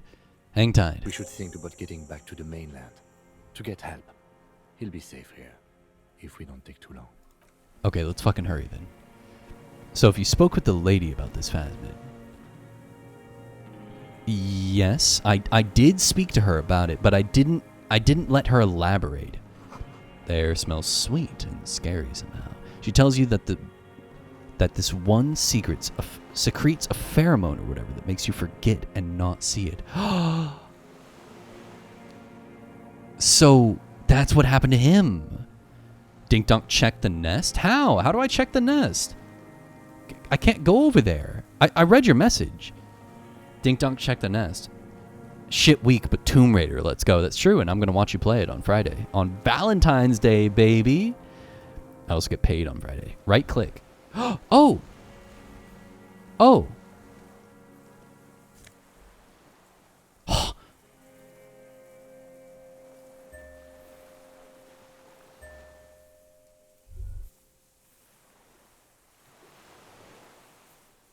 Yo.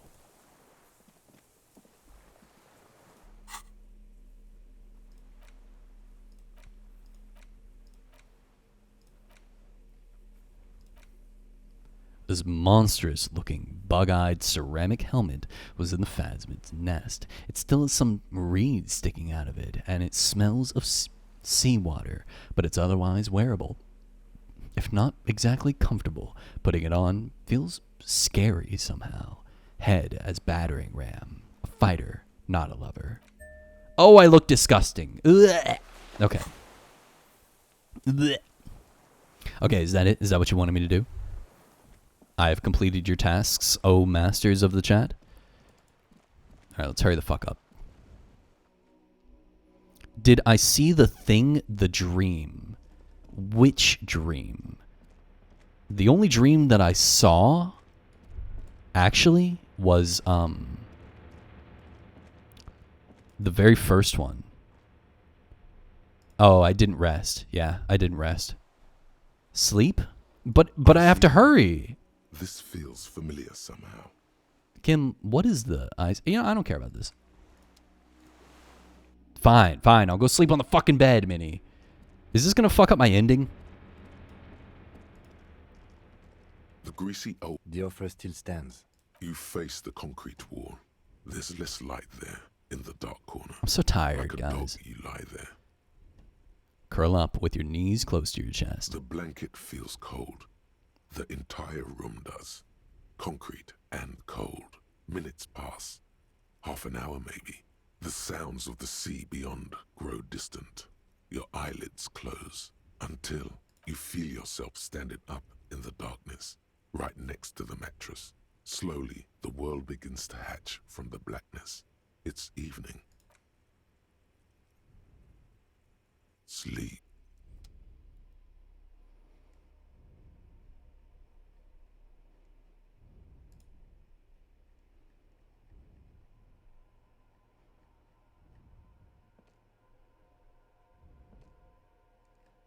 Where's Kim?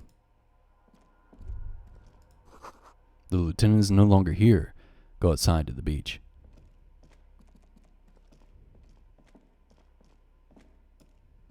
That?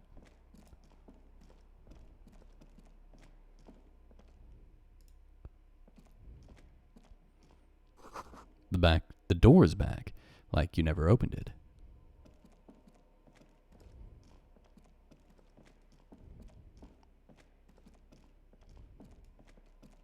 Oh, okay, no door here. All right, down then.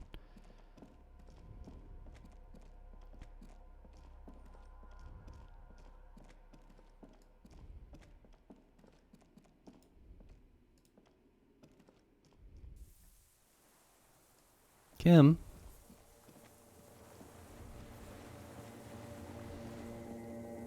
Kim? Go down to the chain. There's something there. Kim?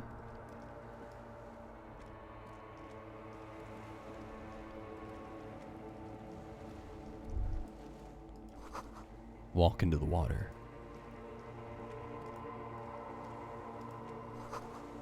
You see her footprints on the water.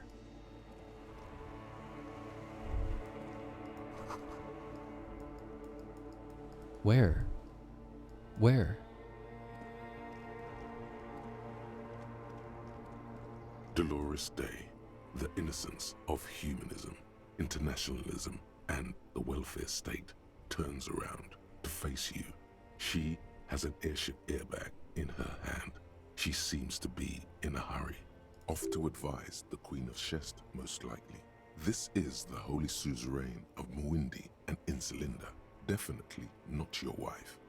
You need to talk to her. Think of the historical knowledge you could glean. I don't know, man. What is the Holy Suzerain doing here? Something seems off.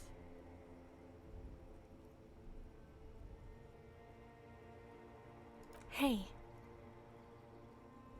Hey? That's all I get? How are you doing? I'm sorry, I shouldn't have bothered you. I'm doing really good, actually. Both professionally and romantically. I've come to a fulfilling and peaceful period in my life. Well, how are you doing, Harry? I discovered a new species. I solved the entire case of the hanged man. I'm not doing very well. I'm dying in a ruined flak tower, blood dripping down my chest. I'm in my head. I miss you. Wow, see? The entire case. She smiles. It's another sad smile with knitted brows. She is trying to muster enthusiasm. I told you. Good things can still happen. I guess, yeah. Exactly. Now. She glances over her shoulder. You hear distant traffic. An airship passes overhead. Dogs bark somewhere. Where are you going? I'm going to Morova. to live there, in Grad. It's 1 million kilometers away, Harry. Might as well be another lifetime.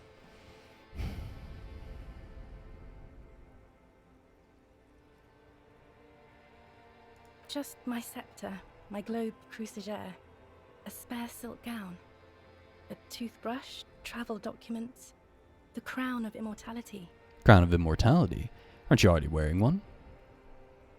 Cool. She looks at the suitcase, not knowing what more to say. Then, over her shoulder, silence. Her nuptial gown flows in the wind, wraps around her holy body. Anyway, Your skin is holy and soft. I don't want to fucking say that.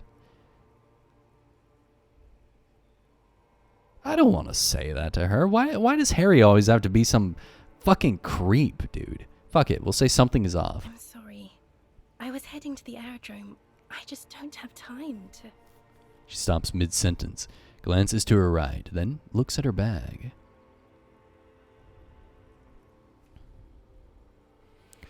I don't... Look, if this option ended right here, can you stay for a moment? We need to talk. I would choose this, but we need to have one more massive epic showdown. What the fuck? Stop tormenting this woman, Harry. Why are you doing this? Minnie, you want me to do it? Is this who you want me to be, Minnie? No, Harry. No. I don't want a massive epic showdown. I want to go to the aerodrome. I have tickets for the 10:20 flight to Morova. Really. She looks at you plaintively. We don't have anything to talk about anymore. Every combination of words has been played out. The atoms don't form us anymore. Us. Our love. Our unborn daughters. It's all gone. I have to go to the aerodrome. I have to leave Revachol and you. And you have to be alone. In hell. Forever. That's just the way it is. Oh God, whatever you do, don't try to kiss her yet. Not after that. You're still reeling. You'll fall over if you try now. But that's not a very good way for things to be. War criminal! Don't go. 72. 72, chat. Let's go!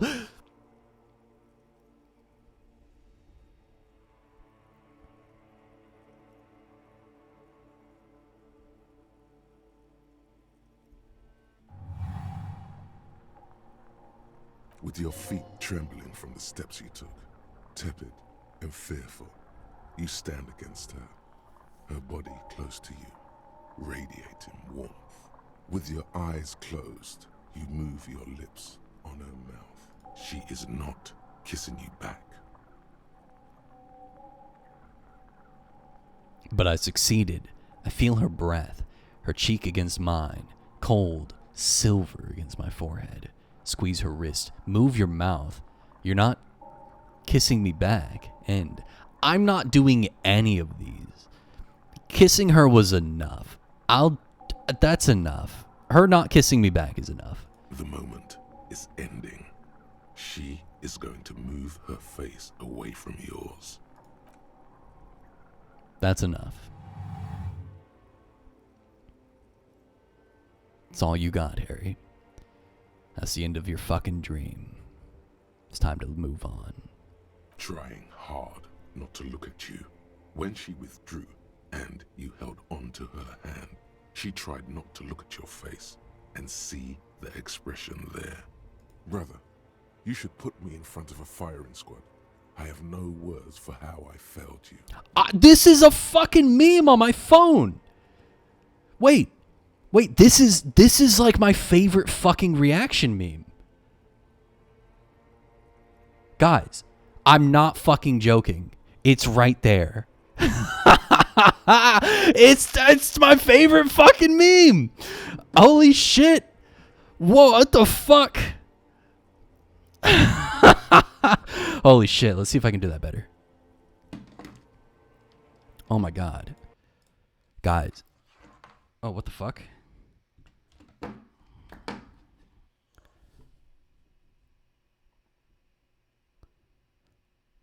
That's it's my favorite fucking meme. Holy shit. Okay, alright, well, that's that then. Yeah, that's that then. No, Harry, not yet. There is one more thing you have to see. She slides her hand down her chest and onto her lower stomach and smiles. I'm pregnant. It's his, the man I heard on the phone. Yes, he did it. Who talks about getting pregnant like that? Ugh, what the fuck? Ugh. Okay, I'm sorry. And now we're back to Sag. Yeah, everybody get your laughies out. It's now time for cry-ease. I terminated yours. Don't you remember, you poor fuck? You poverty-stricken fuck. What the fuck? Whoa, you bitch! Now, go ahead. Ask me more questions. Let's talk about something else. No, fuck you. I'm done. I'm done. It's not. But She looks at her feet. Little golden sandals cover her toes. But what? Tell me there's something good. I don't know why I said but. There is no but. That's it? That's it, yes. We've talked about it a million times. You will get over it, just like I did. People do. Things will get good for you again. Where in hell? Good for me where? In fucking hell? I'm not getting over it at all. You're right. I don't even remember who you are anymore. Maybe. I think I've reached the end of the investigation. Yeah, I think I'm done. See? It just takes some time. For you, I think it'll take something like 20 years, maybe. Fuck you, Dolores It was Day. hard for me, too. I used to think I couldn't live without you. She looks you straight in the eye. Her irises are light blue, flecked with green. But I can. 20 years? That's too much time. So you felt that way once, that you cannot live without me? It doesn't have to be like this. Maybe we could try again. Okay then, super okay. I still have other things I want to know. No, Harry. We can't. Why? We already tried again, and it didn't work. Is that how it is now? We should just try all good things twice and then give up. By that logic. What went wrong when we tried again? I can do better. Okay, I won't ask anymore. She does not seem relieved at all. Glances over her shoulder, then at you.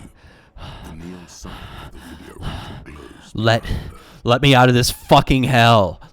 This is hell. You want to talk about fucking hell, Harry? Forcing me, the player, to beg for this person who does not want me. This is hell. This is fucking hell, bro. Fuck. No, don't say it. Don't beg. It will only make her go. That's all I have left. Please. I have to, Harry. Really, I've already missed the 8:30. I've already missed the 8:30. Yeah, get the fuck out of my face. I'm so mad. Love you. She has said so 100 times. Wait, can we sit down and have a coffee first? There's a cafeteria on the corner. Hold on. What is there to do in Morova? You don't want me to let you go. Not really. You asked me not to. Okay, I understand. Nods silently, like a martyr. No, you don't. You're just being a martyr. Shut the And I'm really going now. Just go! Time is up. Get the fuck away from me! Be on the 10:20 flight. Get the fuck away from me! I won't see you, but you will see me. How can that be? Oh, Harry. This is a dream. Can't you see? I'm already in Morova by now. Who knows how long ago this happened? A year? 2? 5 years ago? How will I see you again then? Right here, tomorrow night. Once this dream starts happening, it keeps happening. 3 times a week, at least. And Harry, it really, really looks like it started happening again. There's the video rental. I'm suffocatingly beautiful and young. And I smell of tutti frutti chewing gum. And my breasts are huge, and my ass is fat, and my lips are luscious. So long ago. But this is intolerably bad. Oh yes, this is real darkness. It's not death or war or child molestation. Real darkness has love for a face. The first death is in the heart, Harry. Okay, alright. Harry, you gotta stop talking to yourself this way. Fuck. See you tomorrow. I hope I don't.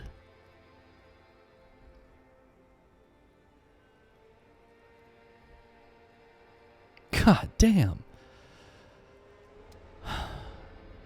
Alright, sorry about that, chat. I fucking exploded. I hope you can forgive me. Think about a Dolores, like a mix between her real wife and his self-hatred. Yes, I agree. Let's solve the fucking case. My sleep was deep and invigorating. Try to cover up the blood seeping out with your hands. Actually, it was total annihilation, Kim. Swallow the blood and conclude. Let's get back to the mainland. What's the next step in the task chain? Spout the blood and get back to work. You're a badass like that. Okay. Yeah, let's just fucking go, dude. So, how did you like it, Minnie? Or not Minnie, Salty, just fucking clip it and watch it back if you want to know. I'm going to say it, Caught. I'm glad you saw the scene. Look, I'm glad I saw the scene for that fucking meme, okay? That was the highlight of today for me. Seeing that fucking meme, I'm cool with that. Everything I'm cool with that. And also, it was funny. The skiff is swaying. We are done here. He says, adjusting his glasses as he looks out over the water. The skiff rocks gently under your weight as you get in. The ride back is uneventful and quiet. But for the sound of conversation on the water, there is someone inland waiting for you. 2 men and a woman stand on the concrete square of a nameless village, looking at a small yellow boat as it draws closer. The sea is calm. You reach the jetty and climb out of the skiff. Yep, and I know who it is. I know who it is. Sure do. Look what the tide brought him.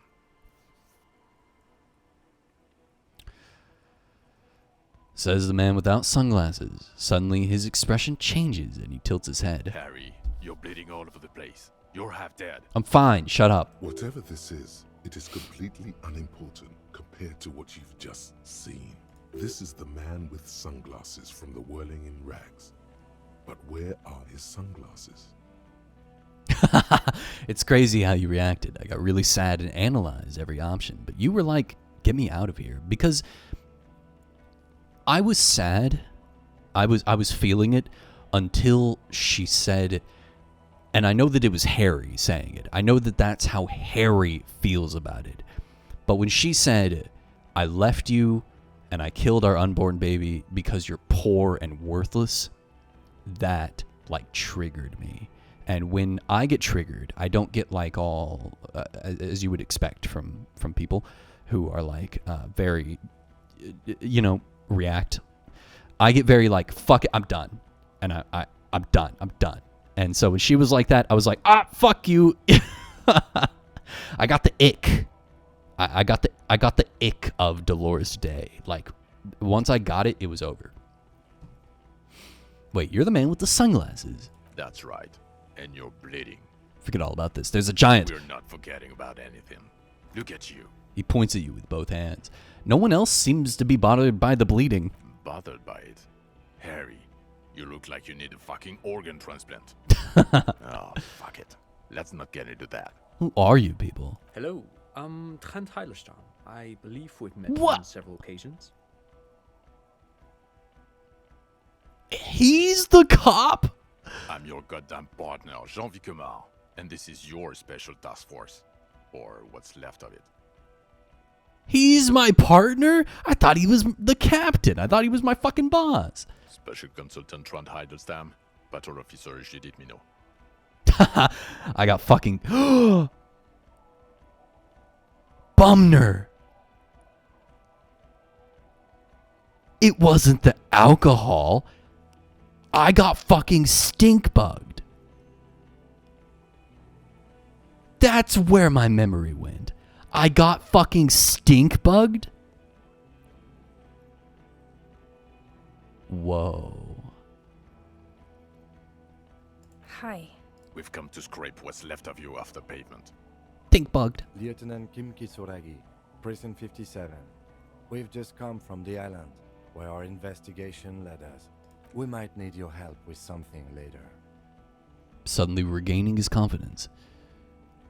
It might actually just be the alcohol. I bet it was. You know what? No, I bet it was. As if he recalled that he's in fact a decorated police lieutenant and not a naughty boy. We were being naughty boys, weren't we? But this is clearly a departmental matter, so I'm going to leave you to discuss it among yourselves. Way to feed me to the wolves. No, Kim, you gotta have my back. Let's destroy them. Yeah. It's good to meet you, Lieutenant Kitsuhagi. She says warmly, flashing the lieutenant the tiniest of smiles. Letting the lieutenant know he shouldn't feel embarrassed over the shitstorm that's about to befall you. What is this about? Ari, we want to help you. Trant, I believe this is where you come in? I don't quite know what I'm doing here. I was asked to participate as an expert. I think I need to manage your expectations a little. I'm at best an enthusiast in cognitive science. Oh, so he's not a police officer. My background is in something else entirely. I engage in neurology on a merely theoretical level. In fact, I should probably get going. No, Trant, it's too late. You're part of this shit now. What have you got to say for yourself, shit kid? His voice sounds fake. Like he's using a voice changer. Do you know what I mean? Like it just sounds fake. How'd you know I was here? You aren't the man with sunglasses at all. You're not even blonde. You never told me you're not the horse-faced woman.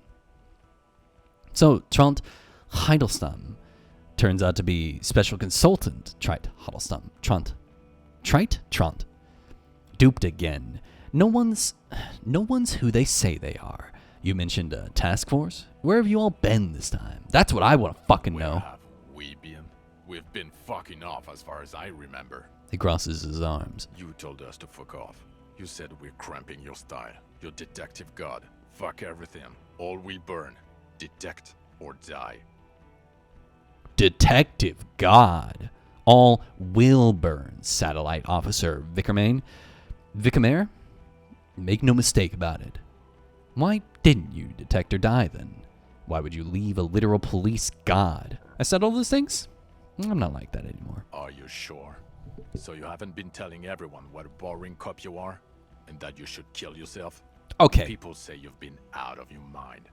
I asked around. That is true. How'd you know I was here? The cafeteria manager you fucked over told us where you went. I fixed that. Fuck you. I saved his establishment and he betrays me?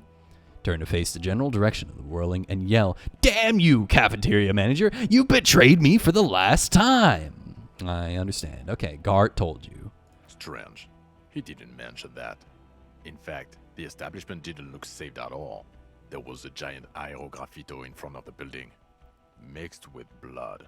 It was one junior delinquent. I don't know. It had shit kid written all over it.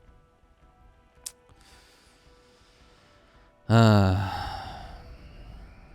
are these so Major dumb? Crimes Unit, under Lieutenant Dubois and Vicomar. Ring any bells?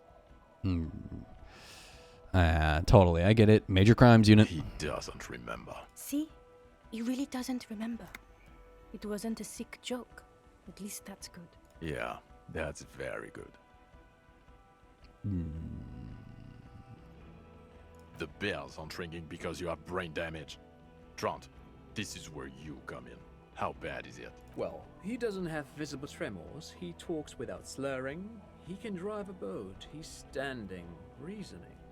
All good signs, but complete retrograde amnesia, episodic and semantic. Meaning, you forgot both who you are and the definitions of money, e-solar, pound, and so on. As displayed in the station call, our interactions with him, and I don't want to be a snitch, but also mine with him before when Harry did not seem to know who I was. It's all very interesting. Interesting? Yes, interesting. I have my theories, but I would like to hear Harry's thoughts first. Harry, what do you think happened to you? Neurologically, psychologically, and why not socioeconomically? Socioeconomically? You think I'm so poor I lost my memory? I drank so much I lost my memory, and now I'm slowly recovering it. So broke you lost your memory. I made it all up. It was a fantasy, a stupid joke. I know who I am. It might have something to do with an anomaly in the church, a 2mm hole in the world. I am highly experimental detective. This was a method I used to solve the case. Something so sad happened to me that I couldn't be me anymore. It was a defense mechanism. He is. He's getting better. And I can confirm that he drank a lot of... You wanted me to choose 3? Sorry. Sorry, I believe he drank. People do that, especially this one. What they don't do is forget their whole life because of drinking. But Detective Vigmer, he has blanked out before. I have? Yes, a couple of times. After some of the more serious benders. One was after the 2 drunks case. The other when we looked into that mural. Interesting. So at Mural? first he dipped his toes into it, prepared. That's where he would have gotten the idea, yes. Practice. And then he used alcohol to get there, so to speak. So, Trunt is proposing that I did this on purpose. What do you mean? Well, here's my theory. What if this is an absolutely normal reaction to the world we're living in? What if this is not a significant anomaly at all? Something to be explained, approached as a defect? Look at the sensory input here. He gestures towards the scenery. Look at the ruins, the neon. Listen to the radio, the multitudes, the people. Live here for 40 years. As a police detective, he's like a magnetic reader on the world tape, to borrow a known metaphor. Harry's been pushed flat against it. Total input. Hardwired to the free market. He just needed for its end. Okay, Trent, thank you. That's absolutely meaningless. No, I get it. I'm glad we brought you. Will he or will he not The be evils of capitalism. Is he a cretin now? I want to know that. He's not a cretin, and he is able to do work. If not in his previous leadership role, then as a line detective. The line detective is good for now. He's wrong. I'm too far gone for work. Fuck all of you. I don't want to be in your unit. I'm ready to lead again. I think line detective is good. I want to work with Kim. For now, I misphrased my question. It should have been, is he able to put his clothes on and use the party? Or do we need to get him on a disability pension? Now nothing. Now we're just going to stand here. Just stand there. Really? Yeah. Just stand there. It's cool. No. Now we discuss that. What the fuck did you do to a motor carriage? Why is it there, Harry? Hold on. In the ocean? Feign ignorance. It was stolen by Jacob Irv. I drove it in the ocean when I was drunk. I thought the killer would be underwater. He wasn't. I don't know what I'm doing here. I don't know what it's doing there. I'm just going to tell the truth. Make this quick. Make this fast. Admits it. Thank you for your honesty. Thank you for destroying 45,000 real of police property that's coming out of everyone's payslip. Whoa. Fuck you. It doesn't matter. Your badge, Harry. Show me your badge. I got the badge right here. In a rush to demonstrate your badge, your eager fingers can't sustain a grip on the smooth plastic, and the badge slips out of your hand.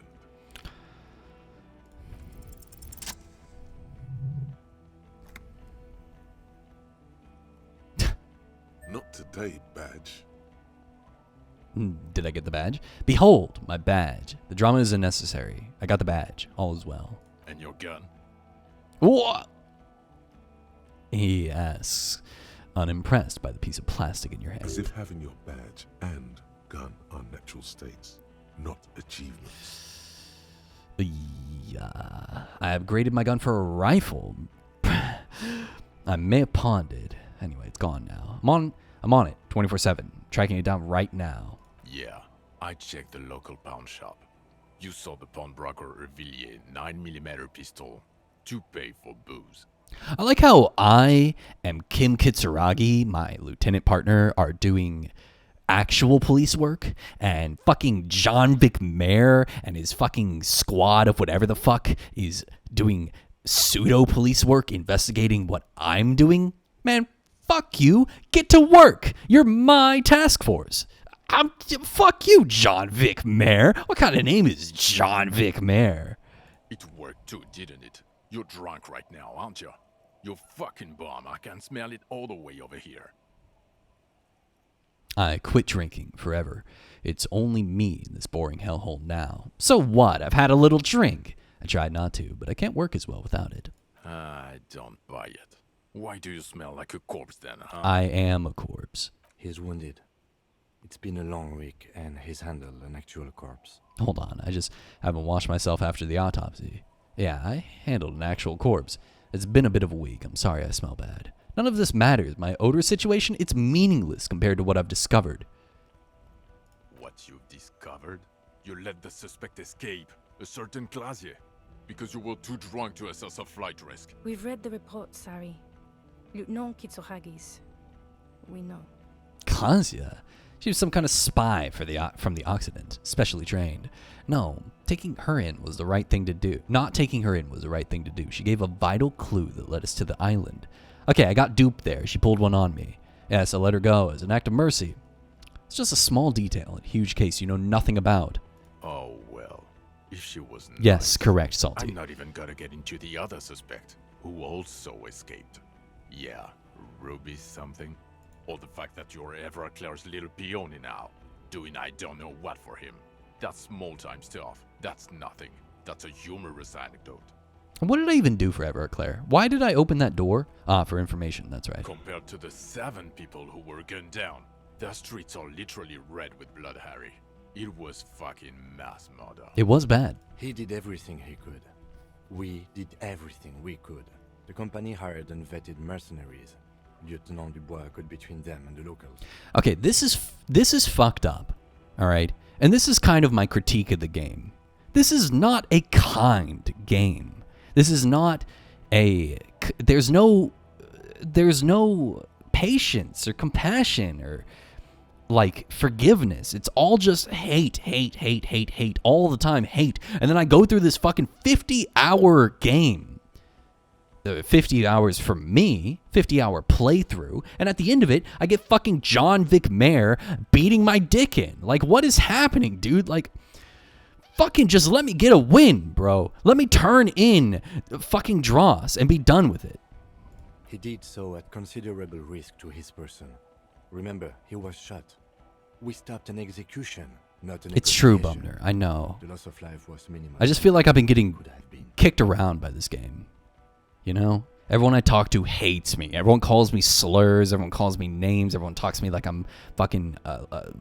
like, if only the fucking Hardy Boys would have just helped me with the investigation instead of trying to cover it up like idiots. If only Ruby, like, had not fucking blasted me and then disappeared. I just fucking, like, these people, man. Kim Kitsuragi's the only person that I like. The only one. The only one that was cool to me. And he's getting his dick kicked in too. He did so at a considerable risk to his person. Remember, he was shot. We stopped an execution, not a negotiation. The loss of life was minimal compared to what it could have been. I also solved the case. It's solved. All of it. Yeah, it was a massacre. We got wiped. Where the hell were you? Firefight is a trivial matter compared to the greatest discovery of this century. I'm just sorry. Detective, it's better if I do that. He says in a lowered voice. It's so much better if he does this. 1,000,000 times better. True. Thank you for the input, Lieutenant Kitsuragi. I didn't mean to suggest you didn't handle the situation. He brushes a stray strand of hair out of his eye. You've spent the week with him on this case.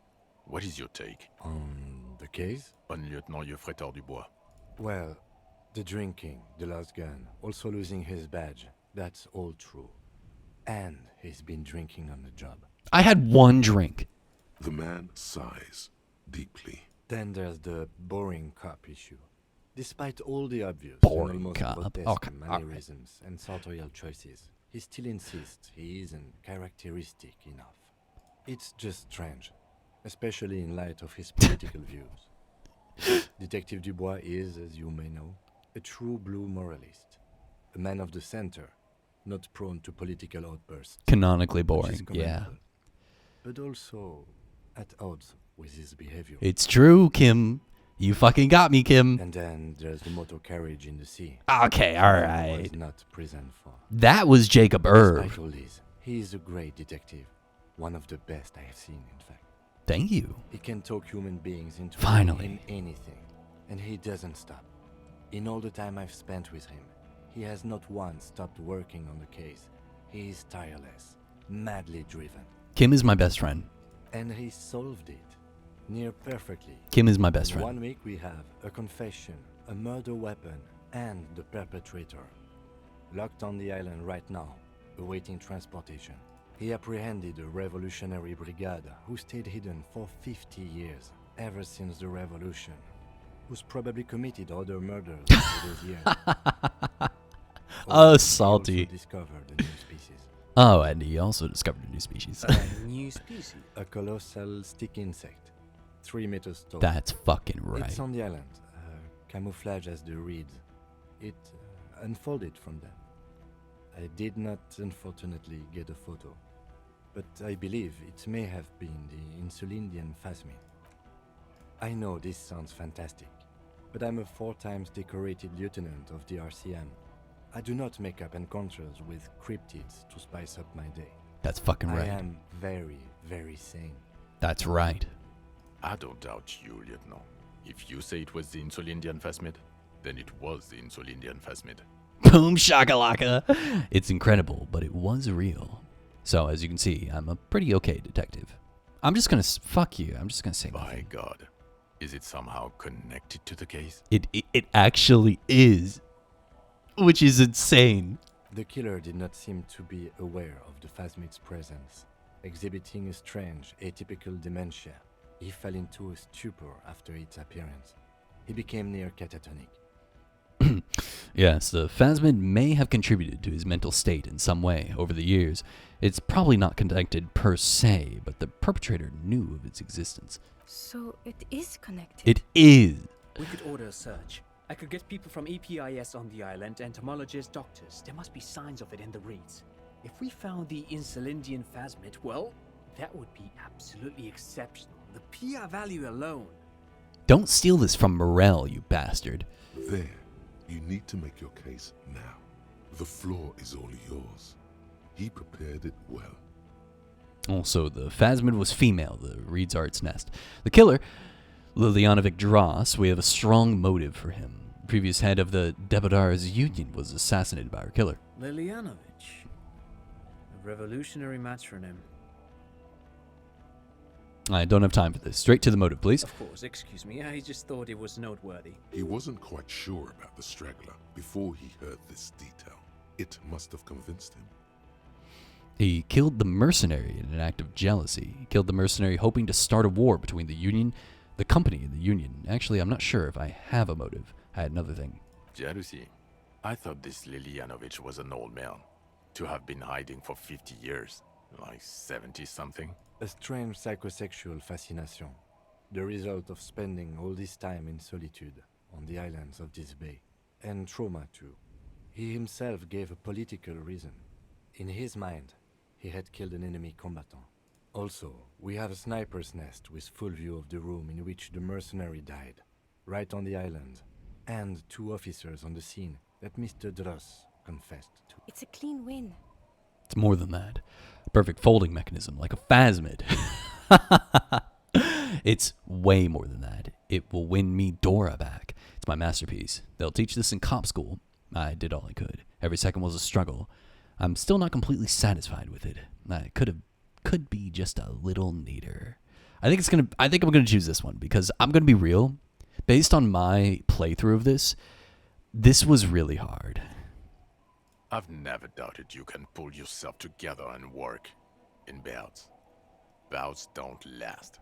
I can still smell the booze on the wind. Oh, you won that part? Okay.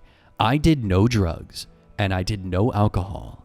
And then at the very end, I had to do alcohol one time in order to level up so that I could level up my shivers and retry a shivers because I had fucking soft locked my game. If I didn't drink the alcohol and then save scum that check, my game would have been soft locked. I literally had to.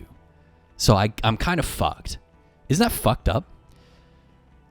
This is the time to go all in on the Bigfoot hunter. Yeah, this is it. This is the time at the very end of the game. God damn it. Doesn't it ever leave? It is there. Like in your bones or something.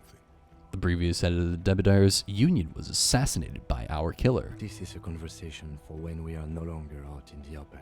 In Martinez, where Everard and Edgar Clare have ears everywhere. The lieutenant lowers his voice just a little. And eyes, too. Your return from the island must not have gone unnoticed. Understood, of course. But a case against Everard would be big. I would prefer not to partake in anything Union-related, for political neutrality. This has to be good stuff for him to backpedal out of it at first mention. There was also a dead man on the boardwalk, a missing person I found. Yes. Fallen through a gap in a boardwalk. Drunk. How did you know I found him? The body was transported to Precinct 41, our morgue. I had Tilbrook and Mullins take care of funeral arrangements and family stuff. You're not the only cop in the world, Harry. This all comes back to us. Grabbage. Hi, Quincy. Still, good work with the missing person, detective. I also looked into the mystery of the doomed commercial area. I don't know what a doomed commercial area is. Here you go. Why? That's not what There was a possible witness in there, and it was close to the crime scene. He was just chasing a lead and ended up advising a local shopkeeper. It was okay. Of course. Call it community outreach, right? Dodged the bullet there. For a moment, it seemed like you were just wasting time. Female? You had to see it. It had the subdued colors of a female. Incredible. Were there egg? Not as far as I could see. There were other things there, though.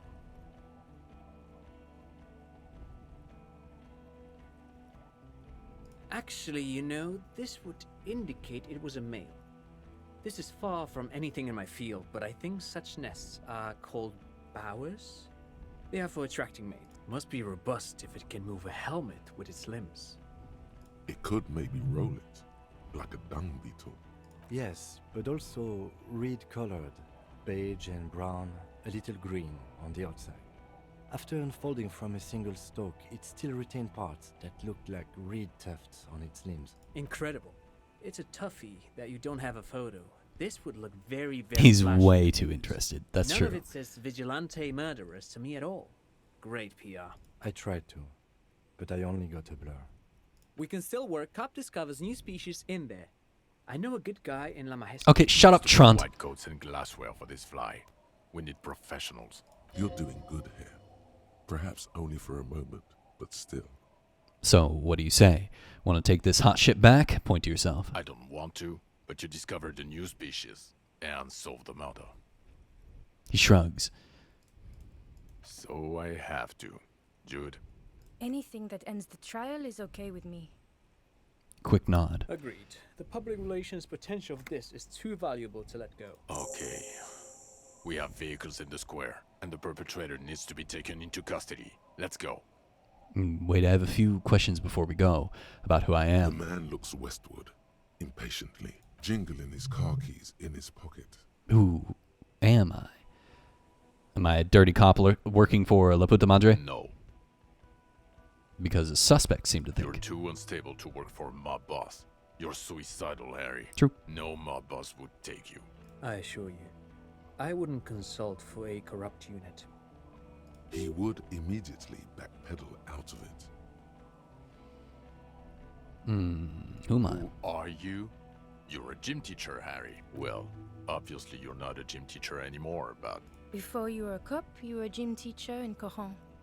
It's getting really cold outside. Should we maybe...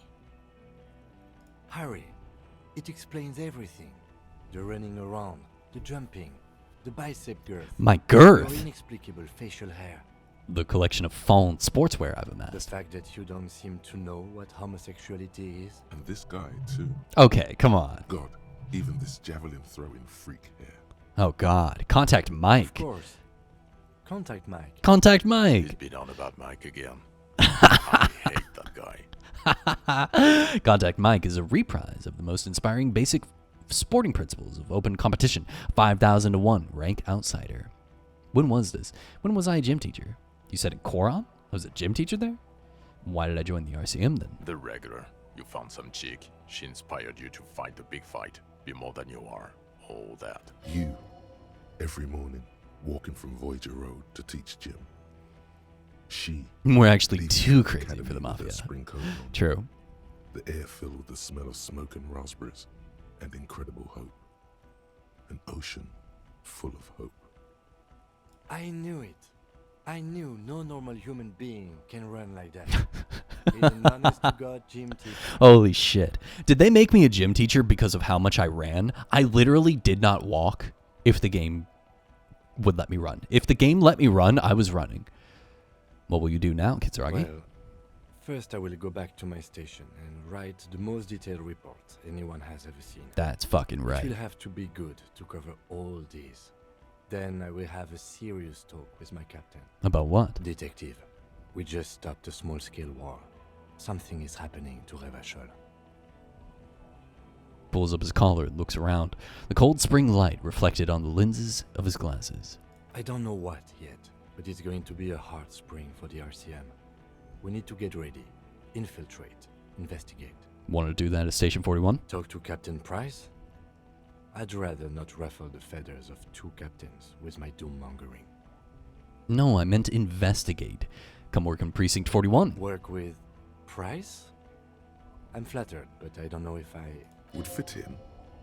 Am crazy enough. Can take the stress. There He actually doesn't know how to finish the sentence. There's some voice lines where Kim is like, yeah, he really likes running. This truly came as a surprise to him. Not a bad one, but he's at a loss. I think Kim Kitsuragi would be my perfect partner. Get rid of fucking John Vickerman. Flattered? You're Lieutenant Kitsuragi. We would be flattered if you even considered. True. I would have to tie things up in GRIH first. But, I mean, whatever is coming, Jamrock will be more central to it than the harbor. The lieutenant turns very serious all of a sudden. And we also have a huge caseload, Lieutenant. Piles that we need to get back to. True. Mountains, even. I do like the sound of that. He returns her smile. He's really considering it. Let's fucking go! Good. She looks at you, and then Vicmare. Fuck it, let's go. Fuck it, let's go! Auto carriage. It's a 20-minute drive to Jamrock. Under the afternoon sky.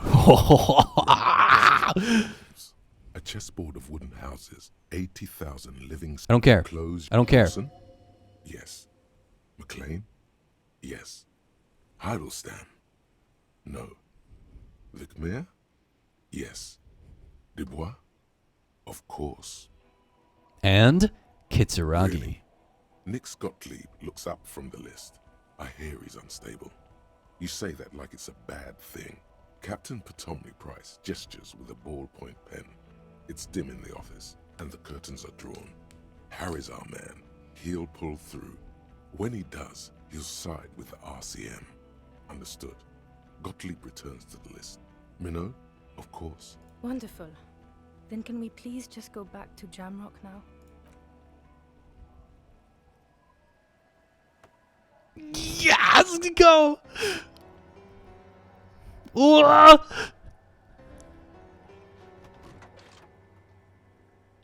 Seems like I seriously. You really did. It was like 3 more hours.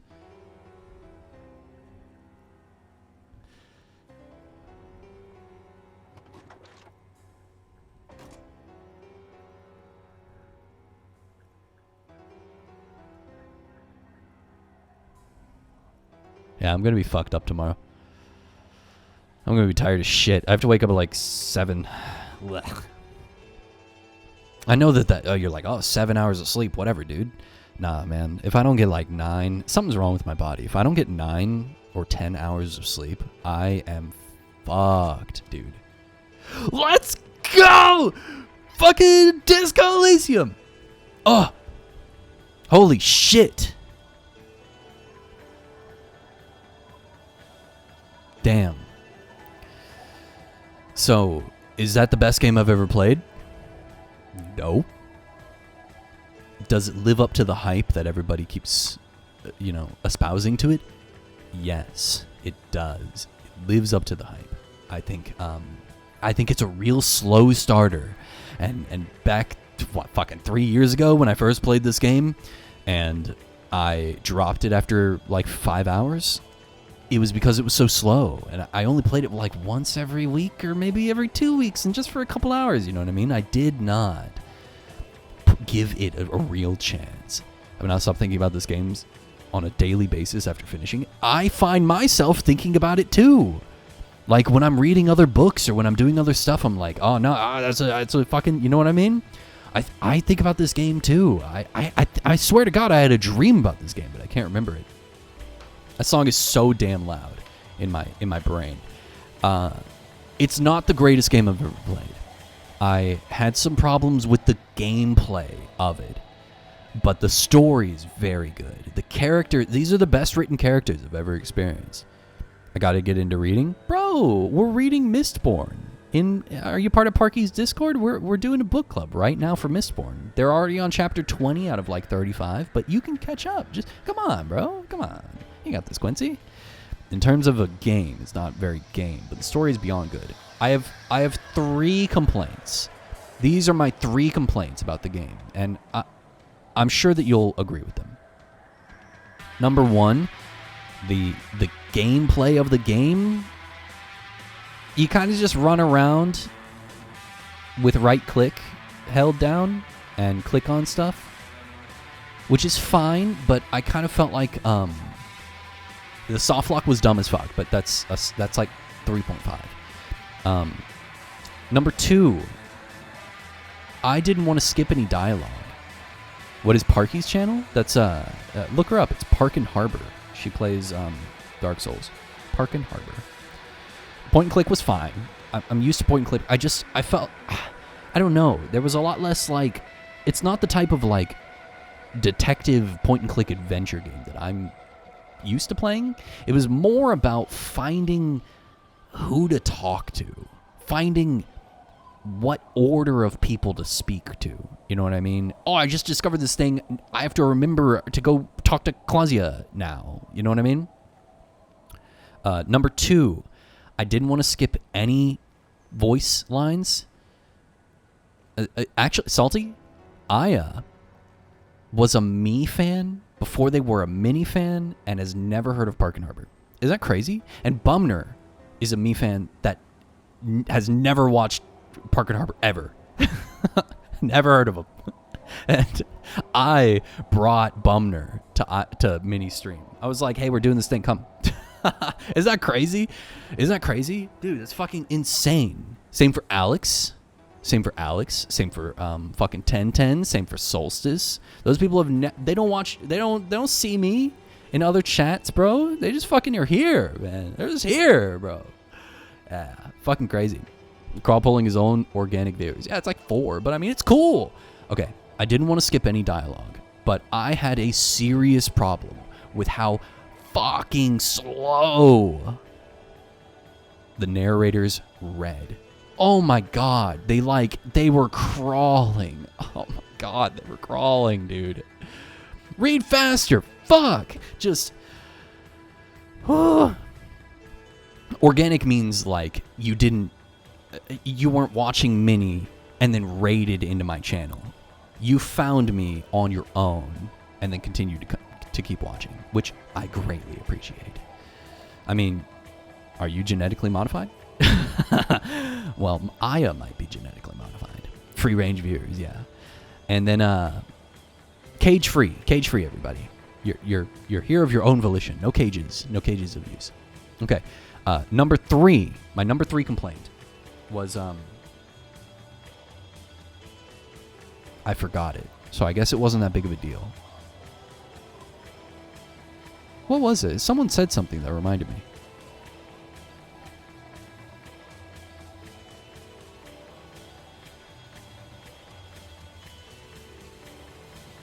I literally forgot point 3. I'm sorry, I forgot point 3. Well, actually, Kroll had me in a cage for 3 months before I finally caved and started watching his stream. Okay, yeah, whatever. I think I messaged you, and I was like, hey, I'm going to start streaming again. And you were like, yeah. No, I'm actually okay with the die roll. I guess if I had to make a complaint, it would be, yeah, Quincy, I think so. Actually, I think it was Mini stream, specifically. I think Mini raided into me. I think Mini raided into me, and you joined, Quincy. I think that's what happened, yeah. A lot of Parky's viewers watch Mini, and Mini last year rated me, I think, 10 times more than any other person. So, you know, they're gonna figure out I'm here. That's where Gaycom came from too. Gaycom's such a sassy bitch. Okay, anyway, I can't remember. The dice was okay. I had some minor complaints about it, of like, you know, the soft lock was annoying. The if it's impossible, it's like scripted failure because I didn't do the quest, but it still gives me the chance to do it. I thought that was kind of lame, but that's okay. It's just part of the game. That's kind of like the D&D aspect of it. I am used to games where I have to read a lot. I'm used to games where I have to read a lot, and bro, you hear me talk about it all the time, all the fucking time. Okay, you hear me talk about it all the time. I read books, I read manga, I read books, I read all the time, and this game just front ends the fucking reading. Like it goes like, hey, new game, and then you get this grid of shit, and you have to click every one and read every one and figure out what they do. It just front ends it. It's so much up front. And imagining playing this game without the narration, holy shit, that would have been a nightmare for people. Like, God, I'm reading a fucking novel every time I sit down, you know what I mean? It's so much, it just front ends everything. And some shit I did not give a fuck about. Like, I kind of regret putting points into Encyclopedia because I would have rather have gotten Shivers stuff than Encyclopedia stuff. I don't need to know the make and model of a car or the history of a gun. I don't care. But the Shivers stuff was way cooler. So there was almost like a little bit of a regret for me because sometimes I'd get Shivers stuff. Sometimes I'd get the body stuff, and I'd be like, oh, I like that. And then I'd be fucking loaded with Encyclopedia. I'm the best reader. Meanwhile, Crawl looking at the words like, It's true. It's true. It's so true. Minnie, if you had your own Creighton, I might come back. My BF is allergic to cats. Oh, that's so sad. Throw him away, Minnie. That's unacceptable. No, Sev is a good partner. Sev is a good man. I would trade a cat. I would not trade Creature for Sev, but if I were dating Sev and I did not have a cat, I would choose to not have a cat to keep Sev. That's just the truth of it. It's just the truth of it. It's the truth of it. Which, how much you're trying to provide your credentials on being able to read. I'm beginning to think you're actually illiterate. It's true. It's true. It's true. Quincy, when I visit my family, I pet my mom's cat tons of times. Oh, yeah. Guys. Have you not seen, fuck, do I still have it? Oh, shame. I don't have it anymore. Yeah, Minnie's cat. We have an emote in Minnie's chat called Minnie Cat Fent. It's her cat. It's her parents' cat. It's a real big black and white cat, and she gives it fentanyl. So if you're interested in that, yeah, that's what Minnie does on stream. She gives her cats fentanyl. So we have an emote specifically for it because she does it so often. She's a big cat. Yeah, big ol' baby. The word of the week would be phrenology, bro. Phrenology. Oh my god. And okay, now I'm gonna talk about the game itself, not the complaints I have about the gameplay, but the complaints the feelings I have towards the game. The story was good. I felt when I found Dross on the island, I felt cheated a little bit. I felt like I played the game wrong. And so there was no way for me to have known. You know what I mean? I felt like the game lets you play however you want, be whatever Harry you want, do drugs, drink alcohol, fucking do whatever, communist cop, art cop, sad cop, boring cop, whatever. You have your copology, your copotype, right? And you're playing the game however you want. You're doing it as fast as you want. You're doing it as slow as you want. You take your time. You do whatever. It doesn't matter. You kill everyone. You don't. You blow their brains out. Who gives a shit, right? But then, like, on your first playthrough, I feel like I'm cheated. I feel like I got cheated. I feel like there was no way for me to have known based on the choices that I made. And so when he shows up, I'm like, oh, it makes sense. But, like, I just felt like there was no way for me to have known. And that didn't feel very good. I hated almost every character. I hated them. They were mean and racist and cruel and violent, and they hated me. They hated me. They didn't hate Harry. They hated Crawl. They hated the player. They were like, how fucking dare you play this game? You're a piece of shit for turning on your computer. And I was like, I'm sorry. Don't leave me alone. You know what I mean? Just like I said this already. Oh my, what the fuck? It's so pink. Go back. You kind of have to be an actual Sherlock to realize the breadcrumbs of the game gave about the deserter. Yeah, you do. And as the deserter was talking, I don't agree with a lot of the things he said, but he made a lot of sense.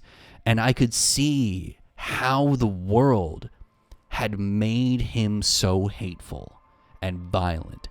He was a product of the world. You sent me a YouTube link. I'm not going to watch that right now. I'll watch that later. I can't wait to watch fucking, what's his name? One of my favorite YouTubers. I cannot remember his name right now. It's midnight. I'm blanking, dude. Jacob Geller. Jacob Geller is one of my favorite. He's a really famous YouTuber. I really like him. He did a video on Disco Elysium a long time ago, and I never watched it. The detective game kind of breaks the detective book rules, but I think the writers did it on purpose. I think they did as well. Yeah. I think they did it specifically because this isn't just a detective book. This is a political thriller. This is a revolution. It's a history book. It's a lot of shit. You should read about the writers. It's very interesting. I actually have the book that this is based on downloaded. I downloaded it years ago, and I never read it. Now that I've played the game, I think it's time to read the book and see what the game creators did that's different. Meaning, I finished Baldur's Gate the other day when I mentioned it, and now I don't know what to play. Play this game. Play this game. This is a good recommendation. But anyway, yeah. Just so much pain, and the characters are in pain, and they inflict pain, and the consequences of that pain is that they endure suffering that they took no part in. You know, he hated the RCM when the war happened and I was 6 months old. You know? Like, that happened 43 and a half years ago, and he's 44. He had no part. Fucking Harry had nothing to do with that. Harry's just a cop trying to do right by the world. And Dross hates him for it. He hates the militiamen. I also hated the militiamen. And so he punishes Klasia because he doesn't believe that they should be allowed to live. It's not even their fault. It's the militiamen's fault. It's not Klasia's fault. She's fucking she's alive, I guess, but she's punished because of the crimes committed by governments and entities and people without faces. You know what I mean? And it's just so painful.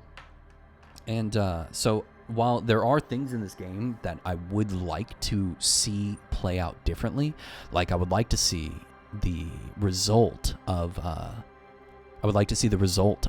the stick insect. I would like to see the result of the different quest lines. Like, what happens with the Union? What happens if I follow all Union? What happens if I follow all Wild Pines? What happens if I follow it through on Suna or in the church or the fucking disco kids, fucking hardcore to the mega? You know what I mean? Like, what if I followed those things? But this game wore on me. It wore on my soul. I kind of, to be real with you, I kind of dreaded playing it. And finishing it because it wore me down. And I don't think I'll ever play this game again. I don't think I'll ever forget it, but I don't think I'll ever play this game again because it's just too much. The last little thing you didn't really see, it's implied that Harry used the empty space in the church to erase his memory. It's basically like a more concentrated version of the radio weapon Ruby used when you find her. He crashed his car, wandered into the church, and stuck his head in it when he realized it's there. That's implied. I thought the implication was that we had already encountered the cryptid. And the cryptid causes memory problems due to its pheromones. I thought the implication was that. But I could see the implication, because we did have that option as a joke option of him saying it was the 2 millimeter hole or whatever. So I guess it's up to interpretation. Was it the cryptid? Was it the alcohol? Was it self-induced? Was it like a stress-induced amnesia? Did he? Because that's real. That people do that in real life. Not on purpose. It's just, it happens. Was it the cryptid? Was it the hole? I don't know. But anyway, it's now midnight. I've been streaming for 6 hours. 6.5 hours, actually. I just want to say thank you, everyone, for being here on this Tuesday. I don't know what I'm going to play next. And since I finished this game today, that means that I will probably not stream on Thursday. I'm not going to stream on Friday because I'm going to be watching Minnie play the new Tomb Raider game. So if you want to join for that, feel free. In Minnie's channel, that's where I'll be, whatever time she starts. And I will stream on Saturday, hopefully, with a new game. But thank you all for being here. I really appreciate you guys. No matter how you found me. If you came from Parky's chat, where I used to chat all the time. If you came from Minnie's chat, where I chat all the time. If you're from a Discord, if you're from a raid, if you just found me because of a game that I played, I just want to say thank you very much for joining me, and I appreciate it. I don't know what I'll be playing next, maybe something with a little bit less reading, but we'll get there. We'll play something. Maybe something with a little more action, you know? Thank you, everybody, for watching.